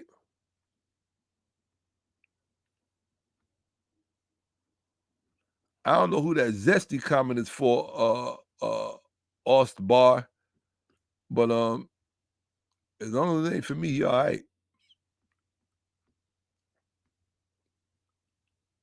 In fact, being I don't see you responding to anybody, the mere fact that you put that word zesty in my chat while I'm teaching means you don't belong here. Goodbye. Cool. Yeah, no, I don't allow stupid people. I don't tolerate stupid people in my presence. I just have no tolerance for it. I'm talking about all of this. I'm talking about all of this history you haven't been taught and don't know, to understand who these foreigners are that want to debate you on Facebook, that don't know their own history or don't know where they came from, and they don't know why they have such a passion for that word Egypt. It's because when they first came to the country, the first place that they really developed an identity was in Memphis, the first place to be called Egypt, in Kemet. Okay? And you see how this documented for you that the Arabians came in with the Carians or with the Assyrians. Let's go look at that again. It's just like you just got the documentation. And it ain't like it doesn't exist in the historical record. You just got to know where to look and do the work. It says it right here. We ain't got to make shit up. We ain't got to cheat you to beat you.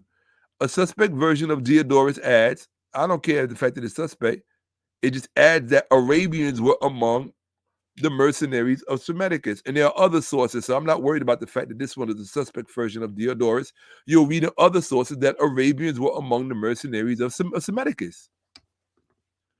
This might imply good relations between Sais and Assyria, as the Arabs in the Sinai were at this time friends with Ashurbanipal. The fact that the Assyrian armies needed the Arabians to help them cross the northern Sinai, especially to carry water, forced an alliance between these two antagonists. That's why you cannot listen to these idiot Egyptians, and that's what they are. I'm not biting my tongue. You cannot listen to these idiot Egyptians when they tell you that they are not Arabs simply because they believe that they were something else before the Arabs came with the Arab conquest in the 7th or 6th or 7th century BC, CE, in the modern times, in the Common Era, right? They think that that was the first time Arabs came to Egypt. It was not. The first time the Arabs came to Egypt in any meaningful way was as mercenaries under Semitic. And they came in the Assyrian army under Ashurbanipal. That's how they got there and stayed there. For you idiots that don't know history and don't read, I'll tell you, I don't think Egypt even has a school system. You don't ever hear about no. Well, do they have a Harvard? Do they have a Yale? What do they have? What they got? The American Research Center? What, Cairo University? Alcazar? Really? Really? I don't see people breaking their neck to run over there and study from the West. These Egyptians act like they rich white folk on Park Avenue because of their light skin. They really, really, really, really think that. And they're in a third world country with garbage all over the damn streets. That place look like it stink. And everybody begging from the airport to the pyramids, begging for a US dollar. Please. Facts. You coming in my chat using the word destiny, out. And not only that, they was not addressing it to somebody else. It just said, Zessi. I'm like, hold up, who you talking to? Like who you talking to? Like, we ain't talking about that. Don't come in here with the... See, people do things like that when they're not intelligent enough to follow what's actually going on. Remember the old bully from school back in the day when the bully was stupid, the dumbest person in the class? Because they weren't there to learn. So they had to create distraction, disruption. Because they're fucking stupid. And some people are uncomfortable with the fact that they're fucking stupid. It makes them, they have to resort back to their comfort zone of being the class fucking clown. You understand? They're literally fucking stupid. That's what I meant about black people who are just as dumb white people are dumb. Yeah, they come in every race, every color. They just happen to over-proliferate on social media. That's all. Almost done. We want to finish with this part, and then we out of here. For tomorrow. We got to prepare for tomorrow. If I'm too tuckered out, it might be the day after tomorrow. But I'm not going to let y'all down. We in here. We doing this. Okay? Where are we? So, this part is important. Right? The Arabs in the Sinai were at this time friends with Ashurbanipal. In fact, the Assyrian armies needed the Arabians to help them cross the northern Sinai, especially to carry water. So you were water carriers. Arabs, warrior carriers. Your Arab ancestors, this is to you modern Egyptians, your Arab ancestors were water carriers for the Assyrians. Okay? And they forced an alliance between these two antagonists. This is reflected in later Greek literature, told you there are other sources, which regarded the Assyrian kings as rulers of the Arabs. Herodotus 2:141. There are also faint indications of such Arab help in the Egyptian text. Then, too, the mention of the Arabs in the corrupt passage of Diodorus may indicate some cooperation between the allies of Assyria and Sais. Okay? Hold on, where we at? Okay. Hold on one second, people. All right. So this is what we're going to get through this part and then we done. The 7th century BC marks the start of what the historian Joseph Manning has termed the Greek millennium of Egyptian history. In other words, 1,000 years of Greek in Egypt, arguing that when Egypt fell under Greek rule with Alexander the Great's conquest in 332 BC, it was merely the consummation and not the beginning of a long process of understanding and accommodation between Egypt and Greece. That's why they always say Alexander was invited in. Yeah, he was invited into a Greek country that had been basically ruled by Persians for a little while. When the pharaohs of the 26th Said dynasty, 664 to 525 BC, finally renewed intensive contact with the Mediterranean world, partly it seemed in a bid to shake off Assyrian rule. So now what are we're reading from? Oh, now we're reading from Mediterranean Encounters, Greeks. Oh, this is okay. This is from the Department of Greece and Rome, the British Museum in London, Alexandra Villing. Actually, she's the curator of the Department of Greece and Rome in the British Museum of London. And this is an article she wrote, The Mediterranean Encounters, Greeks, Carians, and Egyptians in the first millennium BC. All right. Oh, so you know what? We'll start with that tomorrow because I don't want to jump into this. Just remember what we're talking about here. Okay? Perfect place to stop. Tomorrow or the day after when I come back, I'm going to show you how this Carian Greek identity embeds itself in Egypt and begins to proliferate. This is where you get these modern Egyptians from. They're war babies. But the one thing that they can say, they did not invade Egypt. They were invited into Egypt.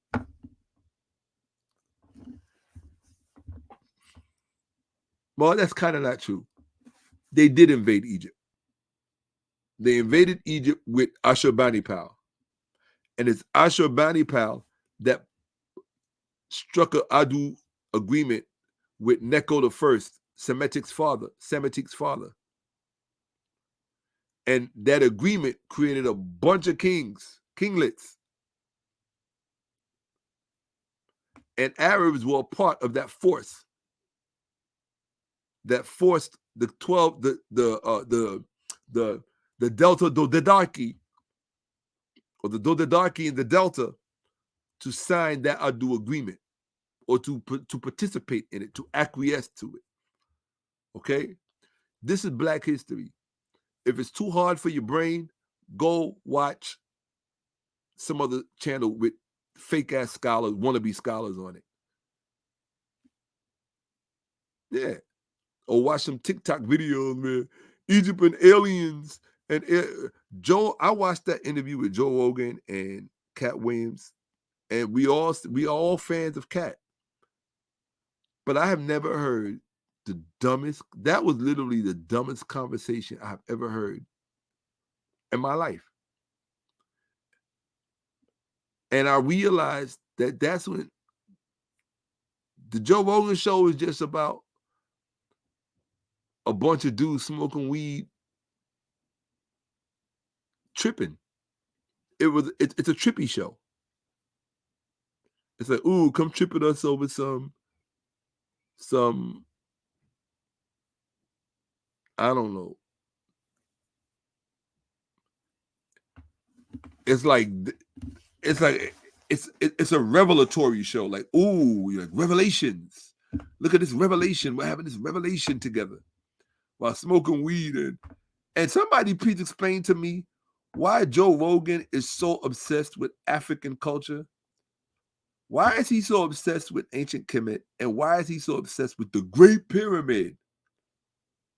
Dude, Joe Rogan, If you ever want to have an intelligent discussion about the Great Pyramid, invite me on your platform. But the reason I think that they don't invite genuinely intelligent people on or well-informed people on their platform, they don't want people to see how stupid they actually are.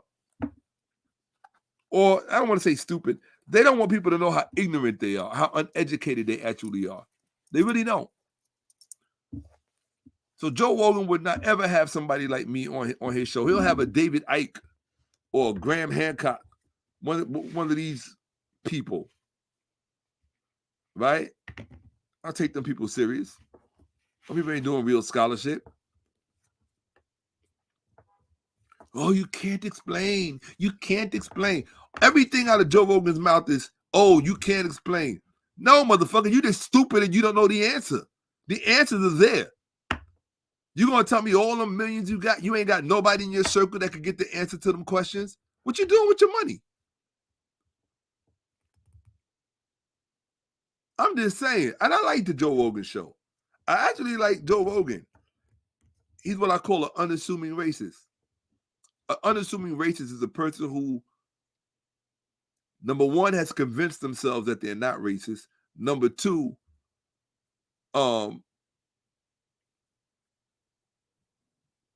Katt Williams, for some reason, had to declare that he nor Joe Rogan are racist. I don't know how you're going to speak for Joe Rogan. Speak for yourself. If you're not a racist, you're not a racist. You can't speak for Joe Rogan and say he's because we've heard him. I mean, look, a person, to be fair, a person can say racist things and not be a racist because you don't know where it came from. It might just be a part. They might have said something that was just a part of the tapestry of the community they grew up in. So they might repeat a racist trope. They might put a racist anecdote in the air, but that doesn't make them a racist. It doesn't, unless you think, unless you have a very petty definition of what racism is. So, has Joe Rogan said some stupid shit when it comes to race? Has he said some offensive shit when it comes to race? Yeah. Does he constantly wear his ignorance on his sleeve? Yeah. You know, I just wish he would. I mean, my thing is, Hotep Jesus mentioned me on his show. Apparently, from what I showed you earlier, the people were interested and wanted to hear more. You would think the man would have the temerity and the intelligence to invite me on his platform, but I'm not a celebrity. So, dude, thank you so much. I appreciate you. I'm not a celebrity. So, being I'm not a celebrity, you know, normal people in their world, we're like lepers. mm. Mm. Mm. Mm. Mm. Ah.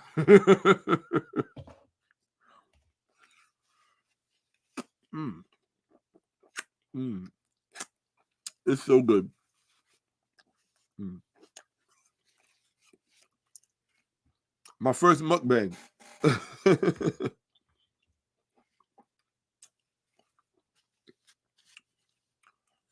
I might walk to the store and buy some cashews after this, come back and make some more.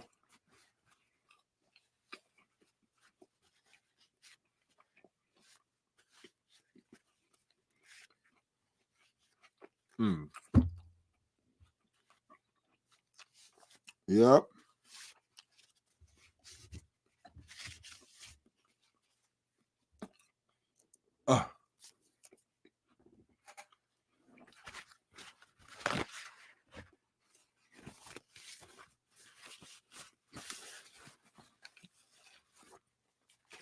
I needed that.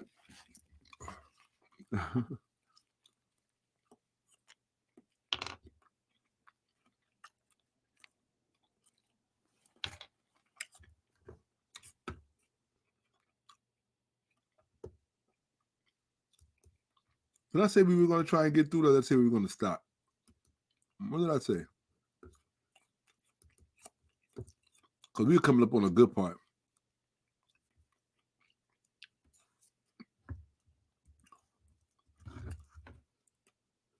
Oh, I know what this is. Yeah. You know, let's continue this a little further.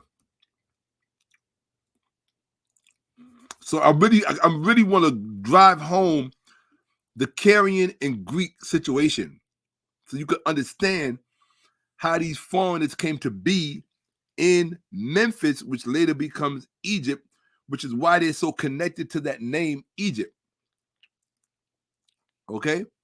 This short passage has been interpreted by many to indicate that Tanwatamani had once again invaded the north and was met by Semiticus at Memphis, but caution must be exercised at this point.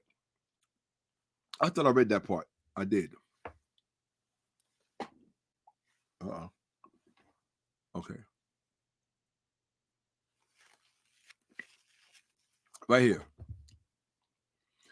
So we're reading from Mediterranean Encounters. So this is another article that's also trying to drive home the reality of Greeks and Carians and Egyptians in the first millennium BC. So this is another article that's going to talk about the same thing. Just listen. Why weren't you getting this in school? Why didn't your dumbass teacher teach you this? Because your dumbass teacher don't know. They don't know. They stupid. That's the one thing this country is really good for, getting stupid people to teach you. Oh, they really good for that.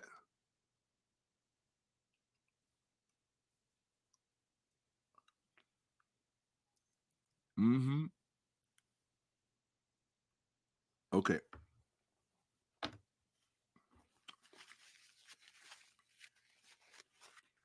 The 7th century BC marks the start of what the historian Joseph Manning has termed the Greek millennium of Egyptian history, arguing that when Egypt fell under Greek rule with Alexander the Great's conquest in 332 BC, it was merely the consummation and not the beginning of a long process of understanding and accommodation between Egypt and Greece. Right? So I don't know why they call him Alexander the Great. He didn't conquer Egypt. He just walked in. Maybe the other places he conquered. When the pharaohs of this 26th Said dynasty, that's Semiticus and all of them, finally renewed the intensive contact with the Mediterranean world, partly it seems in a bid to shake off Assyrian rule. Numerous Greeks, Carians, and other foreigners came to Egypt as mercenaries or traders. So you Egyptians today, those are your ancestors. Okay? Right there. Greeks, bronze people. Bronze people. Greeks, Carians, and other foreigners came to Egypt as mercenaries or traders. Memphis, the ancient capital city of Egypt, situated at the apex of the Nile Delta, had long been a center of trade and exchange within Egypt, and was frequented also by what? Foreigners. In the late period and Ptolemaic period, its population included what? Phoenicians, Greeks. What are these Greeks called? Hellenomemphites. And Carians, Caro-Memphites. So now these people are becoming citizens of Memphis. This is why they are such connected to that word Egypt, because this is the place that becomes Egypt first. Aegyptos, Hetkuta, Memphis, Memnefer, Enebuhedge, the White Wall, Phoenicians, Greeks, Hellenomemphites, Carians, Caro-Memphites.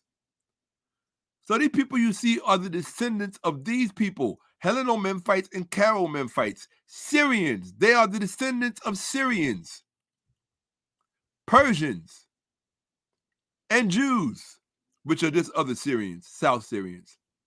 Many probably originally garrisoned as mercenaries there, such as the Greeks and Carians said to have been installed by Pharaoh Ahmose R.S.I II, 575-27 BC. The most intriguing evidence left behind by these immigrants is a series of tombstones. Most of them were found in the sacred animal necropolis of Saqqara, one of the burial grounds of the city of Memphis. While they had been reused in Hellenistic times, they must originally have come from substantial cemeteries that contained tombs of Persians, Phoenicians, Arameans, Greeks, and look at what they say, especially Carians. So they're highlighting Carians as being the ones you really got to look at. Part of the wider cult of Osiris, god of the underworld, and his wife and sister Isis, Apis, was a patron god for soldiers of Memphis and was clearly prominent also among resident foreigners and their families. So these people were being assimilated into the native culture. You got to understand that. They were being assimilated into the native culture.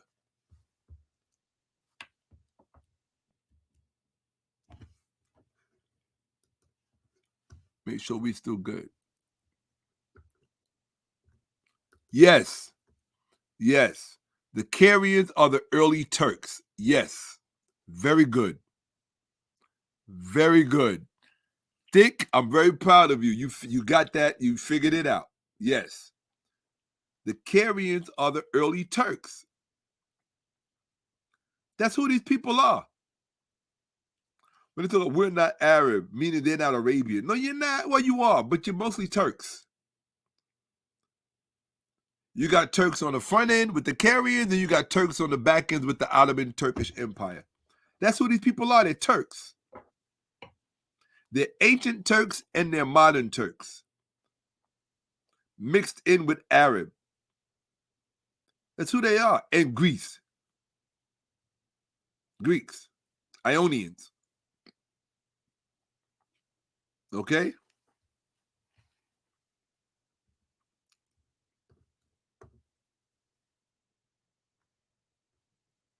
Oh, I think that's a good question. A pastoral something. I think let's call it pastoral. Yeah, it's called a pastoral. Here we go. Okay. So, hey, blessings, rainwater. Okay. So, yes, that's very good. The Carians are the early Turks. Yes. But they don't teach it like that. You got to figure this stuff out for yourself. You can't be lazy.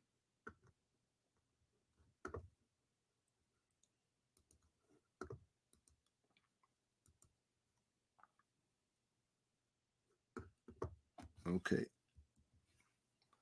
Many examples of these Memphite stela, notably early ones, tend to be plain or follow the early Egyptian false door model, no longer popular with Egyptians themselves in this period.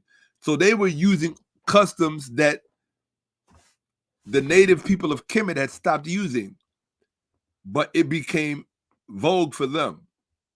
Okay?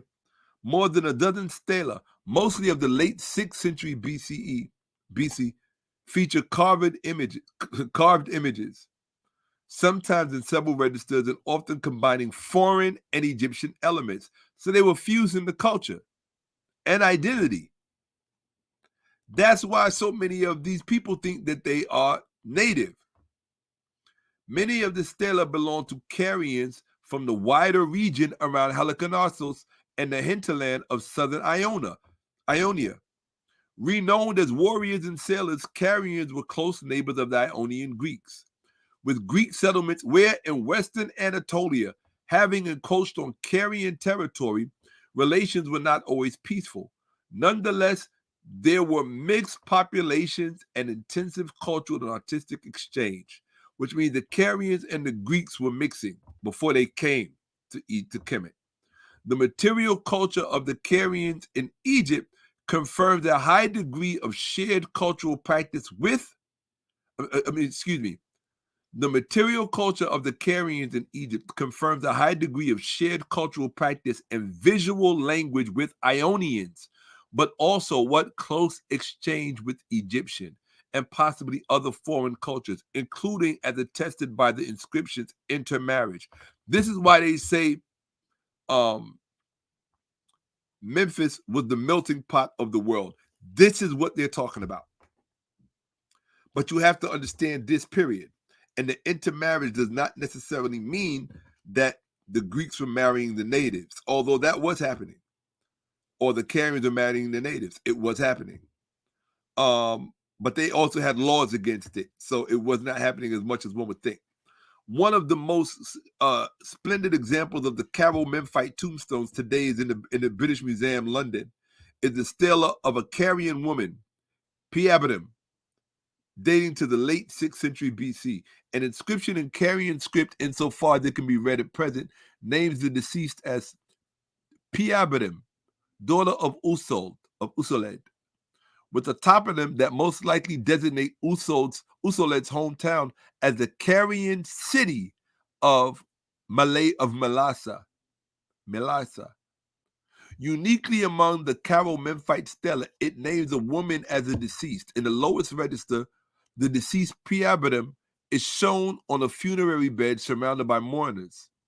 That is, in the pothesis, the first stage in the traditional Greek burial rite. So they were burying themselves in Memphis in Greek custom. The way the scene is rendered broadly follows Ionian Greek iconographic and stylistic conventions, in keeping with the art of Mylasa, which is closely related to that of neighboring Ionia.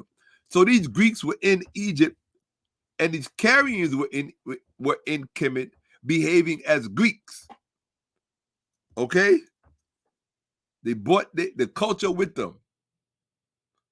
Here they go. Look, and don't forget this nose, because I'm going to show you something in a few minutes. You see how that nose is going down and that nostril's flaring up? These are the Carians that we're talking about. Okay? This is from the Metropolitan Museum of New York. I can walk there from my house. This is like a 20-minute walk from my home. This place right here, the Metropolitan Museum of Art, one of the #1 museums in the world. This is by Dr. James P. Allen, PhD, Department of Egyptian Art, the Metropolitan Museum of Art, and Dr. Marshall Hill, PhD, Department of Egyptian Art, Metropolitan Museum of Art. Under Said rule, Egypt grew from a vassal of Assyria to an independent ally. There were even echoes of the bygone might of Egypt's new kingdom in Said military campaigns into Asia Minor after the collapse of the Assyrian Empire in 612 BC and Nubia. In pursuit of these goals, however, the Said pharaohs had to rely on four. Now you got how many different sources telling you the same thing? I done read from 3 to 4 different sources. Now we're at the Metropolitan Museum, and they're telling you the Said pharaohs had to rely on foreign mercenaries, Carian, from Southwest Asia Minor, modern Turkey. These are the first Turkish people there. Phoenician and Greek, as well as Egyptian soldiers. These different ethnic groups lived in their own quarters at Memphis. So Memphis was a segregated city with different peoples living there, different foreigners. The capital city. The Greek city-states were also allowed to establish a trading settlement at Nokrati in the Western Delta, which, with the mixed Greek-Egyptian settlement at Thonis Heraklion, served as a direct conduit for cultural influences traveling from Egypt to Greece. Greeks also settled many other areas in the Delta. So you gotta look and see, this is where these Carians came from. This is Greece over here, the islands, the main islands. This is Thrace, right? This is Lydia, Caria down there, down here somewhere. And these are the Carians, Turkish people who came as soldiers. Now, just to give you an understanding, we're going to deal with this tomorrow. But when you talk about Egyptians, they want you to think of this. But these are also Egyptians. Just like these are Americans. This is an American, that's an American. That's an American, that's an American. That's an American, that's an American. But we can't claim that just because we're American that we the same people. But that's what these idiots do. They want you to think because they call themselves Egyptians that they have something to do with these people. These people are not these people. Just like Brad Pitt is not Michael Jordan. But these retards, these Egyptian retards, special education Egyptians, they want you to think that because they use this word, that this person is the same as this person, and this person is the same as this person. No. Bunch of idiots. And this fool wants to sue Netflix for the Cleopatra thing. Idiot. These people are special kind of stupid. These are Egyptians. These are Egyptians, not black. These are Egyptians, and they're black. But you notice I put a quotation mark around their Egyptian because these are honorary Egyptians. These are true Egyptians. They're mixed. Especially this motherfucker who I really, really can't stand. Right? Remember the nose I showed you pointing down with the flared nostrils? Look at his nose. See how it's coming down and the nostrils are flared up and out to the side? Look at him. That's a Carian. That's his Carian ancestry. These are the people of Upper Egypt, the so-called Nubians. And you know who gave them the name Nubians? They did. These people never called themselves Nubians. The light white Egyptians gave them that name in order to try to separate them, in order to try to give them a servant status in the country. They don't tell you that part. So these are Egyptians, not black. These are Egyptians, not black. Do you see this? These are Egyptians. They are not Remech Kemet.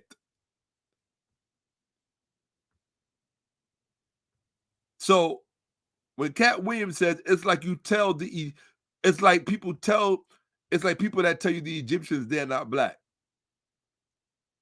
Well, that statement is a kind of a false statement.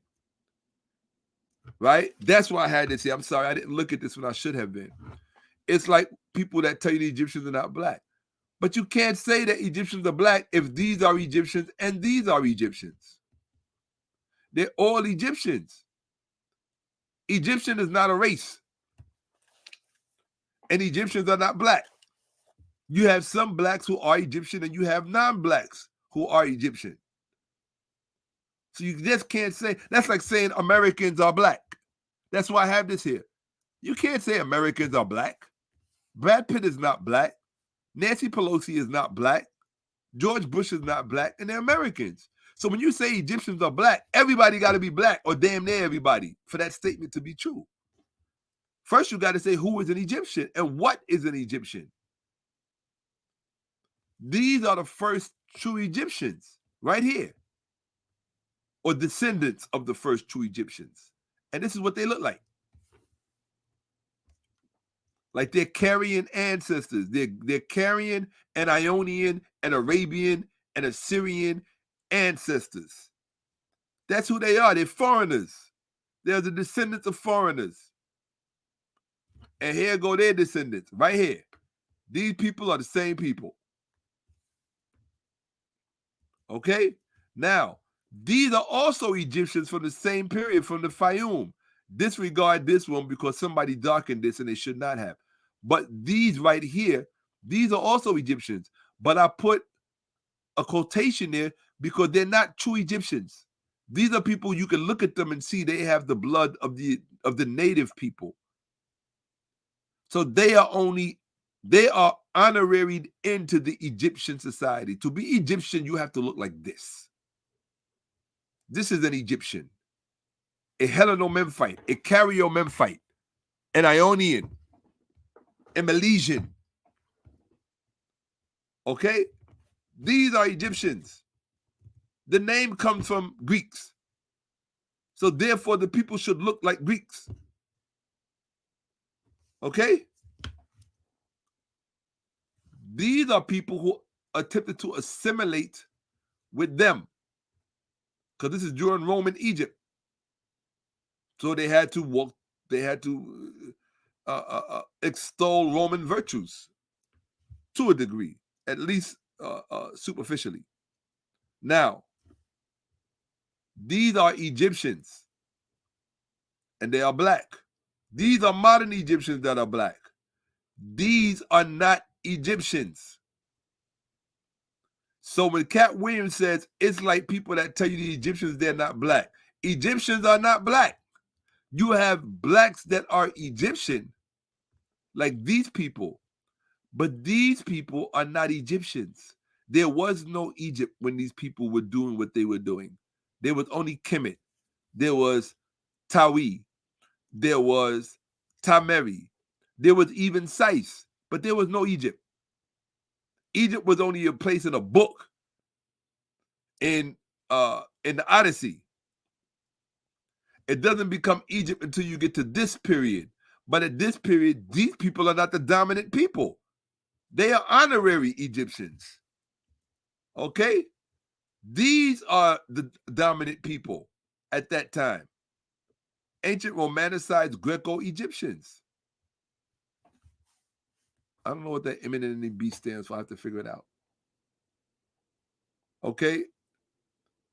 These are modern Egyptians with Near Eastern and European ancestry. The descendants of Carians. These are modern Egyptians with African ancestry. So you can't say like when they say the Egyptians are not black, because these are not Egyptians. This is the paper bag test. To be a true Egyptian, you got to pass the paper bag test. See, that's the brown paper bag. That's what they use in the Caribbean to keep their children to marry. They say, don't bring nobody home darker than this brown paper bag. That's how they maintain their appearance. They have color criteria. These people are not Egyptian, right? This is the Remetch Kemet, or the Kemetiyu, not ancient Egyptian. These are ancient Egyptians with some native background. That's why they're dark. These people are related to these people. You see these people? They are related to these people, okay? These people are related to these people. You can clearly see that. You can clearly see the color. They are related to these people. Queen Tai, New Kingdom. Her husband, Amenhotep III.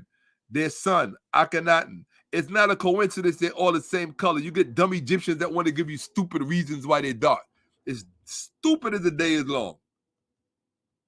Okay? This is Merit Aten, his daughter, right? His son, Tutankhamen, and his wife, Ankh-Enesamen. Okay? These are not Egyptians. They're not ancient Egyptians. Don't use the term. Don't put the word Egyptian on them. To do so is factually wrong. It means you are historically illiterate and you are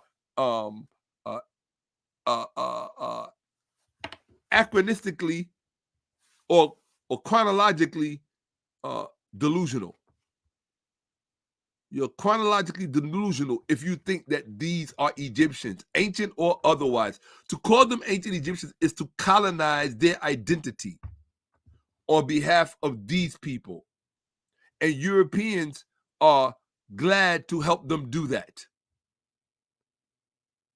Okay? These people, can you imagine this woman here thinking that this is her ancestor?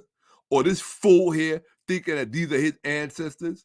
They live in an imaginary world because they need tourist money. Look, take those pyramids and those African creations out of Egypt. Won't nobody go to Egypt for nothing?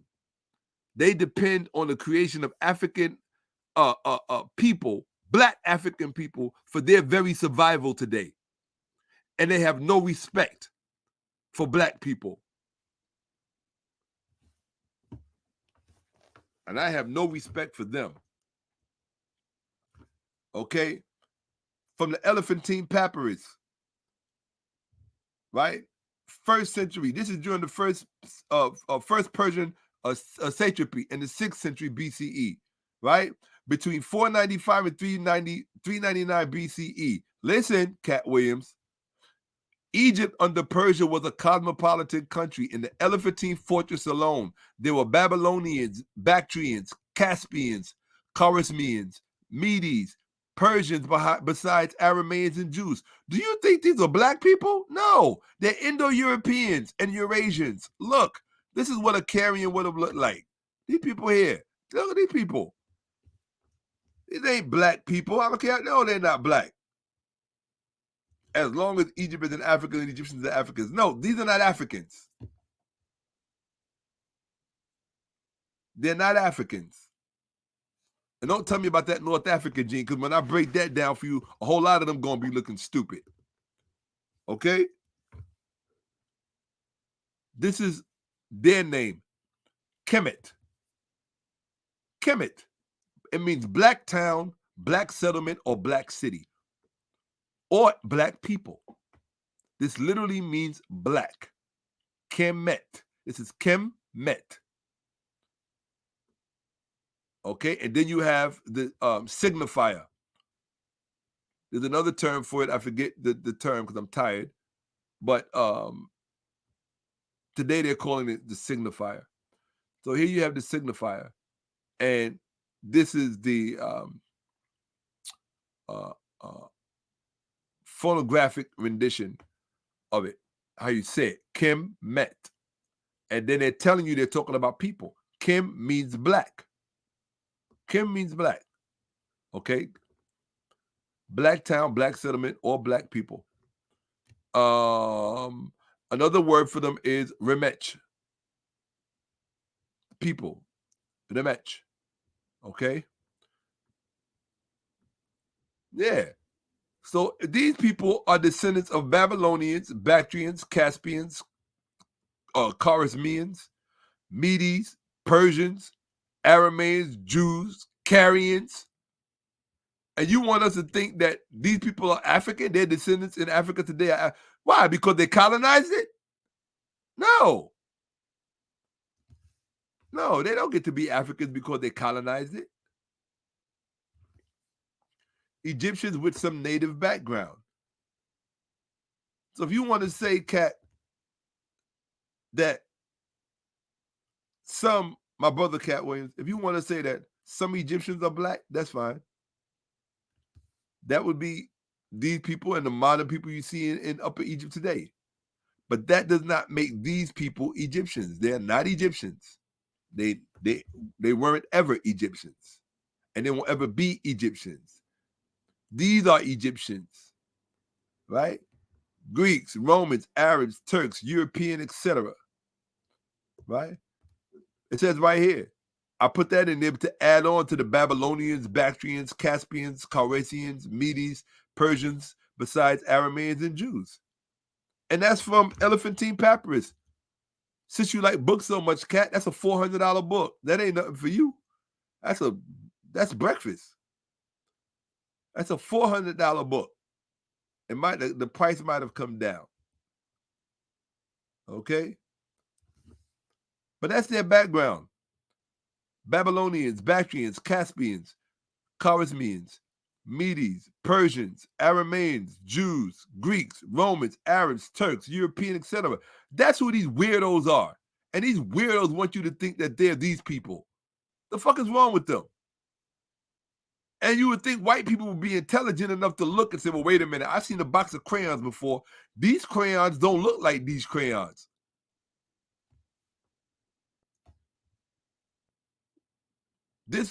And he's an Egyptian. I remember him on Facebook talking smack. This retard wants you to think that that's his grandmother, great-grandmother.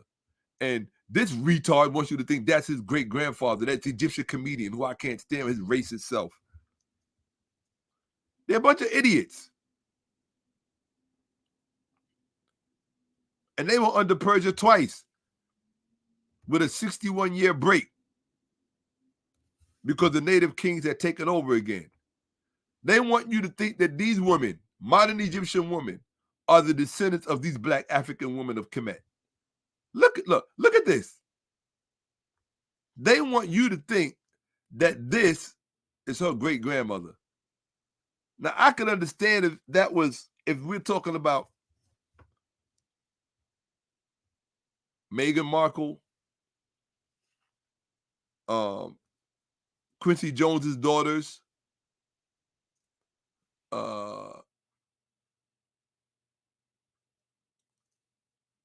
you know, other very light-skinned blacks, maybe Lena Horne.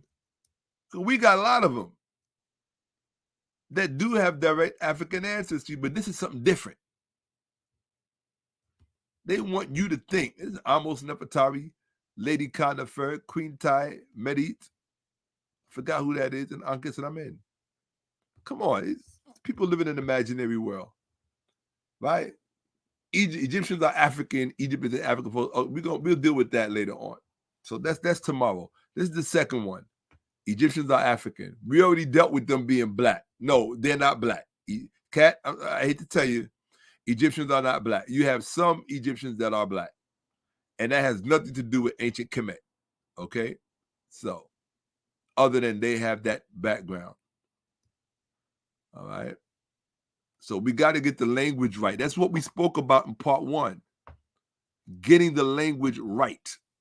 And that's what we're doing, getting the language right. So here we go. Folks, with that said, no. No, Zahir Hawass is not an Arab Egyptian. I'm going to show you exactly who he is tomorrow. I'm going to show you exactly who he is tomorrow. Yes, I am. With that, folks, I'm completely exhausted. I'm completely tired. I'm going on 5 hours. I went over than what I said I was going to go over. But let's end it the way I always like to end it. I'm here, black. Yeah, exactly. Yes, I'm from Egypt. I'm an Egyptian. Okay. I'm from Aswan. So an old Egyptian Aswan, like black color. Okay.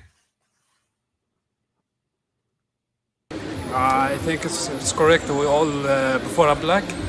Yeah, that's my opinion. We all are black before. So you agree that the true pharaonic... Yeah. Okay. The real the new colors are black. Thank you. Egyptians are black. The real Egyptians are black. Because the real Egyptians, they are real Africans.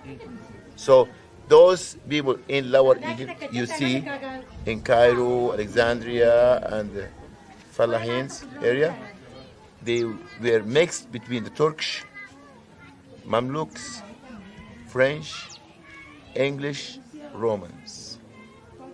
So those people who come to attack Egypt in that time, they couldn't come to Upper Egypt, to the south, which we still have the same color, our dark color or black color. So they couldn't mix with us. Next question. Okay, what question? الأصليين اللي هم السمر. إنما البيض اللي كلهم. You see, I explained to him about the Nubians and the Egyptians. They were not white. They are black Africans. So he say now, ليه هنا الناس لسه سمر في الصعيد وفي بحري بيض.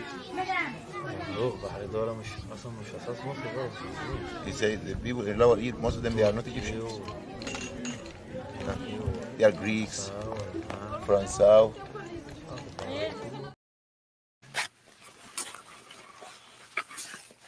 Hello. I'm munching. So that's it, folks.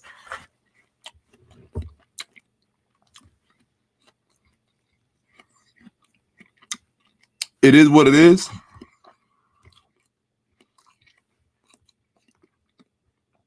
And please go to Shakka-Ahmose.com. Please check out my new short film, The Last Night of a Tsar.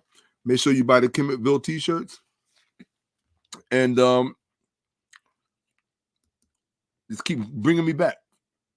You know, you keep me coming back, I'm going to keep coming back. Very important. Here we go. With that, we're going to get out of here because you know me. I just keep going and going and going. Uncle Dutton Neb. And where's that at? Where's my thing at? Oh, there it is. Boom.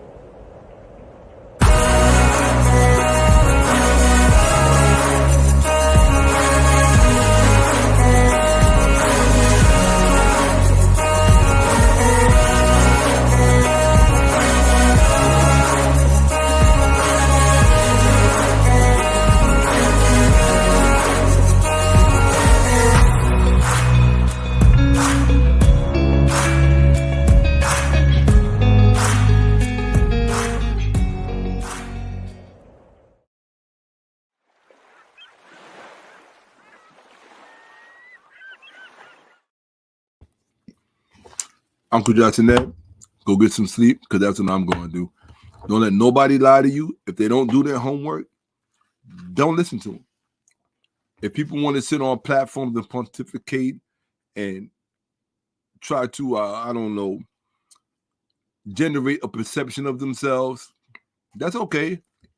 That's what social media is all about. Posing, posturing, and all of that. We ain't posing here. We ain't posturing here. We go into the records and we master the records. Right? Our historical premises is established. You understand what I'm saying? It's established. So that's what's up. With that, Uncle Justin Neb, Hotep, Shakka-Ahmose.com, Kemetville, the web series, and The Last Night of Asar. I really need y'all to support my short film on my website, The Last Night of Asar. If you got love for your brother and respect for your brother and what I do, please go there and watch the film. In fact, I will put the link is in the description. Just look in the description and you'll find a link to the short film, The Last Night of Asar. Okay, with that, folks, I'm out. We did it. We got through. We made it through. Okay. Let me see when I come back tomorrow. Okay, cool. All right. I might need to take tomorrow off because you're tucking me out tonight, but I will be back the day after. If I have the energy, I will come up tomorrow earlier. All right. Let me see the comments before I leave. If there was anything important said. He said, well, I'm going to grab me some apples tomorrow. Cinnamon already got some cashew. Nah, you get them cashews. You blend the cashews. You pour water in the cashews to make a paste out of it. After you take it out of the blender, you put it in like a plastic cup like this. You pour the dry cashews in there, and they're already blended. You take water, it'll make it like a paste. Then you put in the honey. Then you put in the cinnamon. You go get some Fuji apples and dip. Oh, he gonna be like, Shaka! Absolutely. Okay. Okay. Oh, this is 100%. But you gotta understand something though, and this is the hard part. The hard part is you gotta feel for these Egyptians because if they lose that identity that they have established for themselves as being Egyptians, it could hurt their tourist pocket, their money, and ruin their economy, destroy the country. That's why what we do is so, it's important, but to them, it's a threat. And I understand it. I get it. But the smart thing to do, if they were smart, they would say, okay, yes, the ancient Egyptians were black. And they would capitalize on that by employing the people in the South from Aswan, the black people. Have them represent the authentic ancient Kemet, right? And then let the people in the North, I guess, help manage the money or whatever. But you're trying to like wholesale just bogart everything with a lie, and you want us to look at a blue sky and say that it's purple and polka dot because you fuck out of here. Not gonna happen. Anyway, I'm out of here, folks. Deuces. Uncle Johnson Neb, life, prosperity, health. Get some rest. Drink a lot of water. Think good thoughts as you're falling asleep. That's something I practice every night because the whole world does not mean you well. You have to mean you well. The whole world is not going to think well of you or think good of you. You had to think well of you, and you had to think good of you. So that's what I'm gonna do. Is I'm going to sleep. I'm gonna think well of me, and I'm gonna think good of me, knowing all my iniquity, all my transgressions, and all my frailties, and all my weaknesses. I'm still gonna think good of me and think well of me on my way to sleep. Because if I don't, who will? Right? So hopefully, that can be pleasing with the Creator, right? It could be in alignment with what pleases the Creator. Anyway, Uncle Justin, Hotep, love you all. No, I'm not an atheist. I was listening to Dr. Tyson DeGrasse, or DeGrasse Tyson, how you say his name, talk about atheism. I'm like, no. Anyway, some of the most intelligent people could say things that just, dang, Babylon, I'm done. Are you kidding me? RPM, love you back. Appreciate you, fam. Love you back. Appreciate you. I'm out. Done. Did it. Came and conquered.